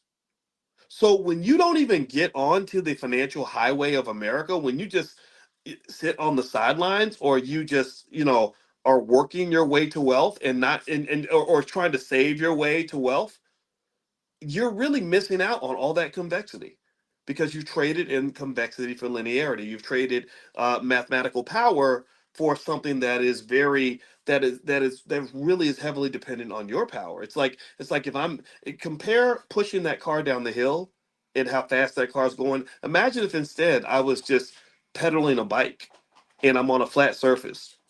If I don't pedal, that bike doesn't move. There's no point where I can just stop pedaling and the bike will take over. But whereas if I was going down a hill on that bike, then I might pedal really hard in the beginning, but then I don't have to pedal anymore because the bike is flying on its own momentum. That's how money's supposed to go. There we go. Parabolic, Marcus. That's another great term. Convexity, parabolic. It's all in the same family of mathematics. It's all basically these. Remember those equations that look like that? Like that's how money goes. Money just it stays pretty flat, then it goes right, and that's what you want. Whereas your wages is it kind of looks like that, and that linear thing is hard. It's really hard. It's not even is it hard, but it's just almost impossible. Actually, it's very impossible. It's quite impossible to, if you look at that example with the car. If I'm driving 50 miles an hour consistently, it's very hard for me to keep up with you if you're driving 5 miles an hour faster every 10 hours. In fact, it's impossible for me to keep up with you. And the crazy part is that even if I start before you and I leave 3 hours ahead of you, it doesn't take you that long to catch up with me. And then once you catch up with me, you'll pass me and leave me behind. Right. So the wealth problem in the black community, the racial wealth gap, it isn't just about the fact that other people have more money than us. It's the fact that their money is growing faster than our money. So the gap is getting wider. Do you understand? So the gap's not shrinking. A lot of people think that that the gap is shrinking because time has passed. Like, well, we were driving at a certain pace before, and now we're not driving at that pace anymore. Or better yet, we were driving at that pace before, and we've been driving for 12 hours. So because we've been driving for 12 hours, of course we're closer than the other person. But if you're driving a Toyota and they're driving a race car, and the race car is going faster every hour, you're not catching up with them. You're actually getting further behind. And then here's the other crazy part. Not only are we driving slower than wealth builders if we do things the old fashioned way, but some people are actually driving backward. So imagine if you're literally driving backward and you really think that because you've been driving backward for a really long time that you're going to catch up in the race. No, there is no rule of economic physics that says you should catch up in the race just because you've been racing for a really long time. Do you understand what I'm saying? Does that make sense? Right? So I really want you to understand the nature of the gap and how to kind of process this and simple habits that you can adjust that are going to fix this, and then also cultural adjustments that can be made in your family that will make sure that your kids don't get caught up in the mess. Right? I don't want these stories about the struggles of American people to necessarily be your child's story. Right? Some of us are going through that story now. Some of us see it. Right? So I'm not. If you're in that category, I'm not making fun of you. I applaud you for being committed to making the adjustments that you need to make. I applaud that 100%. We all start somewhere. We all do. Right? But then it's kind of like, okay, so what does this look like, 15, 20 years from now, right? What does this look like, in the future? What does this look like um, what does this look like when my kids are 35-year-olds? I think that that's something that's very much in our control, and I want you to kind of think about that. Okay. All right. So we're going to go ahead and finish up for today. But what I want to mention really quickly is that if you want to copy my book, The 10 Commandments of Black Economic Power, you can go to drboycebooks.com. Also at drboycebooks.com, I don't know if you guys know, but we have a really cool Black Wealth apparel section where you can actually take a look at some of the cool t-shirts and stuff like that we have. If you are into the whole black wealth thing, I kind of think wealth needs to be the new black. And so we've got cool shirts like generational wealth and millionaire loading and stuff like that. So feel free to go to drboycebooks.com and see if you see anything that reflects your style or something that might be of interest to you. And also we have if you want something to help you with your investing, on Tuesday we are going to do an event. I'm calling it First Share of Stock, but actually, even if it's not your first share of stock, if you are a beginner with investing, this will be for you. Now, members of the Black Stock Market Program get in free. So if you'd like to just try the Black Stock Market Program for $1, you can visit theblackstockmarketprogram.com. That's theblackstockmarketprogram.com. Also, if you text the word stock to 87948, I will send you a link to join us on Tuesday. All right. So let's see here. Someone says, how long does a charge take? I don't know. I'm sorry. I don't know what that question is. So I apologize for not understanding what you mean by that. But anyway, I hope you guys have a great day. And actually, did you guys have any questions really quick before we bounce up? If you have a couple of questions, let's do 5 questions before we go, because we don't normally do questions in our financial consciousness training. Make sure you're on the text list so you can get notified when we meet up. You can text the word morning, MORNING, to 87948, and I'll invite you in. But serious people only. Like, just don't come in here messing with people and stuff, because I don't like that type of thing. All right. So okay, so I don't see any questions for today. So maybe save some for next time. Oh, what's the name of the stock you gave on Friday? You know what? Let me put the question in the Q&A section. Oh, you did have a question. You did put a question there. All right. So let me see. Let me find a stock for you guys real quick, because someone asked for a stock. So let me see here. We have something in the Black Stock Market program called What Dr. Boyce is Buying. And what I'm going to do today is I'll put together a list of 5 stocks that I like, and I'll text that out to you guys when it's ready. All right, so let me see here. As I answer your question, or I'll let this open up while I answer your questions. Let's see. Sharon says, "Hey Doc, will there be a recording on how to buy your first share of stock? I can't watch it live." Yes. When you sign up and join us on Tuesday, you don't have to be there. If you're not there, the recording is yours for life.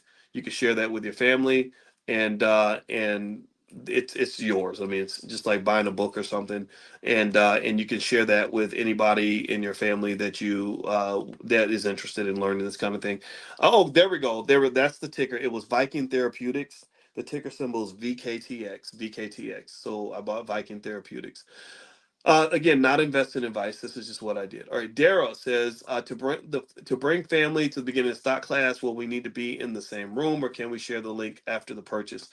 Go ahead and share the link. That's fine. As long as we live on the honor system in the Black Business School, so I assume you'll be honorable and respect the platform. But yeah, if you want to share it with your cousin or something like that, bring them on in.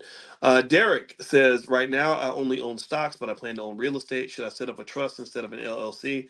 I think either one of them could work. I would really. That's more of a question for like an attorney, I guess, in terms of which one would be better for what you're trying to do.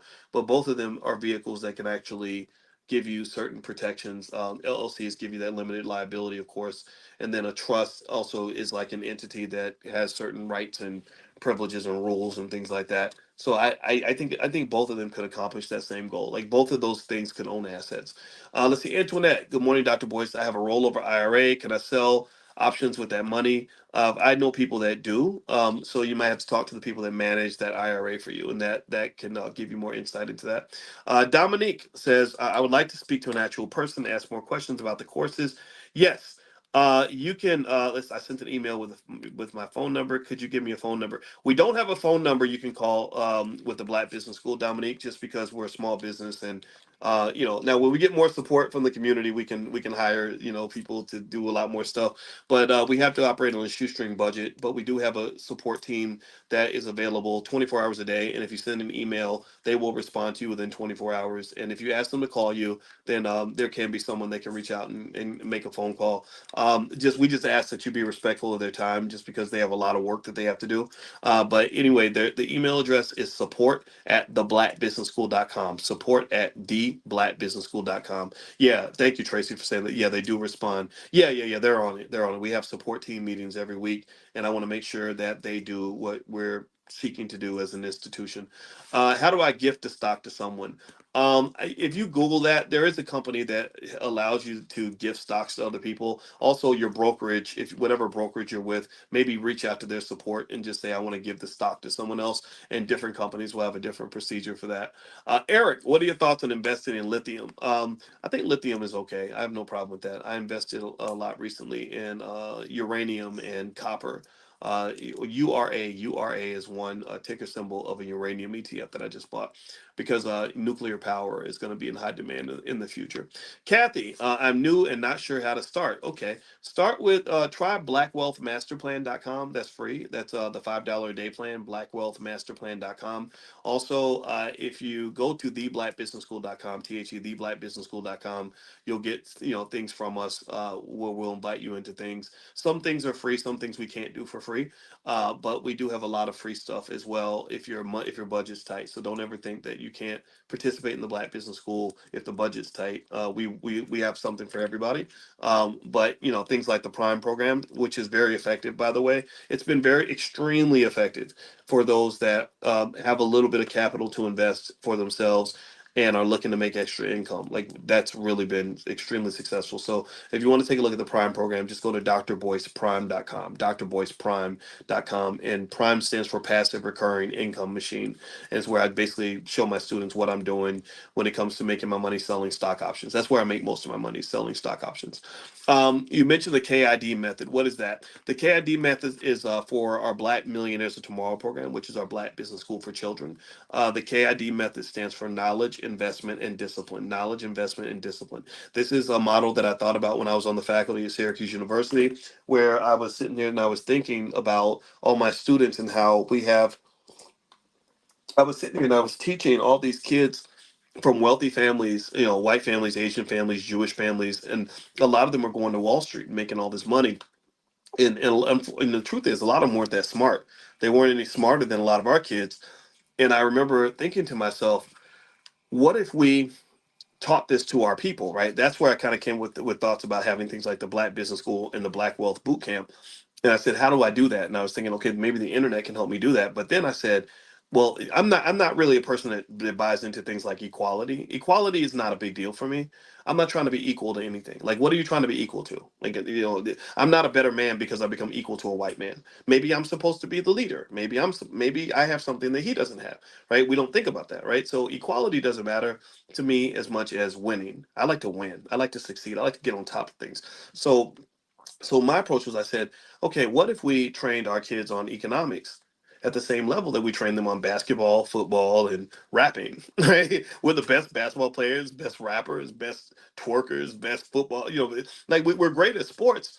And the reason we're great at these things is because they're part of our culture. They're things that you're taught and introduced to at an early age, right? So that's what led me to say, okay, let's create something where we're going to make a 20-year plan for these kids so that they aren't out here struggling. They're ready. They're prepared to kick butt, take names, all that. So that's where the Black Millionaires of Tomorrow program came from, and that's where we train kids on real estate, stock market ownership, entrepreneurship, crypto, everything else. There are little certification exams. They can get a little degree, like almost like a little baby bachelor's degree, they can put on their wall, so that it boosts their self-esteem. It also it's not hard for me to make an 8-year-old or to train an 8-year-old to know more about finances than most college educated adults. Not most adults. Most adults in America are not that financially literate. I'm talking about most college educated adults. I'm talking about adults that have master's degrees.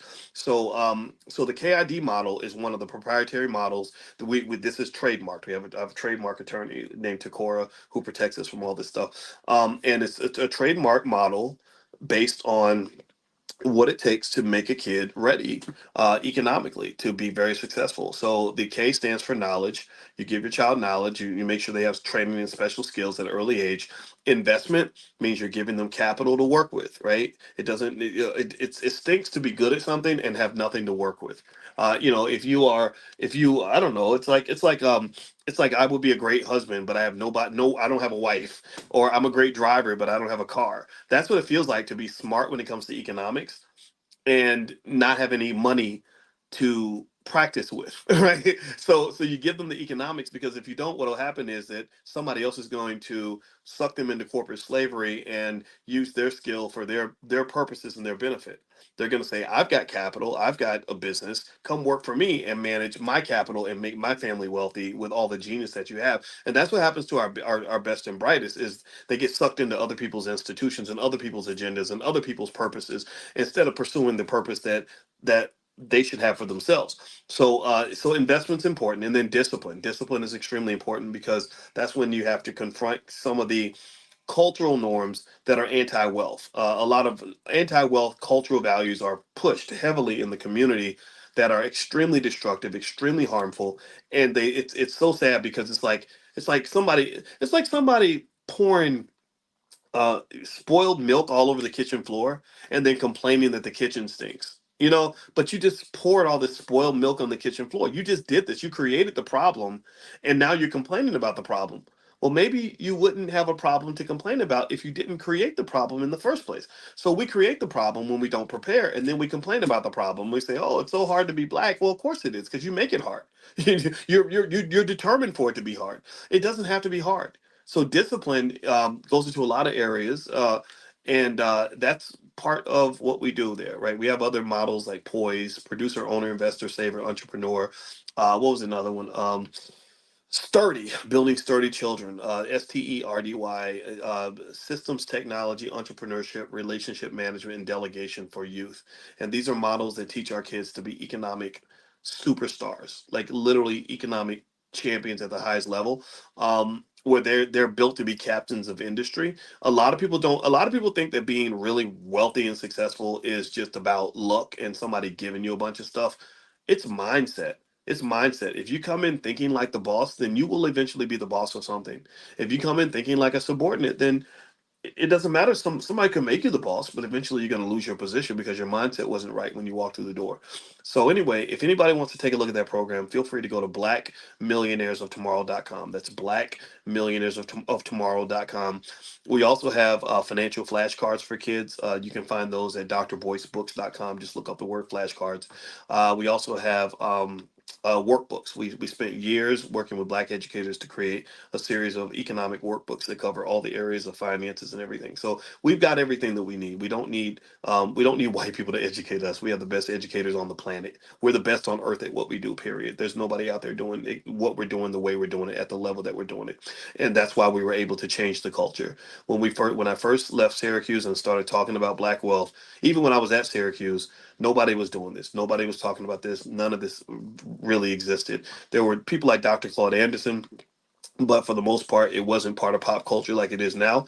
Well, we've done it. We've talked to tens of millions of people, and now economics is deeply embedded into the consciousness of the black community. Now that it's there in the consciousness, the next step is we have to learn how to do it right. We also have to understand that it is a long-term plan. When I started this in 2013, I made a 60-year plan called Project 2070. It wasn't 60, sorry, it was more like 57 years to be precise. But I said, no, Project 2070. We got to think about where we're going to be in the year 2070. And that's hard to see because you're not talking about your life or even your kids' lives. You're really talking about your grandkids. That's what it's got to be a long-term plan. But if you have a long-term plan and you execute properly, you can control the world. I want to control the world, and I believe we can control the world. The Jewish community has already done a lot of this. Their power is enormous relative to their percentage in the population. We're smarter than them. I train their kids. I know a lot of what they know. I just want us to execute. So if we execute, we will win. We will succeed. We're supposed to be the best. Anyway, let me keep going. Sorry. All right. Are we going to do another digital financial slumber party again? Great question, Sharif. I saw that on a list of things we've done before. Like one time we did a financial slumber party where we all got up at like midnight and had our pajamas on and had popcorn and like did financial stuff at like 1 o'clock in the morning. And so, yeah, that'll be fun. We'll do a financial slumber party at some point. So if y'all agree to show up, then I'll do one. All right. So next, let's see here. Travis said came in late overall. What was the topic today? Well, Travis, we started off talking about the fact that car notes are the half of all Americans can only afford a $400 car note, which is a problem because the average new car note is $730 and the average used car note is over $500. So that is kind of weird, right? And it kind of says America is becoming this country of haves and have-nots.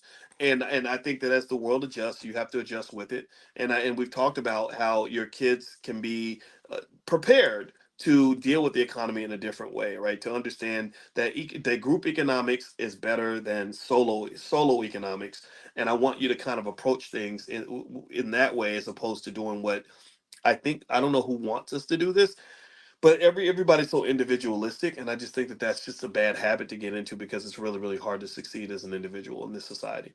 All right, so let's see. Felicia Criswell, you may have answered it. Is there a discount for how to buy your first share stock for prime students?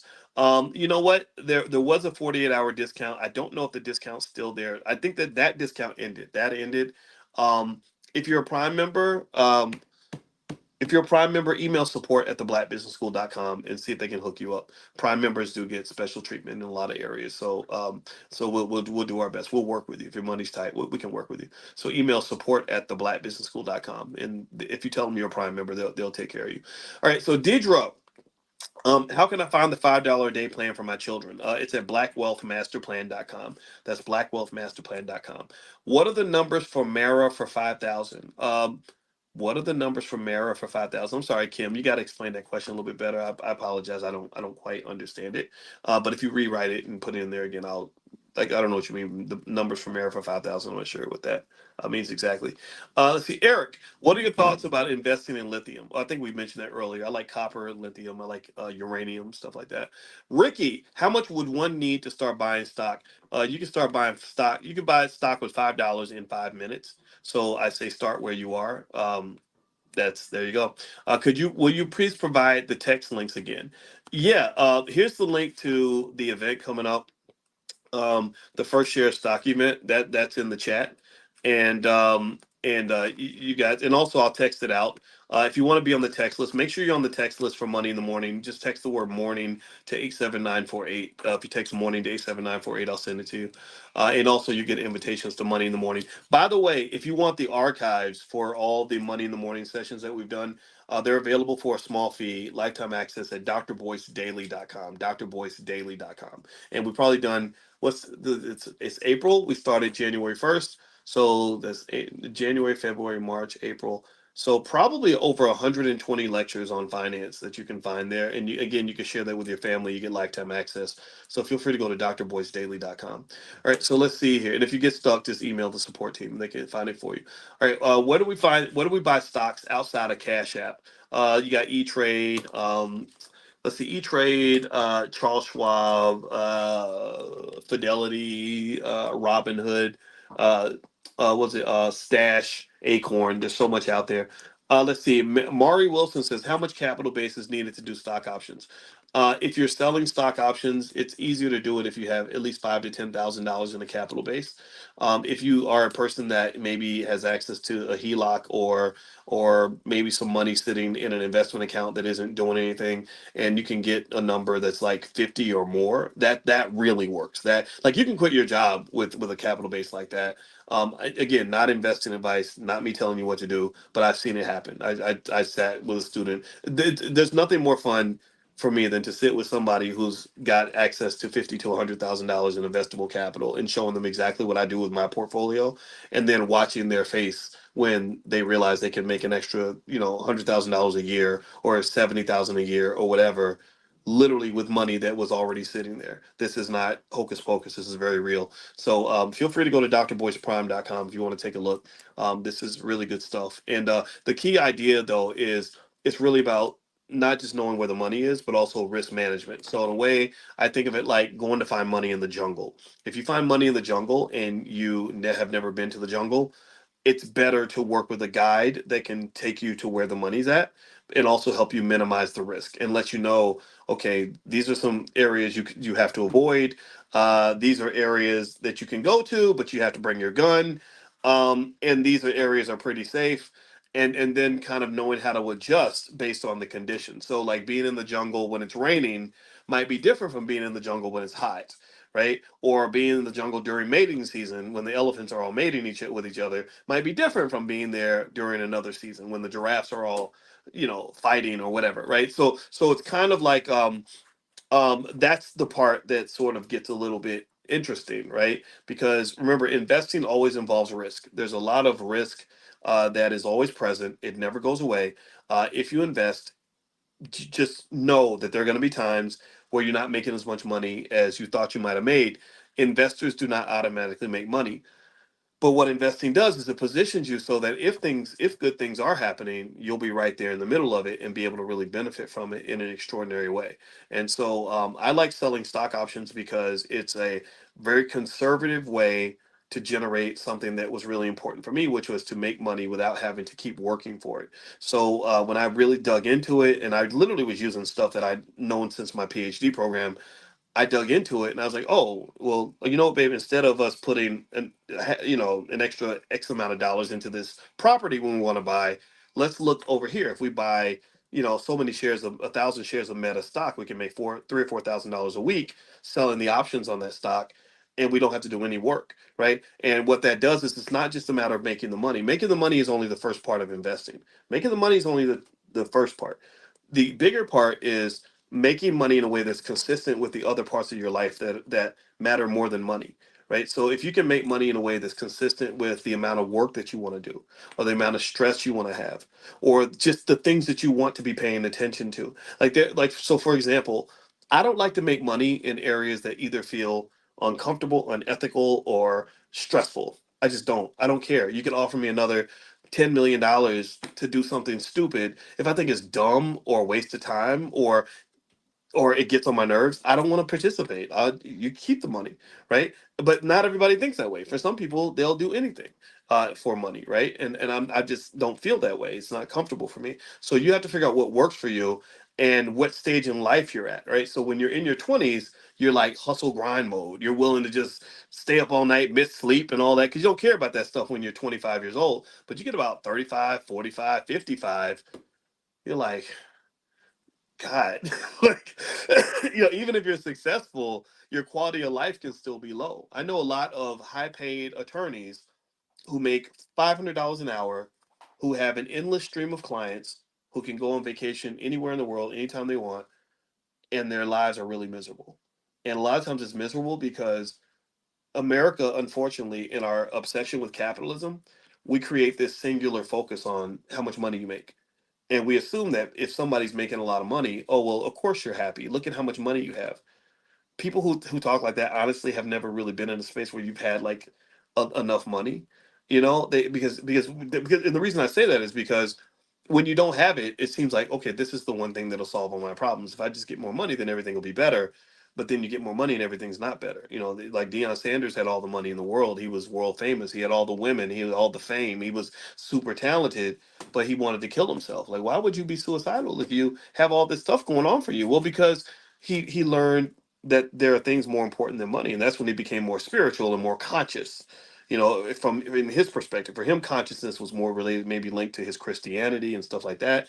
But this is what I encourage you to consider, right? So make the money. Money is a tool. Money is a tool that is supposed to unlock the possibilities in all the areas of your life that are more valuable than money. Like spending time with your kids should definitely be more important than making another dollar, right? So if you get to the point, for example, in life where you say, I made enough dollars, but I have a shortage of time that I put into my son, and he's going to get older and forget all about me. I need to go ahead and catch up on that. I'm at a deficit in that.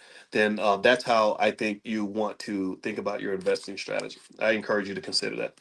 All right. So what's the text number again to get information? I don't know which text number you're referring to, Sheila, but if you text the word stock to the number 87948, so write down that number 87948, and that's usually what I'll do is I'll give you a text word that links to that number 87948. So if you text the word stock to 87948, that's where you get the profit alerts. I'll also this afternoon send another link to join us on Tuesday for the event on how to buy your first share of stock, or stock market investing for beginners. All right. So Agnes, is whole life insurance better than just putting money in the stock market? I don't think so, but some people do. Whole life insurance isn't terrible though. Whole life insurance to me is better than nothing. That's how I look at it. It's better than nothing. It, really, I mean, almost everything's better than nothing, right? Except for really bad investing is worse than nothing, right? So a lot of people do nothing because they tried investing and they did it badly, or whoever told them what to do, they told them the wrong thing, so they got traumatized. And financial trauma is a real thing. My wife wrote a whole book about it. Her workbook on financial trauma is at drboycebooks.com if you want to take a look at that. So they get traumatized, and once they get traumatized, they just walk away and they say, I'm never doing it again. um it reminds me of like Raising in the Sun, when they inherited all that life insurance money because the husband had worked his whole life, and the son thought he was an investor, and he took all the money and put it into Willie's liquor store and lost it all. And then so people go through these traumas, and then they say, that's why I don't invest, or that's why I'm not putting money in the stock market, because I don't want that to happen to me. And I understand that. What is a good book for my teenage son? Rich dad, poor dad, I'd say. Elaine, when dealerships contact auto owners to purchase your vehicle, is that a sign um, to keep the vehicle or sell due to economic conditions? I think it depends on your perspective. I've had people offer to buy our cars. We didn't sell just because we didn't need. We didn't. We like our cars and we didn't need the money. But used cars were in heavy demand, and I guess if you need the money, then I guess that would be a good thing, right? Kathy, I don't know what to log into or even start a name. May I have some help? Yes. Right now, Kathy, email support@theblackbusinessschool.com, support@theblackbusinessschool.com. They will show you everything you need to see, and they're very patient and very, very helpful. We have a great support team. Angel, what encouragement can you give today to those of us who haven't even started? Don't be scared. Don't overthink it. Remember the story I told you about the monkeys. They trained monkeys how to invest, and the monkeys made money.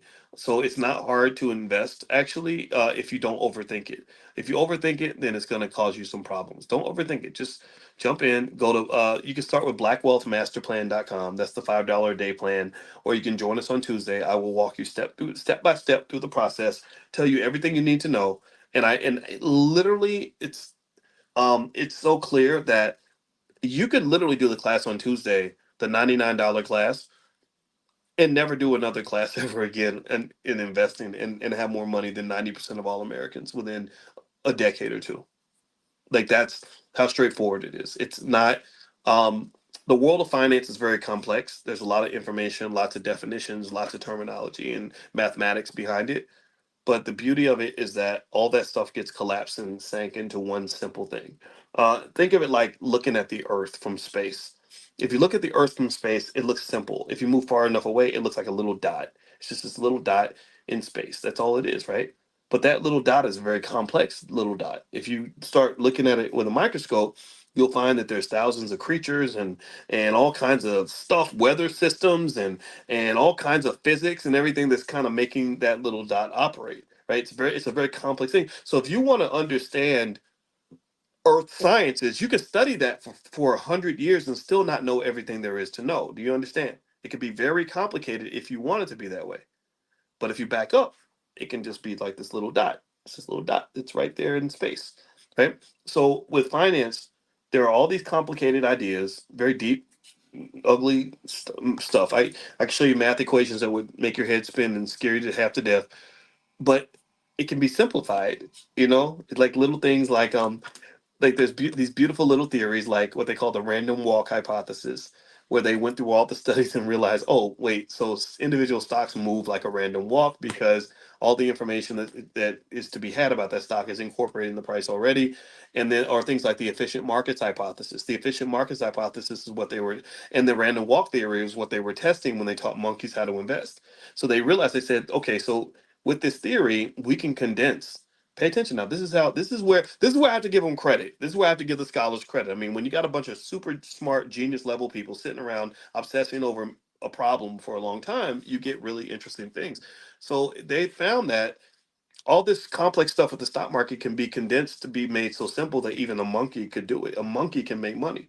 So if a monkey can make money, I'm sure as hell no you can. But if you allow things like fear or overthinking it or feeling like you have to understand every little piece of it to cause you to keep you from moving forward, then none of this will be yours. None of this will happen for you. Okay. So my number one job is to help you get over the fear, get you to do some safe investing, and to be consistent, and also to get over bad culture. There are so many people that I believe fill our brains up with bad, useless, worthless information. Look at what people are doing when they get on the internet. They're spending all their time consuming information that isn't going to make their lives better. That bad financial advice from people that never even taken a finance class. I don't know what to do. I don't know what to say to that. It's okay. Keep doing that. See how that works out for you. All right. So let's see. You want income from Marathon with options. Okay. So you want to figure out how many shares of Marathon you'd have to own in order to make $5,000. Well, let's just say it like this. Let's say you sell your Marathon options for a dollar per week, right?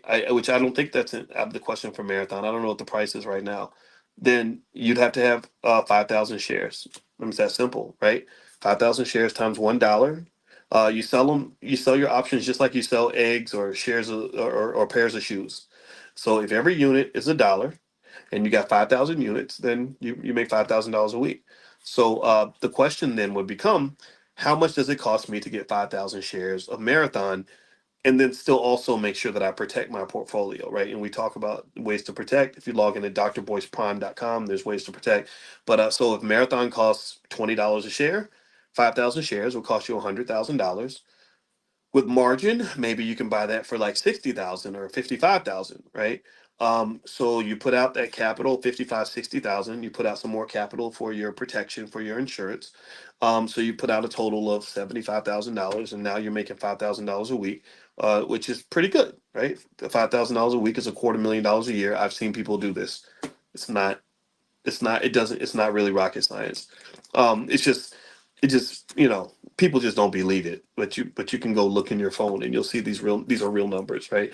I don't know if marathon options sell for $1 though. They might sell for like 75 cents or 50 cents, but it depends on what strike price you pick, so there's some variables there. All right, so let's see. Travis, as a prime member, is it okay to share the content across other social media platforms with our affiliate link and share? That is a proper way to credit you. Yeah, just within boundaries, right? Just it just if you're respectful with it, and that's fine. I don't usually give people a hard time about sharing stuff. Just again, just I think the boundaries of what's respectful and what's not.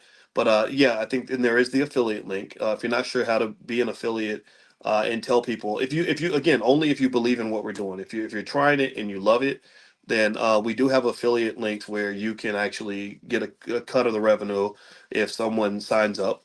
But again, I only want you to mention stuff that you actually believe in, that's really benefited you.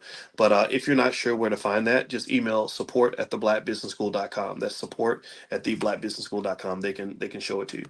Let's see. Kamisha says, are stocks under $10 great to earn income and cover call options? We do have, if you log into drboyceprime.com, there is a list of Dr. Boyce money makers, and I do have some that are under $10. So there are some that can earn income. Kathy, yes, it's very tight. I need help. Okay. All right. So yeah, email the support team, Kathy. They can take care of you. If you join the Black Business School, do you have access to everything? Not right away, Sharonda. No, there is a fee for certain things. If you want something that's more comprehensive, where you get access to a lot of things at once, again, email the support team. They can take care of you. Kamisha says, part A of my question. Okay, from the stocks under $10, you send us all these. Okay, you already asked that question. All right, great. Let's see, Agnes. Okay, she asked about whole life insurance. We already did that. Okay. Are you invested in REITs? Asked Pat. Yes. REITs are a great way to get into real estate. You don't actually have to buy real estate to be in real estate. You do know that, right? You don't actually have to go and buy you don't have to go to the bank and fill out a bunch of papers and all that. You can actually just buy shares of a real estate investment trust and get exposure to real estate. What was the text number again? It's 87948. 87948. So you can text the word stock to 87948. I'll send you the profit alerts and stuff like that. Or if you text morning to 87948, you can do both if you want to. You'll get invitations to our morning class. Just know though, if you're on multiple text lists, you might hear from me a lot. So just be prepared for that. So I'll be kind of like your bestie that's in your phone every day. I hope that's okay. I promise I'll be sending you things that add value to your life. And also know that if you don't answer the text for a while, then it takes you off the list automatically. So you may want to click on stuff periodically to make sure you remain on the list. All right, so let's see here. Alicia, I have 15, 16, 17, 18, and 19-year-olds. What should I buy for them? You can start with S&P 500 funds. If you go to blackwealthmasterplan.com, that'll get you started. Blackwealthmasterplan.com. Okay, a couple more questions, and then we're going to bounce on out. But wow, you guys have a lot of questions. Okay, so we'll do this. We'll start doing this like once a week or something.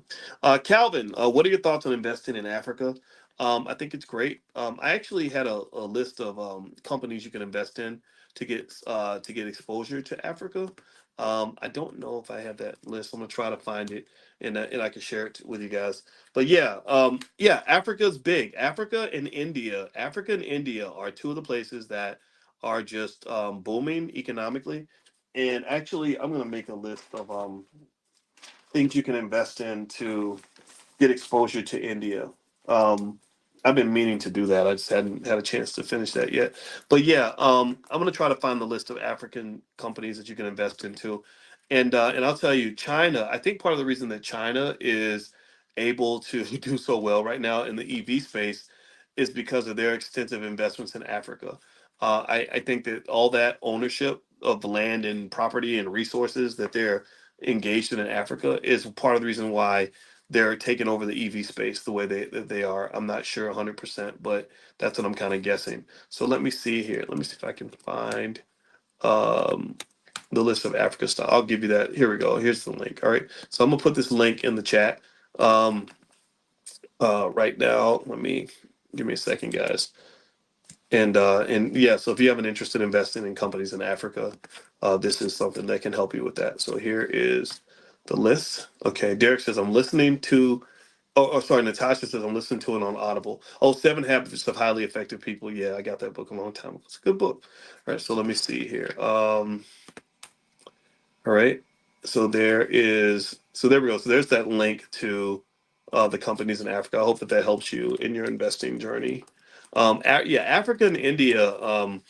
For the most part, what's really going on is the U.S. and Europe and Japan and stuff like that. These are like aging countries. Like right now in the U.S., the boomers are getting older, and and right now you're in the middle of what is considered to be the greatest wealth transfer in American history. This is a multi-trillion-dollar wealth transfer that's occurring as the boomers get older, and it's not a transfer from boomers to millennials or Gen Z people. It's a transfer mostly. A lot of it is from men to women, because what's happened is a lot of the boomers that are married are getting old, and their wives are outliving them. So this is the greatest wealth transfer to women in American history. So this is just, just sort of a snapshot of the economic dynamics that are taking place in America right now that you may just want to kind of think about and be aware of as you start businesses and sort of just see how things are sort of happening here. And also the other thing about Africa and India is that Africa and India are kind of having their time in the sun, mainly because their populations are very young, and also India. The most shocking statistic about India that just floored me was was when I found out that half of all people in India are not even on the internet. I couldn't believe that. I was blown away when they said half of all. Think about how long it's been since only half of all Americans were on the internet. That was a long time ago. That was like maybe 1998. And you think about how much economic growth has occurred since 1998 in the U.S. Related to the .com companies and all that stuff. So India still has not experienced that, and I'm curious to just see what that looks like.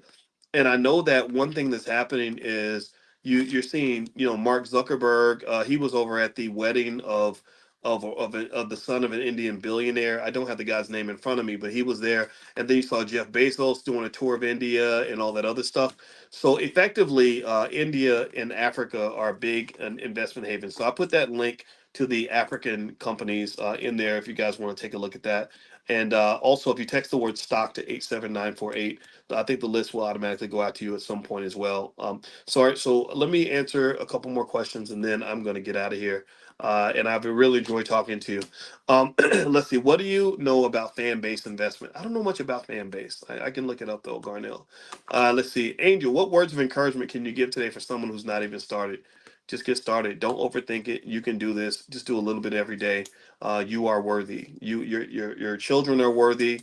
You are worthy. You have to prepare for your future. If you don't do it, nobody else will. So those are my words. I hope they are somewhat encouraging. Veronica, Chanel says you are to meet with her today to discuss my console. Okay, all right, great. So I look forward to talking to Chanel today about the console for sure. Terrence, what are your thoughts on GEO stock? I don't have it in front of me, Terrence, so I'm not able to comment on it, but I can look it up. Let's see. Can we use TribeVest for stock investing? Asked Patricia. I don't know. It's kind of weird. I should know because I invested in TribeVest.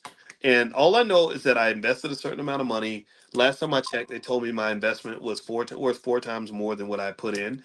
But what I hate about investments like that is that they're not liquid. So if I wanted to go get the money out, so I could impress my wife by taking her to like a fancy restaurant or something, I wouldn't be able to do that. So I'm not a big fan of illiquid investments. And now that you mentioned that, I need to go find out about that investment right now. Um, let's see, where's the link to the Tuesday morning stock market class? It should be in your login at the blackstockmarketprogram.com, the blackstockmarketprogram.com.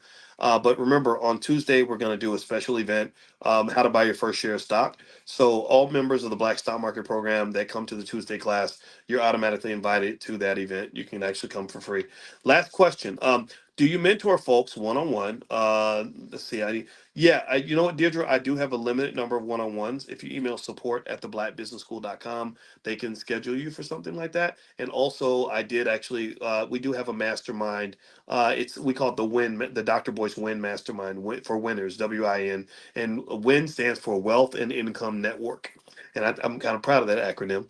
And wealth and income, those words are important because the goal of the mastermind is to help you increase your asset base, increase your income, and then also network with other people that are doing the same thing. And so this is something more so there are requirements you have to apply. And so if you'd like to apply, you can email support at theblackbusinessschool.com and they can let you sort of apply. But we can't let everybody in just because number one, it does have a higher price point, but then number two, there are capital requirements. I need to make sure every investor is qualified. I'm going to have everybody take an exam to make sure you understand what's going on. And also your capital base has to be at a certain level so that we can really do some things that are a little more advanced. Okay. All right. So last question is how much capital base do I need to start with the Prime program? You know what, Stuart? There are some people that have bigger capital bases than others. There are some people that are there to learn, right? Because in Prime, we give access to a lot of stuff, right? Access to everything you want to know about stocks, everything you want to know about options on the buy and the sell side. And then there's the Prime aspect of generating the income from the options. So to actually execute, it does help to have 5 to 10,000 that you can go where you can go buy at least 100 shares of your favorite company and start generating your income. We literally at the stock option summit, I told the students, I said, I'll show you some stuff today that'll help you make money on Monday. Right? This is real stuff. This is not, hocus pocus or theoretical stuff. But the thing is, making money is easier when you have a capital base, because if you don't have the capital base, then you would have to be on more so of a speculatory side. So speculation means you might make money, you might not, right? But if you have a capital base, you can easily extract income from the capital base in a safe and efficient way. So some people are there more so in the learning stage, like, okay, I'm learning, and we give you ideas on how to build your capital base up. Like there's some ways to do that. And then there's some people who say, look, I've already spent 30 years working. I've been working in this factory all this time. I've been saving and investing the whole time. I'm looking for some more efficient ways to generate income from my money so that I can quit my job or replace my income or do things with my family. So LH, yeah, you can do stuff with $13,000. That's a reasonable amount. So feel free to go take a look. See if you like it. drboyceprime.com. drboyceprime.com is the URL. All right, I'm gonna go. I've overtalked. I've overstayed my welcome. I hope that this conversation has been beneficial to you. I hope that this has helped you. Again, if you want to get a copy of my book, The 10 Commandments of Black Economic Power, you can go to drboycebooks.com. If you want to take a look at the Prime program, you can go to drboyceprime.com. And also, if you want to get invitations to Money in the Morning, we do this every morning, 10 a.m. Eastern, every single day, 7 days a week. Just text the word morning, MORNING, morning. Pull out your phone, text the word morning to 87948. If you text morning to 87948, I will invite you for tomorrow. Have a good day, everybody. God bless you. I'll talk to you guys soon. Take care. Bye bye.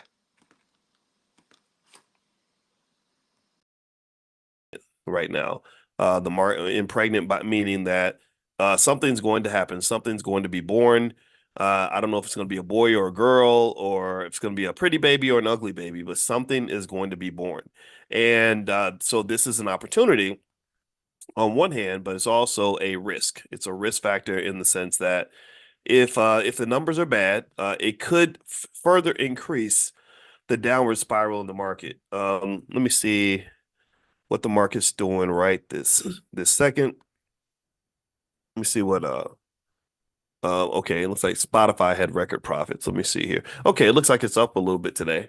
Okay, and earnings season is starting right now. Like, so that's just sort of a very big deal. So ultimately, you want to just be ready for that. Be ready for risk. If you, generally speaking, at one point I did something called storm-proof investing. And I laid that out where I was explaining to you all different ways to protect your portfolio. I'm a believer in safety first investing, really understanding that there are risk factors when you put your money out there, and that you should always be aware of that so that you don't end up putting yourself in a situation that you don't want to be in. So anyway, so once again, forgive me for if I start coughing in it at any moment. I went to the summit this weekend, and I think I just caught something. All right, so let me see here. Now, one thing I mentioned earlier was I given you guys couple stocks that I like. One of them was URA, uranium. I believe the investment in uranium is going to grow because of the need for nuclear power. I think nuclear power is going to be critically important going forward for various reasons. So the ticker symbol is URA, URA. Somebody type that in the chat, is URA. And then also MU, Micron strategy. So what I'm going to do actually, literally while I'm talking to you is I like the uranium ETF the most. So I'm literally, while I'm talking to you, buying shares as we speak. I'm literally doing that right now. And so I'm opening up my E-Trade, and just to show you how your stock picking behavior should be, in my opinion, I think you should get in the habit of just buying stocks the same way you might buy fast food. If you don't eat fast food, then you don't eat fast food. But if you were to eat fast food, you know how people just go through, they grab a burger and they keep it moving. Well, I kind of think stock selection should be the kind of the same way. If you find something that looks like it would be good for your portfolio, then just grab some and just keep going. Like, don't and the other thing too is I was listening to I listened to a lot of podcasts and stuff, and I was listening to a story where a person was talking about how he had $50,000 and he wanted to invest in some company. I forget what the company was, and he literally put the whole 50,000 into one investment. Now, what do y'all think I'm going to say about that? What do you think that my answer to or my response to that would be? What do y'all think? Yeah, it would be like, what are you doing? Like, why would you do that? Why would you put all your wealth in one place? Because what happens is that you're violating a fundamental rule of investing, and a lot of people don't know this. They just sort of, so what'll happen is they'll say, "Oh, I put my money here and I lost everything. It's your fault." And I would say, "No, it's not someone else's fault that you lost everything. Unfortunately, it's your fault. Like, you lost everything because you put everything in one place. You made your portfolio vulnerable. Never do that. Like, that is literally the worst way to invest ever. And in fact, I would almost say to you that as a general rule, if you feel that any one investment can either build you up or change your life or destroy you, that probably means you need to spread your money out a little bit more. You know, again, I think that I know people violate that rule, and I think it's okay if people do it, especially if they know what they're getting into. Like, if they, like sometimes Warren Buffett violates that rule a little bit. So it's not as if it's a hard and fast rule all the time. But if you don't want to risk losing all your money, you got to spread your money out. If you don't, then and something bad happens, well, then that's kind of on you. And so really, when I buy stock, what I do, just like I did with the uranium thing, I literally buy stock so frequently that I don't remember the stocks I own. Like, if you say, hey doc, do you own this company or that company? I'll be like, I don't know, I can't remember. I think I bought it. And that's because there are thousands of companies out here. I don't, I see them each week. And a lot of times when I give you guys the profit alerts or whatever, and we have a whole thing in the Black Business School called What Dr. Boyce is Buying. And literally every week I lay out a list of stocks.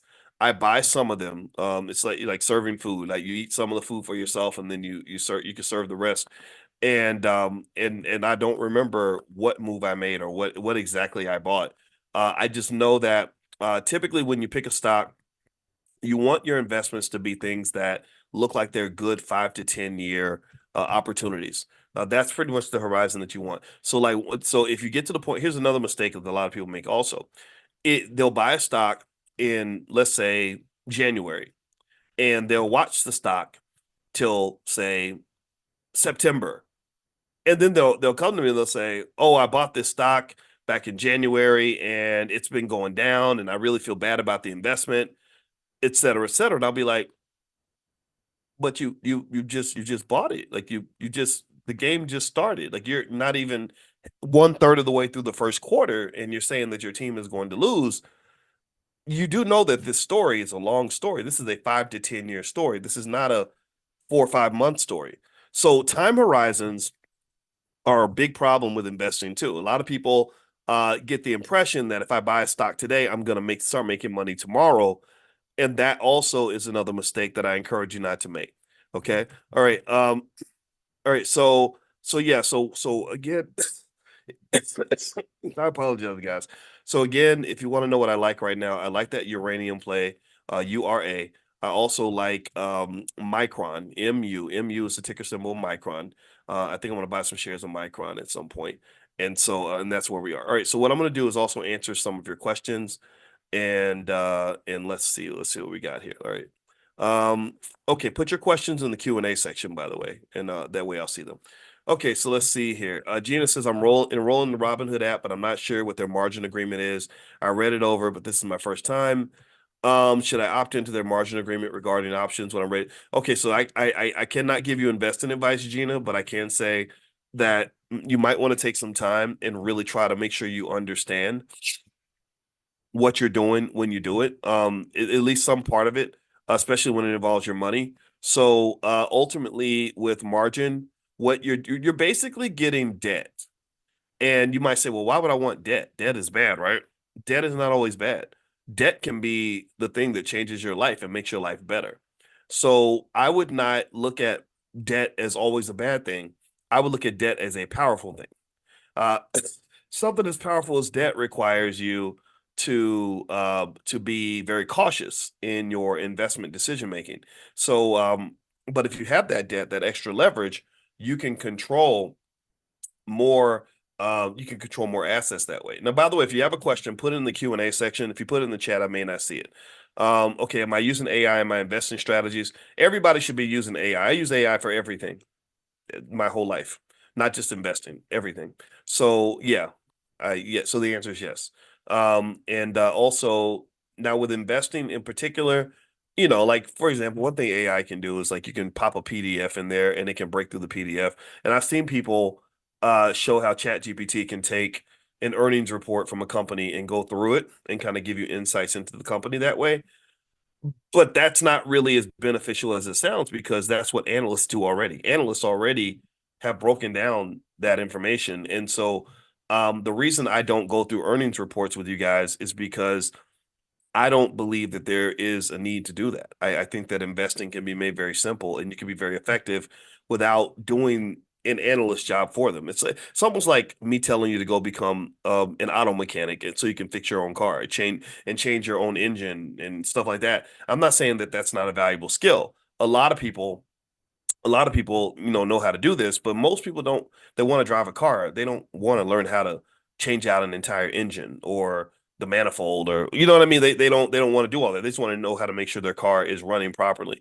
So ultimately, I think with the use of AI, I think it's a matter of maybe AI can make some recommendations if you're looking for certain sectors and industries to look at. But then once it makes the recommendations, you have to go back and find ways to double check that because it'll tell you like, okay, these are stocks in this industry. But a lot of times what I'll do is I'll go back and I'll then look and see what are the analyst reports looking like? Like what's the, what are the risk factors with this stock, right? So there's a multidimensional sort of process that you want to go through with stock selection, but I think AI is just something that's here, and I think everybody should learn how to use it. All right, so let's see. Next question. Michael says, "How do you feel about ChargePoint? Is ChargePoint good for an options play? Okay, could you sell?" I like to sell covered calls. That's what we talked about a lot this week at the Stock Options Summit. A lot of you are making thousands of dollars a week selling covered calls, and it's a great way to make money without working. If you don't know how to do it, I have a training called How to Make Money Without Working. Text the word money to 87948 and I'll send it to you. Just text the word money to 87948 and I'll send it to you right away. No. The answer is no. I don't like ChargePoint. I don't even like it as an investment. It looks like the company's struggling. Whenever you get stocks that are like down there in that like $1.37 range, that means they probably had a really rough time. and ChargePoint's been just declining like crazy. It's dropped 84% in the last year. That speaks to significant fundamental problems.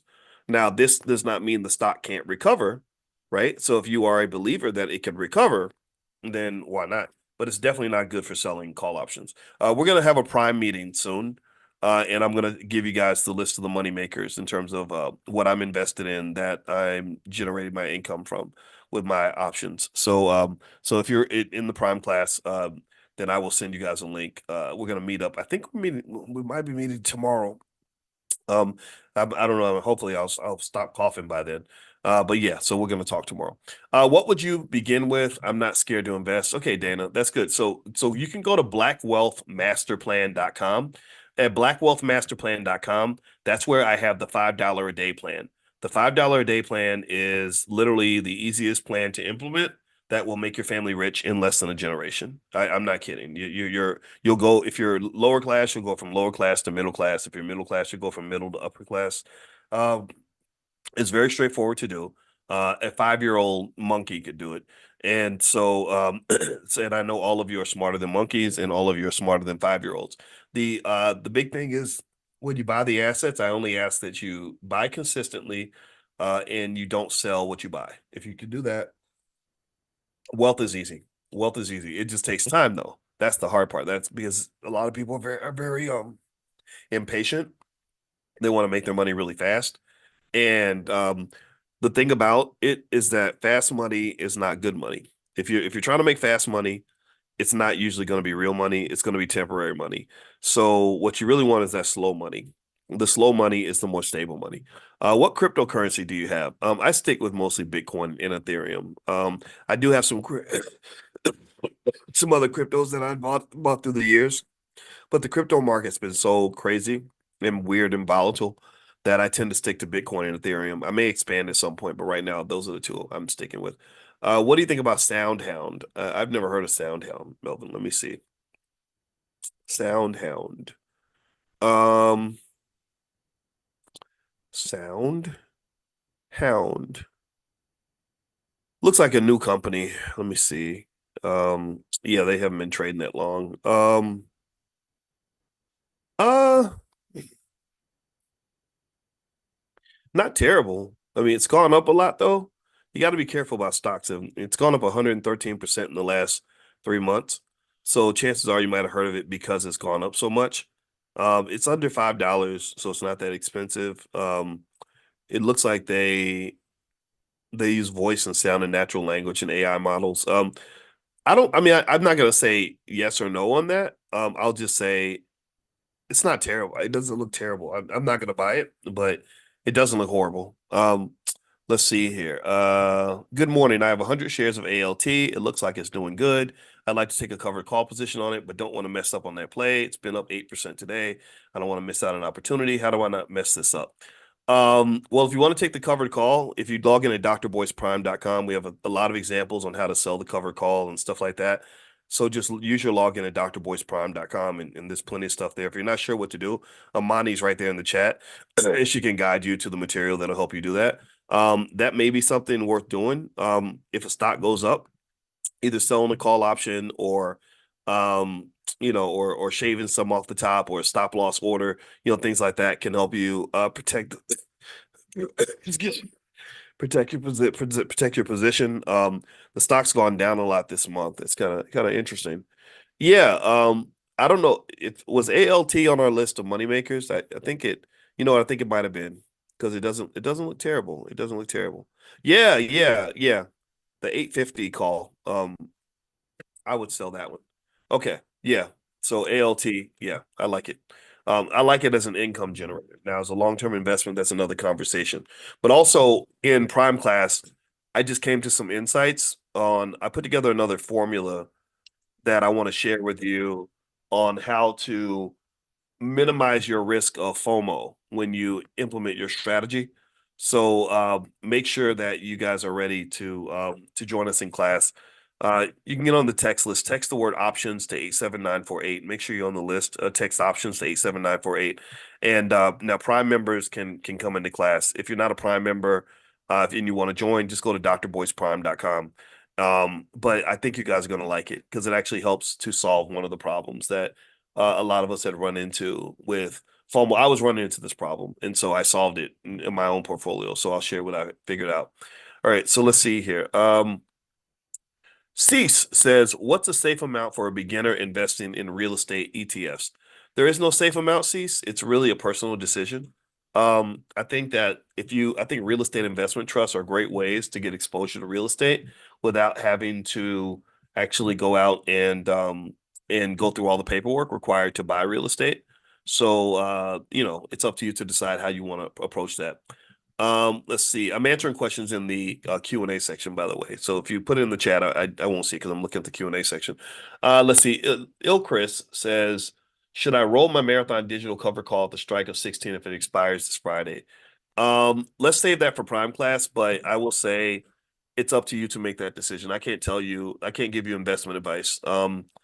But I can tell you that if you want to maintain ownership of the stock, then doing the roll up could be the approach to maintain ownership, and also preparing for the need to do a roll up. To do a roll up, you don't just have to do it. You have to make sure you're ready because roll ups sometimes can cost money. If the stock goes way past the strike price, you're going to pay money to do that roll up. So that means you either have to have cash to the side or you have to have shares that you own that are not that where the options haven't been sold. So that I call that chasing the horse out of the barn. So basically, if you're in a position to do a roll up and you want to maintain ownership of the asset, then the answer is absolutely yes. What are my thoughts on PTLO? Is that Palantir or did I get that wrong? Let me see here. PTLO. Portillo's. Oh yeah. Well, my first thought is I love the food and I do like the stock. So my wife and I eat at Portillo's all the time. I feel like once the world finds out how good Portillo's is, I think it's gonna just blow up and go crazy. I love Portillo's.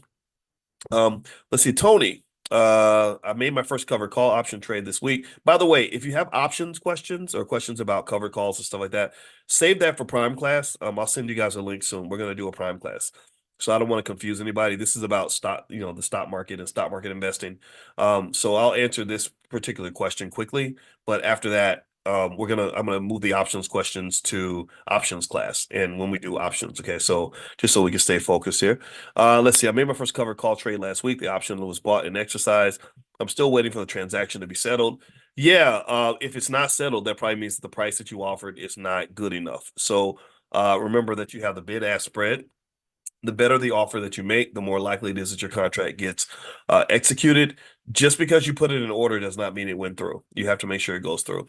Am I using Options Dash, Shaquana? Yes, I like Options Dash a lot. There are lots of platforms for to find stuff, but Options Dash is definitely one of them.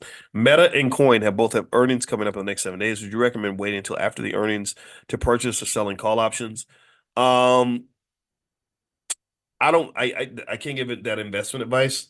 I will say I try my best not to react too much to what's happening in the market. Like I try my best not to time things because that stresses you out and drives you crazy. I prefer picking a strategy and just being consistent with it. And by the way, if you log in at drboyceprime.com, there is a link where you can leave me a question. And what I'll do, since a lot of you have options questions, is I will go and I will answer a bunch of those questions. I'll do a video for you today and I'll send it out. So if I don't answer your options question here, just log in at drboyceprime.com, put your question in there and I will answer that and I'll send you guys that video to take a look.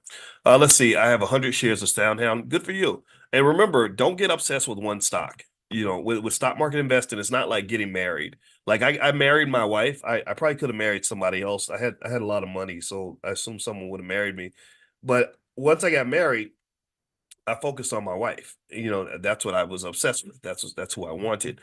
And and that's love. But with stock, you should not I don't believe you should fall in love with a politician and you shouldn't fall in love with a stock.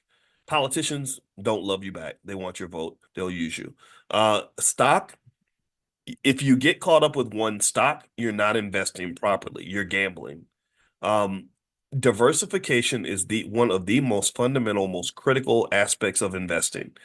Never ever get to the point where you're like, okay, I bought 80 shares of this one company. You're not done. You need 20. And if you can't get 20, Get a mutual fund. A mutual fund will give you exposure to 100. You understand? You got to diversify. You got to diversify. You got to diversify. You got to diversify. Why is that important? Well, whenever I hear somebody say, I put my money in and I lost 80% of my money, I know exactly how that happened. You know, when Clinton Portis, the NFL star who had the highest contract in NFL history, lost $10 million with his investment advisor, and he was sitting outside his office with a gun because he was thinking about going in there and killing him. I knew what happened. Somebody didn't diversify. Somebody didn't diversify. There is no way that a person could have created a healthy portfolio for this man. It went broke. Not possible.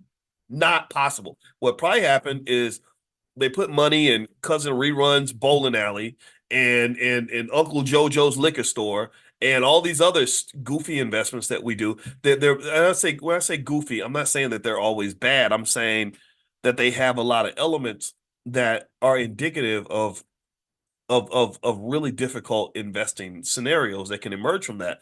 Liquidity is one of many variables that will be a problem. And what do I mean by that? If I put $300,000 into Uncle JoJo's liquor store, I may not be able to get that $300,000 out. Uncle JoJo may not be able to go to, like, if I say, look, hey, Uncle JoJo, I invested 300,000. I want to pull my money out now, with interest or with some ROI based on the valuation of the business. How are you going to do that? How are you going to do that? You don't know. Well, number one, you don't know what the business is worth. So you don't even know if your 300,000 really made you, grew you a capital gain or not. Number two, what if Uncle JoJo says, look, I don't have $300,000.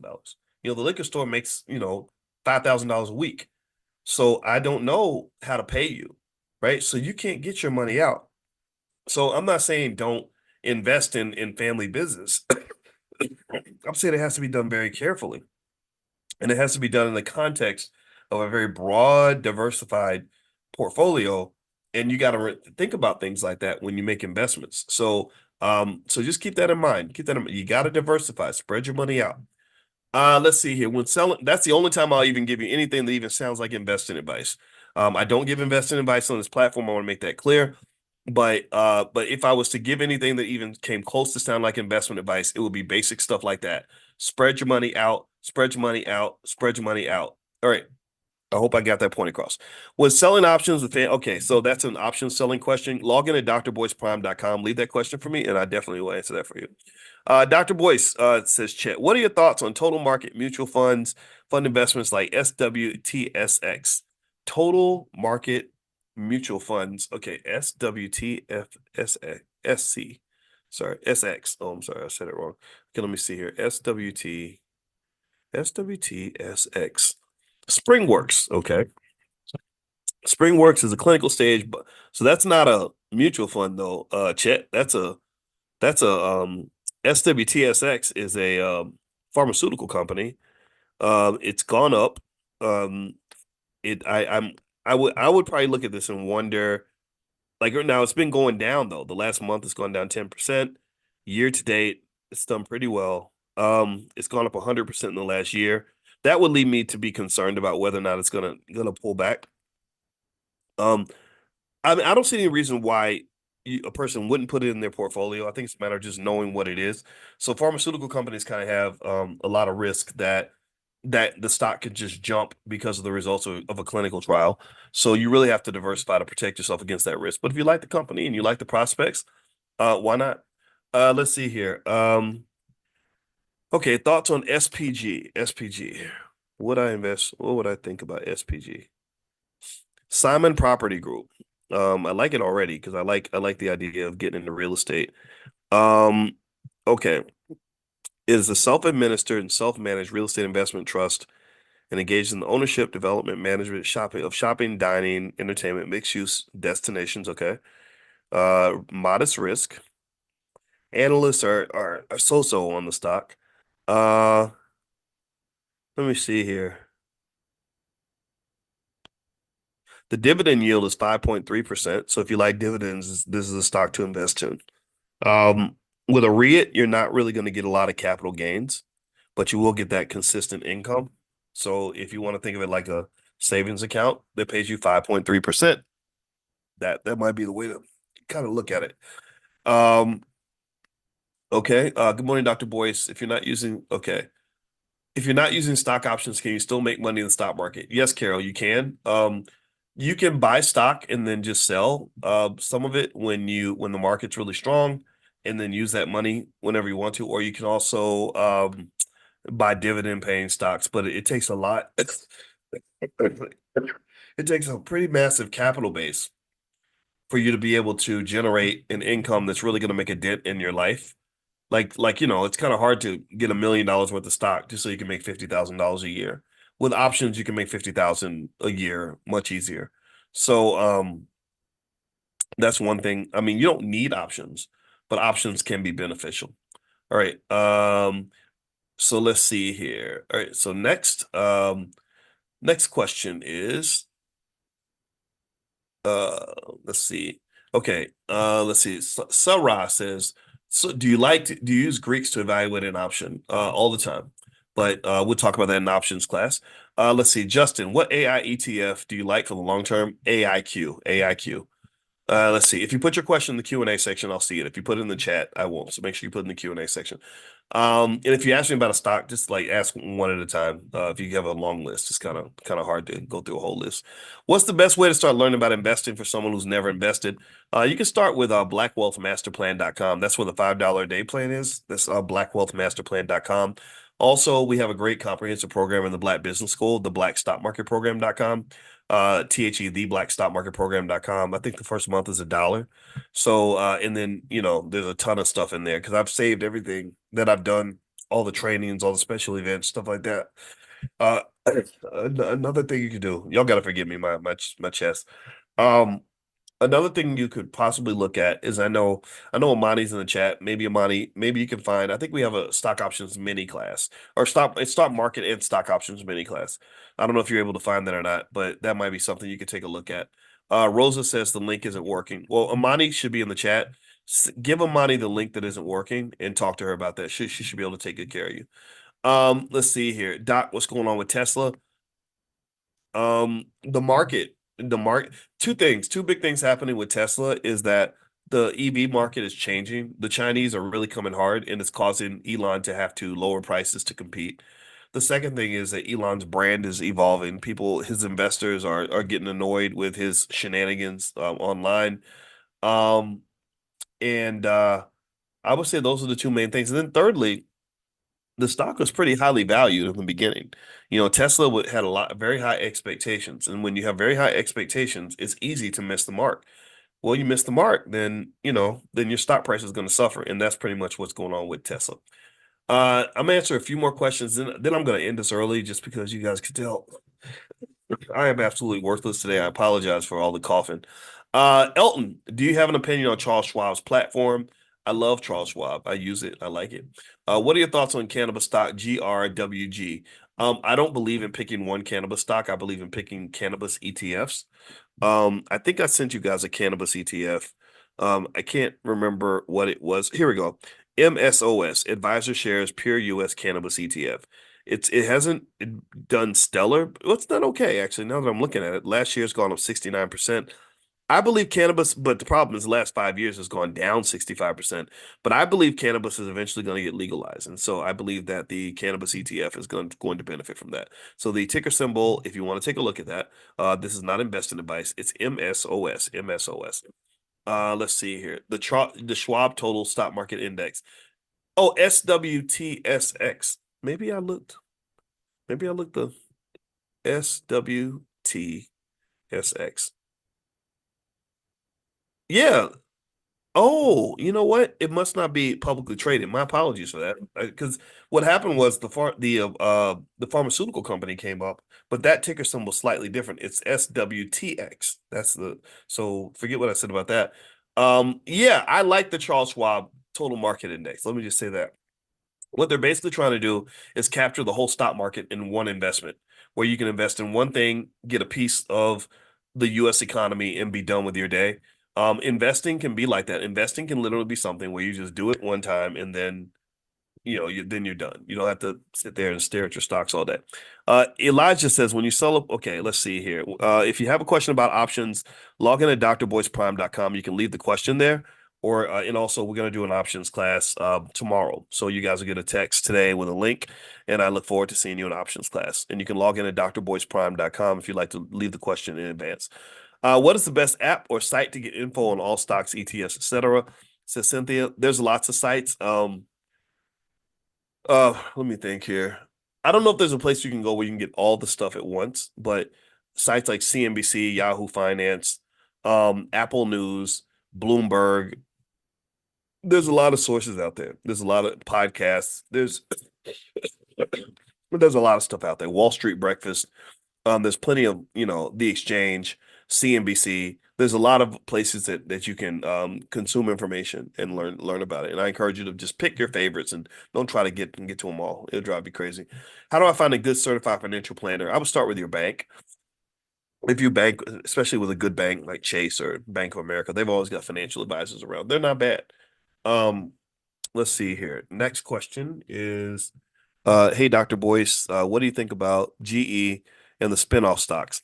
You know what, Natasha, I used to love GE, but I feel like GE is struggling. I don't know if I think they lost themselves, but I don't hate it though. I don't hate it. I'm always enthusiastic about a company that's working so hard to solve its problems. Um, I'm looking at GE stock now. It looks like the last 3 months. Wow, it's really roared the last 3 months. The last year, okay, maybe they figured some things out. Yeah, yeah. So either purchasing GE now maybe could be a move to make if you like the company, or waiting until there's a pullback. But yeah, GE, whew, this stock has been on fire, and I've been waiting for that because GE. I mean, I think they did a reverse stock split because their stock was doing so badly. But it sounds like they might have fixed whatever their issue was. Any suggestion on emerging markets? Yeah, there are emerging markets ETFs, stuff like that. I don't have any that come to mind right now, but let me see, emerging markets. Here we go. EEM, iShares MSCI Emerging Markets ETF. EEM, that's the ticker symbol. So if you like emerging markets, that's a good way to jump in. The $5 a day works. Share my testimony at the summit. Thank you, Michael, for doing that. I appreciate it. Anybody who wants to do the $5 a day plan for your kids, so your kids aren't out here on TikTok crying at 26 because they don't have enough money to pay the rent. The $5 a day plan is easy to implement. It works. It literally allows you to invest less money than most of us spend on fast food. But the thing is, you have to do it. You have to administer the financial medication early. You can't wait till the last minute. If you try to do it try to make money in 6 months, it doesn't work that well. Investing needs time and it gains momentum. So if you have a newborn baby, you do $5 a day for that child. By the time that child is 30 or 20, really, that child's going to be rich. They're going to have more money than 95% of all Black children. So put them in a position of strength. Don't just throw them out there. All right. So Sharon, would you ever buy stock in a company if you feel like the company's products or services are harmful? To be honest with you, Sharon, I don't care about stuff like that. Some people care about that, but honestly, I just look at the fundamentals. I mean, what kind of business you're in is most of the time. I mean, private prisons, obviously not. But everything else, you know, it's a personal choice. Let's see. Michael says, Doc, my wife and I have the capital base to invest in stock options. Should we reach out to you directly? Well, Amani's in the chat. If you want to set up a direct consultation, you can go through Amani. Also, drboyceprime.com. That's where we've got literally hundreds of you that are in there making quite a bit of money selling cover call options and also doing various option strategies that a lot of you seem to like. The satisfaction level is very, very high. So if anybody wants to give it a try, you can go to drboyceprime.com. All right, so let's see here. Sean Campbell, what exactly should I be looking at when shopping for a long-term, short-term stock? I put together a list of 11 steps that a person could go through to pick up the right stock. If you look up, I think it's the drboycemethod.com, the where you can take a look at that if you want to. Let me see that URL still is up. It should work. Sometimes URLs just stop working. I don't know why. There we go. The drboycemethod.com. the drboycemethod.com. Let's see. Elijah, what are your marathon projections after earnings in May? I have no idea. The Bitcoin halving just happened. Marathon does Bitcoin mining. I don't know how that's going to affect their profitability. I would expect it to cause it to decline. But the thing is that the market has already adjusted for all that. So I don't know what to expect. Uh, Wyline, what do you look for to determine if a stock is good for options versus long-term holdings? A lot of factors, starting with implied volatility. I look to see whether or not the investment is safe or not. I check the stability of the stock. I check very mostly risk management, and making sure that it's like putting a seatbelt on a kid before they get on a roller coaster. You just got to think about, like, what are the ways that this baby could fall out of the roller coaster. So you buckle them in and all that stuff. And once you have assessed the risk, pick the asset, assess the risk, and manage the risk, then you can get to generating the income. But then what happens is, and this is what we do, in the Prime program, in case you want to know, is every week there's an adjustment, there's a reassessment, there's a determination. Sometimes the assets that were the best choices last month are different from this month. You have roll ups and roll downs and all kinds of modifications that have to be made, and also you have FOMO and FOLO, fear of missing out and fear of losing out, that you have to manage as well. And so risk management becomes an important part of the process. But if you can keep the baby in the roller coaster with the seatbelt on, you can go quite a ways with this strategy in terms of generating consistent income. But you also have to understand that every strategy can't do everything. So selling options is a strategy that generates income. It doesn't always generate capital gains. And sometimes it might generate a capital loss. And you have to be able to contextualize properly what that capital loss might mean. Not because it's not like it means nothing. The paper loss means something, but paper losses only mean something if you're selling the asset. So if I buy a house, and and you tell me my house is worth 10% less than what it was worth yesterday, I don't care. I'm not selling the house. Now, if I'm selling, then I have to be more sensitive to the price adjustments. All right, let's see. The Charles Schwab ticker. Yeah, it was SWTSX, Patricia. SWTSX. But it's not in Robinhood, so you might have to go to E-Trade or Schwab to find it. Okay, a few more questions, then I'm going to bounce on out of here. $5 a day investment. Can you provide more information? Yes, Sydney. It is at blackwealthmasterplan.com. That's blackwealthmasterplan.com. Let's see. Dana says, Dr. W, this is about your cough. Yeah, well, thank you so much. I appreciate the offer, Dana. danapitts.lovebiome.com. Okay. Well, I appreciate it. And my wife has me, she's into a lot of holistic treatments and stuff, and she got me doing all kinds of stuff. So I'm gonna be good. It's just I gotta cough it out. So, but thank you. I appreciate that very much. Thank you very much. All right, so let's see here. How do you feel about the flying car? I'd like to see them. I thought we'd have them by now, Maurice, but we don't. And yeah, I see. Okay, you have some tickers: JOBY, EVTL, EH. Okay, I'll look at JOBY. Let's see here. JOBY. That's a flying car company. Okay, Joby Aviation. Um, the stock's been going down a lot. Their transportation company, which engages in the development of an all-electric vertical takeoff and landing aircraft platform. Okay. I see that as more of a long-term investment, but at the same time, it could be a short-term investment if you think that somehow there's going to be some innovation in the short term that's going to move that stock price. If you believe in the industry and you think that it's going to evolve, maybe you're an engineer and you have some insight into it, or maybe you follow aviation, maybe you can invest in it, but I would not try to pick the winner. That's the part where you get in trouble. Is if you try to pick which company is going to win in an industry, you're going to end up getting it wrong 9 times out of 10. Like if you go back to 2000, everybody knew the internet was going to be big. Everybody knew that. It wasn't a secret. And people would try to bet on the internet or invest in the internet. So what they would do is they would pick stocks like AOL, Yahoo, because that makes sense. MySpace, right? That makes sense, right? Why? Well, because they because they those companies were dominant at that time. That obviously isn't what happened. So the best way to invest in the internet might have been an ETF or something like that, or a diversified portfolio at the very least. That would have made a big difference. Okay, 3 more questions and then we're done. So Patricia, I won't get to your question, but Gregory Dees will have the honor of getting the last question for today. All right, so well, Patricia Jackson, actually, I see you have 2 questions, so I will get to your question, Patricia. I just won't get to the second one. So I hope that's okay. All right, so Patricia says 64 years young, just getting started in stocks and only a few hundred to start. Real estate trust AIQ to build income. I like that. I like that a lot. I like the diversification. Congratulations. And remember, 64. There, yeah, that is young. It's 80 years old is young if you understand investing as a team sport. Investing is a team sport. You're not just investing for you, you're investing for your grandkids. Your grandkids have all the time in the world. They have all the time in the world. They're very wealthy because they have time. And all those years, that 157,000 hours that they spend just being kids between the ages of 0 and 18, that's 157,000 hours that Grandma Patricia's money can be growing in an S&P 500 index account that will make sure that they have no financial problems as they get older. See, here's the thing. It's not impossible to imagine a world where no intelligent black child or no child of intelligent black parents has to work for anybody. I do believe that. I said I'm going to set that standard very high for you because I believe that this is easily achievable. If you are an intelligent black person, and when I say intelligent, I'm not talking about when you went to school and all that. I'm talking about just you have investor vision and foresight and you plan and stuff like that. If you're intelligent, your children should never have to work for anybody.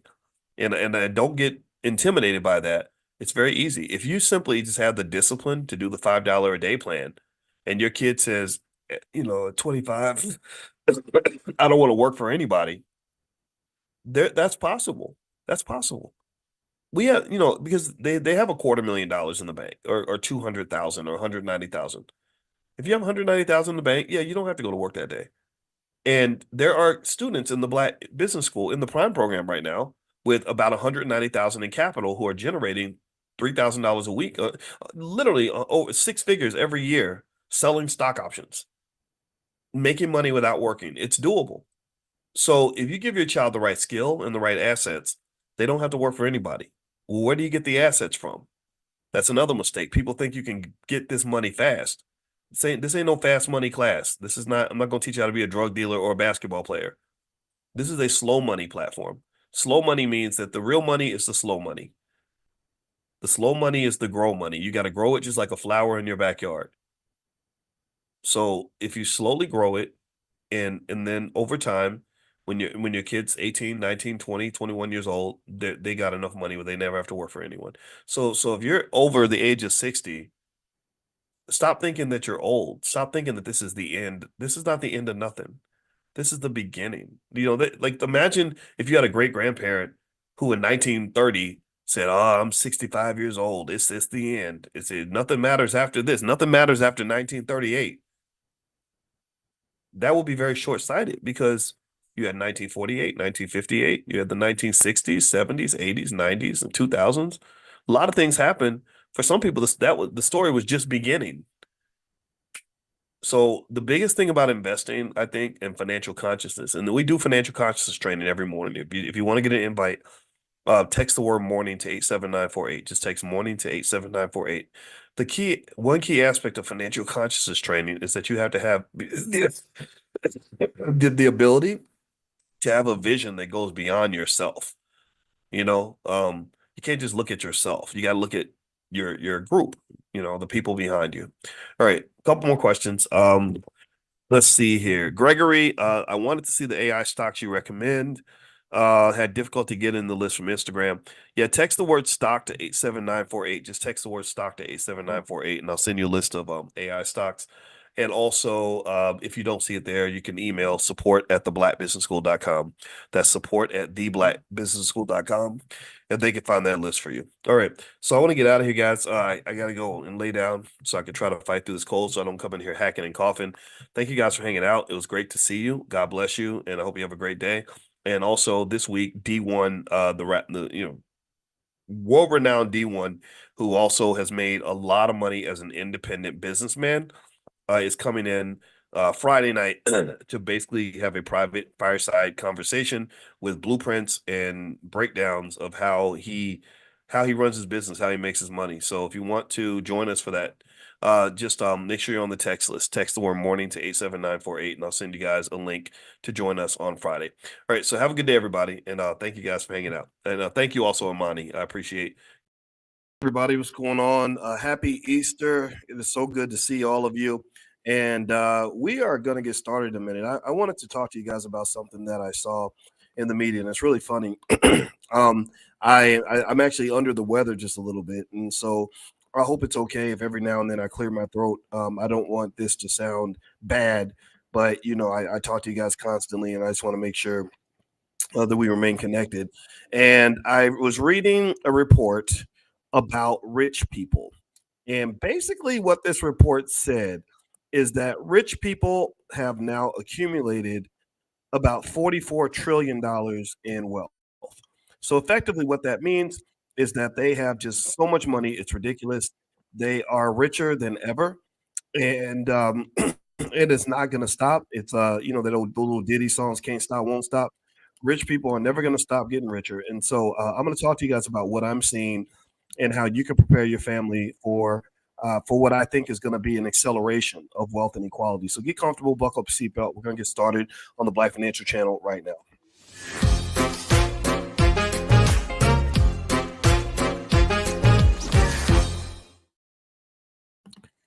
Hey, what's going on, guys? Welcome to the Black Financial Channel. That's theblackfinancialchannel.com. My name is Dr. Boyce Watkins. I'm your friendly neighborhood finance professor. On the Black Financial Channel, we talk about Black wealth and Black economics every day. Sometimes we do it 10 times a day under the B1 condition. B1 means we are Black first. Black first means that we don't hate white people. It just means that we love ourselves. If you agree with this philosophy, put a B1 in the chat. Let me know if you agree that it's okay for Black people to love ourselves. And also, I want to say happy Easter to everybody. I see you, Etta and Larkita and Max Law, Sharon, Deuce Smith, codename Diva. So what I'm going to do is I'm going to show you some interesting and really disturbing data about wealth inequality in America, racial and just general wealth inequality. I'm also going to talk to you about ways to deal with this, ways to respond. And at the end, if you stick around to the end, I have some stocks I want to share with you that I really think are going to help you and your family put some money in your pocket. One of the things that we've decided in the Black Business School to become one of our core philosophies and core missions is to make sure that you get richer, that you make more money because you're hanging out with us. I don't just want you to feel good. I'm not just here to give you a speech. I'm not just here to bust a rap or tell a joke. I'm here to give you something that will make your life better. If I can't make your life better, then you shouldn't be listening to me. And so if we can agree on that, then if you can agree to support us, then we agree to support you.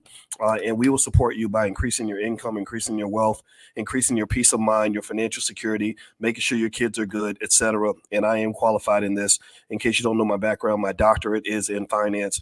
And in case you don't know, that's a really hard degree to get. It takes a lot of time to get that degree. But anyway, so let's get it cracking. Let's jump in. And I'm going to talk to you guys about some data that I just saw. So effectively, rich people are are richer than ever. The rich keep getting richer, and that's just kind of how America works. They have so much money; it's ridiculous. They are sitting on swole, so to speak, financially. And a recent study showed that they've now the wealthiest in America have now hit a record of approximately $44 trillion. So they're sitting on $44 trillion worth of wealth. And this is very disturbing. This is not a healthy balance in our society. This is not a good thing. Just to kind of give you some context into this.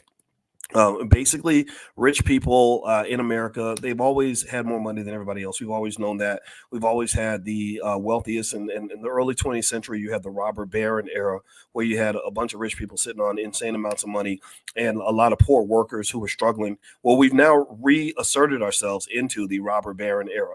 The robber baron era of the early 20th century has repeated itself in the United States. If you look at some of the graphical representations here, if you look at, let's go back here. Let me go back and grab this a stat that I actually like. Here we go. If you look here on this chart, can y'all see this chart? Give me a yes if you can see this. If you can't see it, if you're listening on Spotify, then I'll describe it to you. And this podcast is on Spotify. Just look up my name. So it says the wealthiest Americans own an increasing share of wealth. This graph only goes up to 2016, but I want you to look at the blue line. The blue line is what we're talking about, the richest 1%. And then I want you to look at the purple line on the bottom 90%. Don't worry so much about the orange line. The orange line matters, but I don't want this to be confusing. So if you look at this blue line, which represents the top 1%. Here's what you notice. If you go back to the beginning, if you go back to 1989, you saw where the levels were. They dipped a little bit in the 90s. But the blue has kind of remained strong for the most part for the last 30 years. That top 1%, their percentage of American wealth has pretty much remained constant, or it's actually grown. If you see, there's a gap that starts to emerge around 2010. and it accelerates and it maxes out here at 2016. But just to tell you how the story ends, you got another 8 years after that. The gap continues to grow. Wealthy people, the top 1%, now have a record amount of wealth that they didn't have before. And if you look at the bottom 90%, look at the bottom 90%. The bottom 90%, their wealth has gone down. Their wealth has gone down. Their wealth has gone down. The bottom 90% where their wealth has gone down, that represents people who basically are not in the financial system, who don't have economic vehicles, who are getting up and going to work every day, who are trying to save their way to wealth, who are getting a paycheck, spending the paycheck, and then living paycheck to paycheck.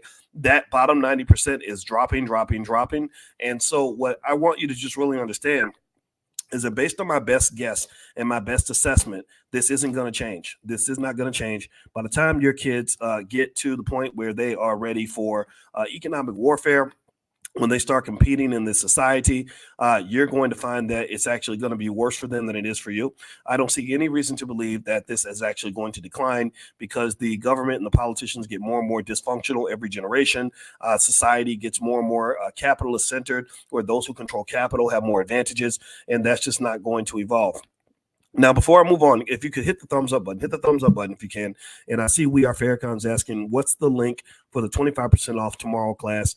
Actually, we are going to do an event tomorrow. It's basically called Stormproof, how to stormproof your portfolio to get ready for what I believe is a declining market that's going to happen in the very near future. What I'll do is I'll put this link in the chat. You guys, because you're here, I gave it to our students in Money in the Morning, our financial consciousness training in the morning, but I'll give it to you guys since you guys are here and listening. If you're listening live, you'll see that link pop up in the chat. Let me know if you see that link in there, and you can click on that and you can join for 25% off. It's a one-day event, but you get the materials for life. One membership, you can feed your entire family off of that. And then also you get the slides, the study guide, everything, the recording, all the materials. It's yours for life. So the fee is $89, but you can have 25% off by clicking this link. And also the recording for tomorrow, if you're talking about money in the morning, you can get those recordings at drboycedaily.com. Dr. Boyce Daily. The live sessions are free. We do that every single morning, financial consciousness training, 7 days a week. We even do it on holidays and weekends. Every single morning, 10 a.m., we do financial lessons and financial conversations. That's free. If you come live, it's free. If you want the recordings in the archives, there is a fee. That's how we raise money for the Black Business School, because we want to be an independent Black wealth institution. We need institutions in our community. We need think tanks in our community. We need the best and the baddest and the brightest sitting around thinking about how to solve economic problems in the Black community. We just signed Dr. Lene Javette, who is an absolute beast when it comes to, she's a beautiful beast, but she's an intelligent, beautiful beast. Shout out to all the smart Black women out here. And Dr. Javette is going to be our Dean of Entrepreneurship. Julian Gordon was our Dean of Real Estate for many years. And then also we've got Ace Chapman, who just came in, who showed our students how to make millions of dollars acquiring businesses. Also, Michael Edwards helped us to launch the B1 Forex Academy. So we got a lot of stuff going on. Now, if you want to see the recording, Terrell, if you sign up for the membership with that link I just shared, that will give you access to the recording. So you can just, go back in, log in anytime for the next 10 years and it'll be there waiting for you. And you can share it with your cousin and them and everybody else. All right. So here, let's get back to the topic at hand. So we were talking about how the richest 1% have pretty much dominated the American economy. My theory is that this plan for domination started about 40 years ago. I believe it started in the 1970s. See, remember I was telling you all that the way to control the present is you have to control the present when it's the past. Sun Tzu, in The Art of War, he said that battles are won before they begin, that those who prepare are the ones who succeed. And so things like gentrification or the control that the Republicans have taken over the U.S. government in terms of making all of our politicians centered on the money, all this started a long time ago. They started this plan in the 1970s. Now, the Democrats are not much better. So don't think I'm sitting here doing that Democrat-Republican nonsense. I just don't believe that voting for a Democrat or voting for a Republican is going to make a significant difference in the wealth levels of Black people. We've done those experiments. We've done those things. We've had these votes, and these votes have not led to anything when it comes to your economics. I say this as a finance PhD. So you're welcome to prove me wrong. You're welcome to show me where Black wealth has gone up because we voted for a Democrat or because we voted for a Republican. You're welcome to prove me wrong. In fact, I hope you prove me wrong because I'm getting sick and tired of all the nonsense where we are led to believe in false solutions to our problem. We're led to believe in solutions that don't work, but they're convenient for people that want to control us, manipulate us, and make money from us. So if you want to know where I stand, I am a big believer in Dr. Claude Anderson and Powernomics. I believe that if we think about economic power in the right way, we can get where we want to get to. Now, what is this that I put on my screen? Here is a chart on racial wealth inequality. And I want you to look at this chart here. Let's take a minute to dissect this and break this down. Okay. So here it says in 2019, the typical white family had a wealth of had $184,000 in wealth, and the typical black family had $23,000. The top is where white people live on this chart. The top chart is white people. Can y'all see this? Give me a yes if you can see this. Okay. The top chart, the black is white people. The bottom, the purple is black people. Y'all see that? And if you look here, you can see that white people are just way at the top of everything when it comes to the economics. In fact, white wealth, it was going up, up, up. And then it looks like around 2007, that was when the stock market crashed. And you saw their wealth kind of dipped a little bit, but it kept on going up because being white has always been profitable in America. If you look at black wealth, start from the very beginning. Go all the way to the left-hand side. Can y'all see this? Are y'all following me? Okay, let me know if you're following me. I want to make sure I don't talk. I get excited. I talk a little bit fast sometimes, and I don't want to do that. And again, forgive me because I'm a little bit under the weather, so that's why I don't sound like myself. But I don't care. I'm gonna keep going. So you see here, look at the beginning. Look at 1989. The median white family, the typical white family. I believe this is the median. Yeah, it's the median, not the mean. The median white family has $143,000 in wealth. The median black family has $9,000 in wealth. Then you go out 30 years from 1989. 1989 is when I finished high school. That's how old I am. And you think all this progress has been made. You're told in school that all this racial equality has been achieved. You're told that black people are just doing so much better than they were before. Well, I want you to go up 30 years. And I want you to look at 2019. Look at 2019. White people are at 184. Black people are at 23. We went up by 14,000. They went up by 41,000. So not only are you behind, I need you to pay attention to understand this. I'm a mathematician, so I see this in very complex ways, but I can explain it to you. So don't get intimidated by that. It's not just that they're ahead of you. It's not just that they stayed ahead of you. It is that they got further ahead of you. Are you following this? So if you consider black wealth to be a car, if we're in a car and white people are in a car, not only is their car miles ahead of your car, but the gap ain't shrinking. The gap between the cars is actually growing. The gap is accelerating as fast as white people's wealth is accelerating. So this ain't progress, y'all. This is not progress, black people. This is not a win. This is not a win. Let me ask y'all a question. Let's do I do financial consciousness exercises. In the morning, we do our financial consciousness training. I'm going to ask you a simple question. If I was to ask you, what were the top 3 stressors for black people? The top 3 things that cause black people the most anxiety, the most stress, the most family drama. Would you agree with me? Give me a yes if you'd agree that money will be in the top 3. If I was asked, what are the top 3 things to stress a black man out? Would money be in the top 3? If I said, what are the 3 things that a single mother worries about the most? Would money be in the top 3? If I said, what are the top 3 things that break up families? Would y'all agree with me that money, a lack of wealth, a lack of financial security, that word is very important, security, very important, because that's emotional. Money's very emotional. If you ever want to be stressed out, just let somebody take money out of your bank account. Or let your credit card start bouncing. Let lose a job. Go through what it's like to lose a job. So here's what I want you to understand. I want y'all to understand, like, I'm a simple guy in the sense that I know a lot of complex ideas. My PhD is very real. It took me a decade to go through all the classes and everything, but I don't need to be complicated to explain these complex ideas. I can explain the complex ideas in a very simple way. So here's what I'm saying to you. When you tell me, when you get up on a podium, whether you're a politician or a Negro naysayer or somebody who just hates Boyce's guts because you don't like what I say on this platform, I'm going to simply say to you, okay, we've made all this progress, but are black people better off? Are we feeling better when we wake up in the morning? Are our lives more secure? And if you say, yeah, we're doing much better. I mean, things are so much, my gosh, back in the 80s, things were so much harder for black. Okay, I hear you. But I just showed you. We just agreed that having enough money is one of the dominant factors in whether or not your quality of life is good or bad. So, and the data clearly shows that you don't have much more money than you had back in the 1980s. I mean, that $14,000 increase, that's barely, I mean, that probably keeps up with the rate of inflation. That's it. The racial wealth gap has not closed. So if wealth is one of the top 3 factors that drives quality of life for Black people, happiness and stress and everything else, then you can't tell me that our lives have gotten better if the money ain't showing up. That's when I become Joe Pesci in the reparations conversation. Y'all know what that is. Y'all know Joe Pesci's most famous line in Goodfellas. What was it? F you pay me. F you pay me. F you pay me. And if you can't pay me, then I'm going to go pay myself. So I want y'all to look at this chart. There's a lot of data here. There's a lot here, and I'm going to try to condense it so that we understand the conversation. But if you look at this chart, here's what I want you to understand. When I'm in a car that's either going slow or going backward or not taking me to the right destination, I'm going to get out of that car.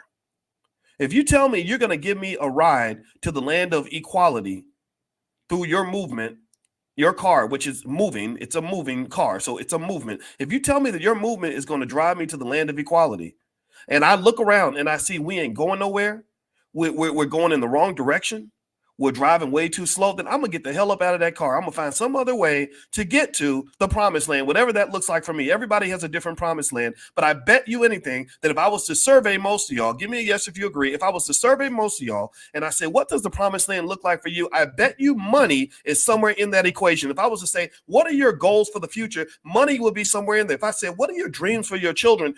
Money would be somewhere in the equation. So to me, if you are, I'm too smart to make myself stupid. I can't follow leadership that is less qualified than the people they are trying to lead. I can't follow somebody's ideas if the ideas don't make sense. When the math ain't mathing, I'm not doing that math. I'm a mathematician. I know that 2 + 2 is 4, and you're trying to tell me that 2 + 2 is 186, and the math just isn't mathing. So here's what I'm saying to you. I want you to look at this chart. And I want you to sort of look at these numbers. For white people, you had 143 as their median wealth in 1989, 184 in median wealth in 2016. Black people, it went from 9,000 to 23,000. Look at that 184. Look at that 184. Now, I want you to ask yourself a question. Here's what I want to ask you. This is my question. How many of you either are or know a Black person who has a wealth level where their net worth, assets minus liabilities, exceeds $184,000? How many of y'all know a Black person who has more than $184,000 in home equity? Maybe they've got, 40, 50,000 in stock. Maybe they got a small business that they wouldn't sell for less than a couple $100,000. How many of y'all know a Black person who actually has more net worth or higher net worth than white people? Give me a yes in the chat if you know somebody who fits that description. Okay, a lot of you are saying yes. Here's the deal. This is what I want you to understand. There's nothing magical about white people. I know that you were raised to believe that they are these wonderful aliens who sprinkle fairy dust out of their ass, or that they come from another planet of superior beings. But there's nothing magical about them. This is not me being anti-white. I'm not being anti-nothing. This is just me being honest. There's nothing magical about white people and what they've accomplished. $184,000 in net worth is a very easy number to accumulate if you know the rules of the game. But it is a very hard number to reach if you're playing the game the way you were taught to play it by civil rights superstars and people that believed in things like corporate jobs, student loans, affirmative action, and things like that. If you believe white people as the masters of your economic fate, when they're running the businesses and they're deciding how high you're going to go, if you believe that they're going to give you a net worth that exceeds $184,000, then you're going to fail.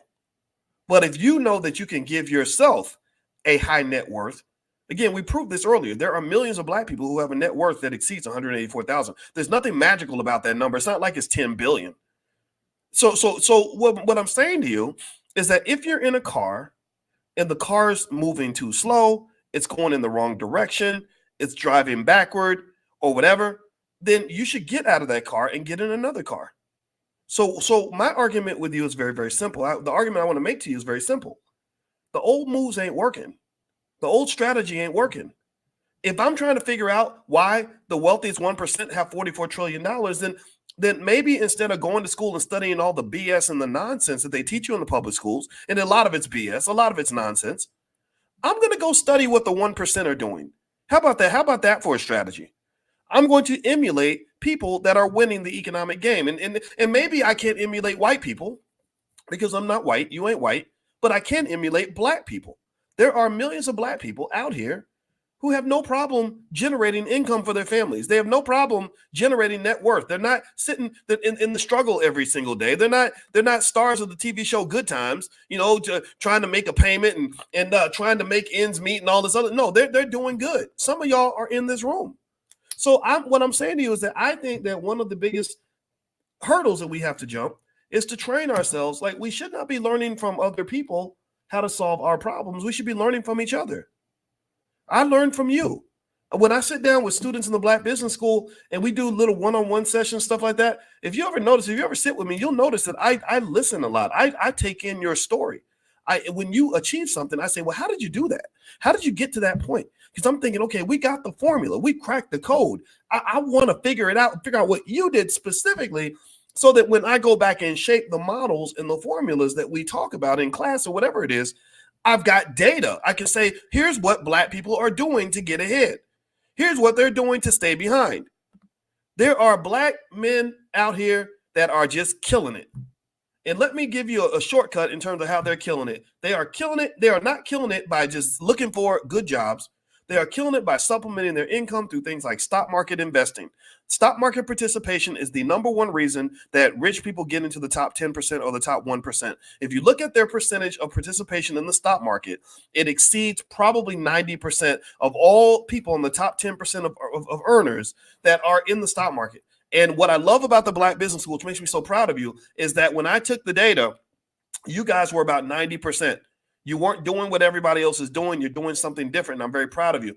If you want to give me a gift for my birthday or for Christmas, I'd like to be able to take that survey at the end of the year and have that number be closer to 100%.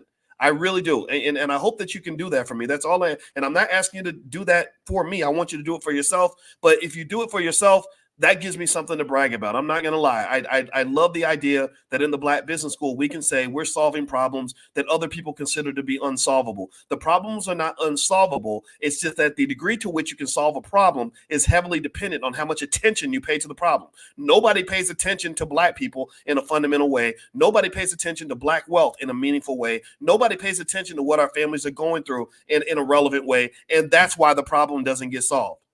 That which you pour time and energy into is what is going to grow. The flower that gets the water is going to grow. The flower that gets the dirt and the seeds and the sunshine is the one that's going to grow healthy. But our flower does not get watered because we got too many people out here trying to copy white folks. We got too many people out here trying to exploit the Black community. We got too many people out here trying to sit around and complain about a problem. We got too many people out here that become these weird crabs in a barrel that literally get angry because I'm using my PhD to provide a solution, and I don't have any patience for it. I call them the Negro naysayers. If you are a Negro naysayer and you come in here to cause trouble, just know you are in a sacred space. We will kick you out of the church. You cannot be here. If you're going to be a troll, you better be a quiet troll because we ain't got time for nonsense.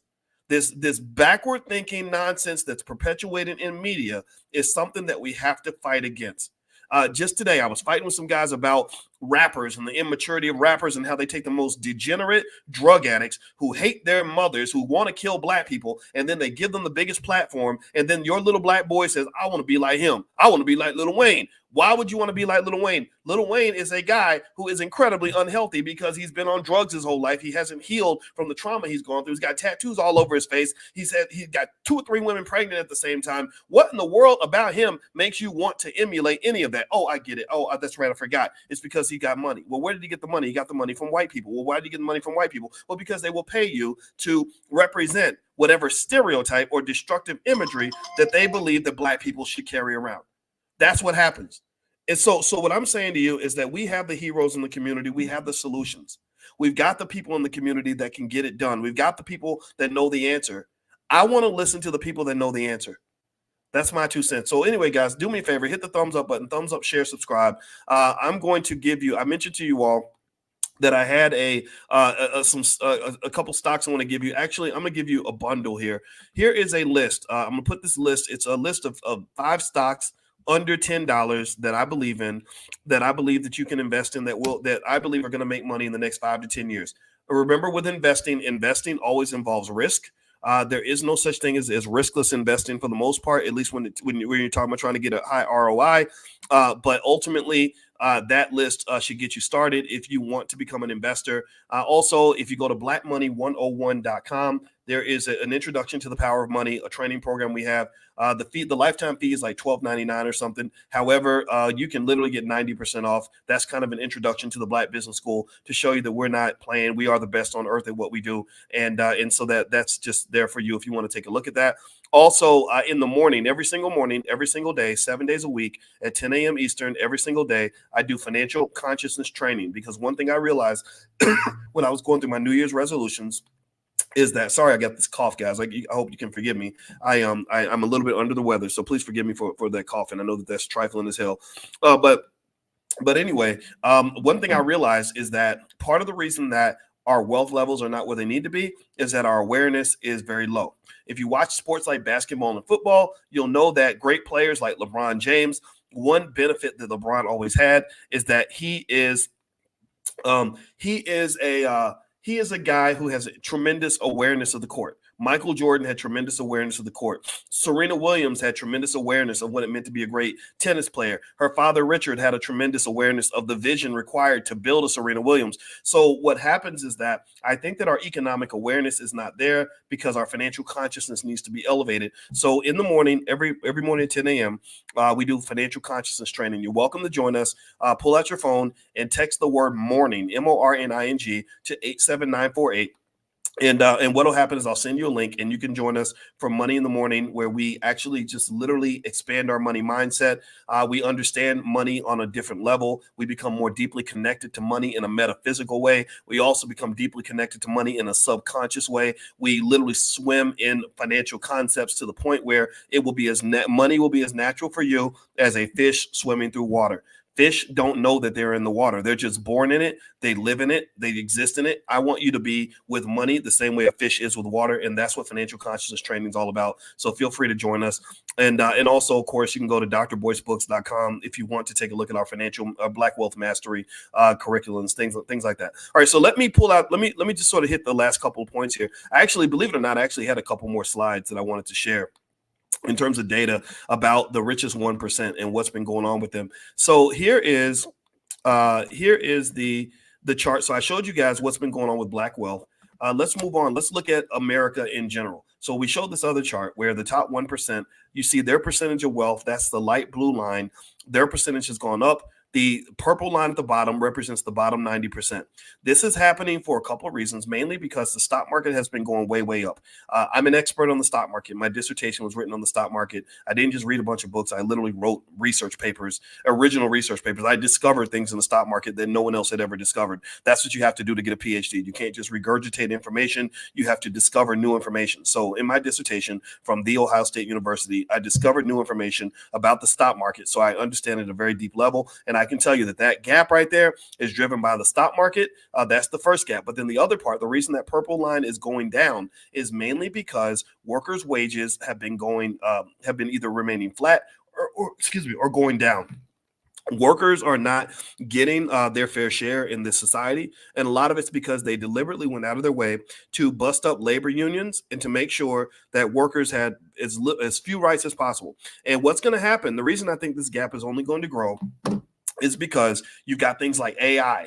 Now you don't have to deal with people. You got robots. Robots will work for $2 an hour. You've got immigrants coming into the country by the boatload. You think that's an accident? You think they're accidentally letting millions of people into the country that should not be here? No, they're doing it on purpose. The money is the motive. Also, if you look at the United States. The United States is a terrible, terrible, terrible country in terms of economic inequality. Now, this chart is a little bit fuzzy. I apologize for that, but I'll make it simple for you. If you look at the top, that top light blue line is the United States. This represents the percentage of the country's wealth that is controlled by the top 1%.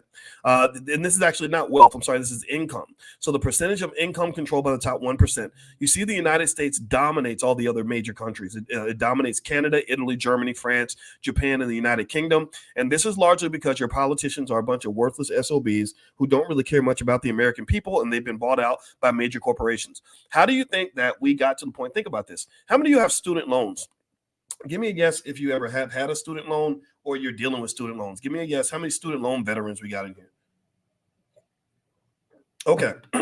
So a lot of you have. I know I have. I know I had to take some loans. So here's the deal with student loans. It's really fascinating. So the reason that your loans have really set you back financially is partly because, number one, they made debt available for people to go to college, which gave the impression that they were doing something good for the American people. But the problem is that when you increase the money supply, which is what happens when you do debt. What happens when you increase the money supply? Let me ask y'all, let's do a consciousness exercise. What happens if I increase the supply of money when it comes to competing for scarce resources? What's the effect? It starts with an I. Inflation, right? Inflation. So the price of the asset goes up. And the reason the price of the asset goes up is because you have more dollars competing for scarce resources. So what happened was that when they increased the amount of debt available for people to go to college, they get a bunch of 18-year-olds who aren't even thinking, and they get them all. They make excellent economic suckers. Why? Well, because their financial consciousness has not been developed. They're not thinking long term. They really don't think they're ever going to get old. So they'll sign anything so they can go to college and go to a bunch of parties. So they made all this debt available. So universities said, oh, there's a lot of money available, but we have the same number of spots available. So what we're going to do is increase our tuition. So what happened was that when they increased the amount of student loan debt available, the cost of college shot way through the roof. That's what they did. So it's like you think that they're helping you to go to school, but really what they're doing is they're saying, we'll loan you the money to buy a candy bar, but we're going to raise the price of the candy bar to $25. That's what they did. Are you hungry? You want a candy bar? You say, yeah, I'm really hungry. Okay, well, how much money you got? You say, well, I got $2. And they say, well, candy bars are $3. So what we're going to do is we're going to loan you money to get a candy bar, but we're going to increase the price of the candy bar from $3 to $25. But don't you worry about that, because all you got to do is sign the dotted line and you can have this candy bar right now. Well, because you have a society that's built around instant gratification, people don't think about delayed gratification, then you're pretty much signing yourself up for financial slavery. Capitalism is built around slavery. When you are in debt, you are a slave. Why does that mean you're a slave? Well, because if you're in debt and you don't know other ways to make money, then you got to make money. You got to pay the landlord. So what's the solution? Oh, I got to go to work. Well, what do most people say every day? Oh, I got to go to work. I don't like this job. Well, why don't you quit? Well, because I can't quit. Okay, there you go. You're a slave. I'm not making fun of you. I hope that was not too harsh in terms of how I said it, but that's literally the logic. Remember, slavery does not mean you're not getting paid. There are plenty of slaves around the earth. They get compensated. In fact, you could even argue that the original slaves in America were being compensated, just poorly compensated. They were given a place to live, a bed to sleep in, food to eat, so they could keep working. They gave them just enough to make sure they could keep showing up to work and remain healthy enough to keep doing their job. Well, in America, they kind of do the same thing. They don't pay you enough money for you to get rich. They don't pay you enough money to get free. They don't pay you enough money to quit your job. They pay you enough money so you can keep going back to work. Tell me if I'm telling the truth. Am I right or am I right? They literally are not trying to. They're like, oh yeah, we gotta really make sure our employees are empowered enough to quit the job. Well, that would not make them very good capitalists, now would it? You can't be a good pimp if you train your hoes to be independent enough to leave the street corner. You got to give them just enough that they looking good, looking sexy, but you got to make sure that your hoes stay in check. And so a lot of us are hoes to the capitalist system. They give you just enough to get by, not enough to get free. So if you want to get free, getting free is going to have to be your job. Getting free is going to have to be an aspect of economic maturity. Economic maturity, I write about that in my book, The 10 Commandments of Black Economic Power. Economic maturity is bent on the idea that you are mature enough to understand that your fate belongs to you. Economic maturity means, and again, this is not in any other book anywhere. This is, again, with a PhD, I'm qualified to come up with new concepts and new theories. So economic maturity means that you get to the point where you say, okay, This is my responsibility, that my fate is contingent upon what I choose to do. It's not contingent on what the white man does. It's not contingent on what other people do. I can't go through my life and believe that my outcomes are based on everybody else. Economic maturity, it might be reflected from the fact that maybe you didn't go through an economic rite of passage. In my book, again, you can go to drboycebooks.com if you want to get a copy. I highly recommend it. It's a bestseller on Amazon. I think you guys are going to like it. I know you're going to like it. And the thing about economic maturity is a lot of us never went through an economic rites of passage, and I believe that that is critical for Black people. An economic rites of passage might look like this. It might be something where you graduate from being a renter to being an owner of property.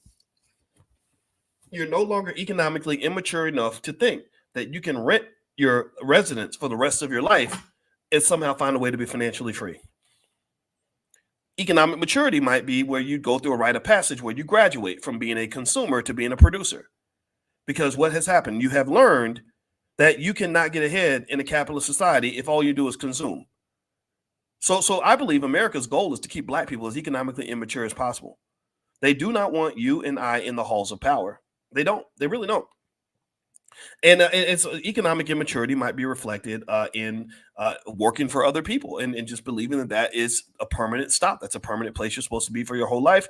Well, again, if you like your job, there's nothing wrong with that. I'm not saying that you have to go and run a business or start a business, but I do believe you need to own a piece of a business. You need to own a piece of a business. So you can either do that as an entrepreneur or you can do that as a shareholder in a corporation. You can become a shareholder in 5 minutes. Open up that app, buy you some stock, you become a shareholder. You can go to blackmoney101.com. That'll get you started. There's other places in the Black Business School. We do that all the time. So the point of the matter is to say this. I will make the clear point that when we're talking about this delicate issue called freedom and equality and all this other stuff, I'm of the belief that the answer is very, very simple, but the implementation of the answer is very, very hard. The answer is simple. It's like losing weight. You know, the answer might be go to the gym, stop eating Cheetos. But the implementation is hard because you're addicted to Cheetos and you're lazy. You don't want to get up and go to the gym. That was my problem. That was my problem. We're all affected by this. But if you really want to look at where the money is in America and how the richest 1% became the richest 1%, just look at the stock market.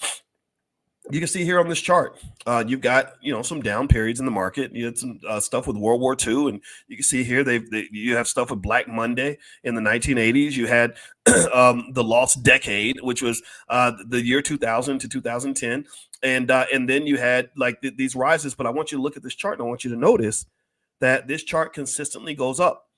This chart is deeply connected to the wealth of the 1%. So if you want to know how they got all their money, yes, some of it came from inheritance, sure. Some of it came from running their own businesses, sure. Some of it comes from the fact that many of them are executives with major corporations and making good money, sure. But a big chunk of it came from stock market participation and ownership of real estate. If you are an investor consistently in real estate and stocks, your wealth level is going to be higher than somebody who does not do those things.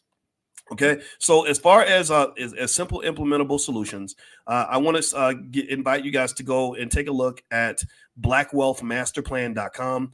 This is a free platform that basically shows you how to do the $5 a day investing plan. We're asking everybody in the community to take a look at the $5 a day plan. So blackwealthmasterplan.com. Also, if you text the word money, you can to 87948. I'll send you some information on how to make money without working. A lot of you know about this. A lot of you are participants. This is part of the Prime program where we literally talk about selling stock options and things like that. That's how I make my money at this point. That's what I do to send money to my wife to pay down the credit card bills or to go on trips or to pay down the houses or whatever it is that we're trying to do. So literally, if you text the word money to 87948, you'll get a link to the training called How to Make Money Without Working. It's totally free. And that will introduce you to something that will probably blow your mind. And it's not hocus pocus. It's not fake. I can't be one of these internet scammers that's just trying to get your attention. It's based on real science and it's really straightforward. It's not risk-free, but you can manage that risk. And risk management was one of my expertise areas when I got my doctorate. Okay, so So anyway, guys, that's pretty much it. Just a quick reminder, don't forget the Stock Options Summit is going to be April 19th in LA. It's basically a big event where we all get together and we study stock options for the whole weekend, and we do it in a way that's family oriented, and we have a ton of fun. So if you want to come to the Stock Options Summit in Los Angeles on April 19th, go to stockoptionsummit.com. And then last but not least, don't forget that the All Black National Convention is where we get together with the smartest Black people on the planet in all different areas, and we solve our problems. My wife, who is a therapist, she has a bunch of really cute therapist friends like her. She's the cutest of all in every place she goes, in my opinion.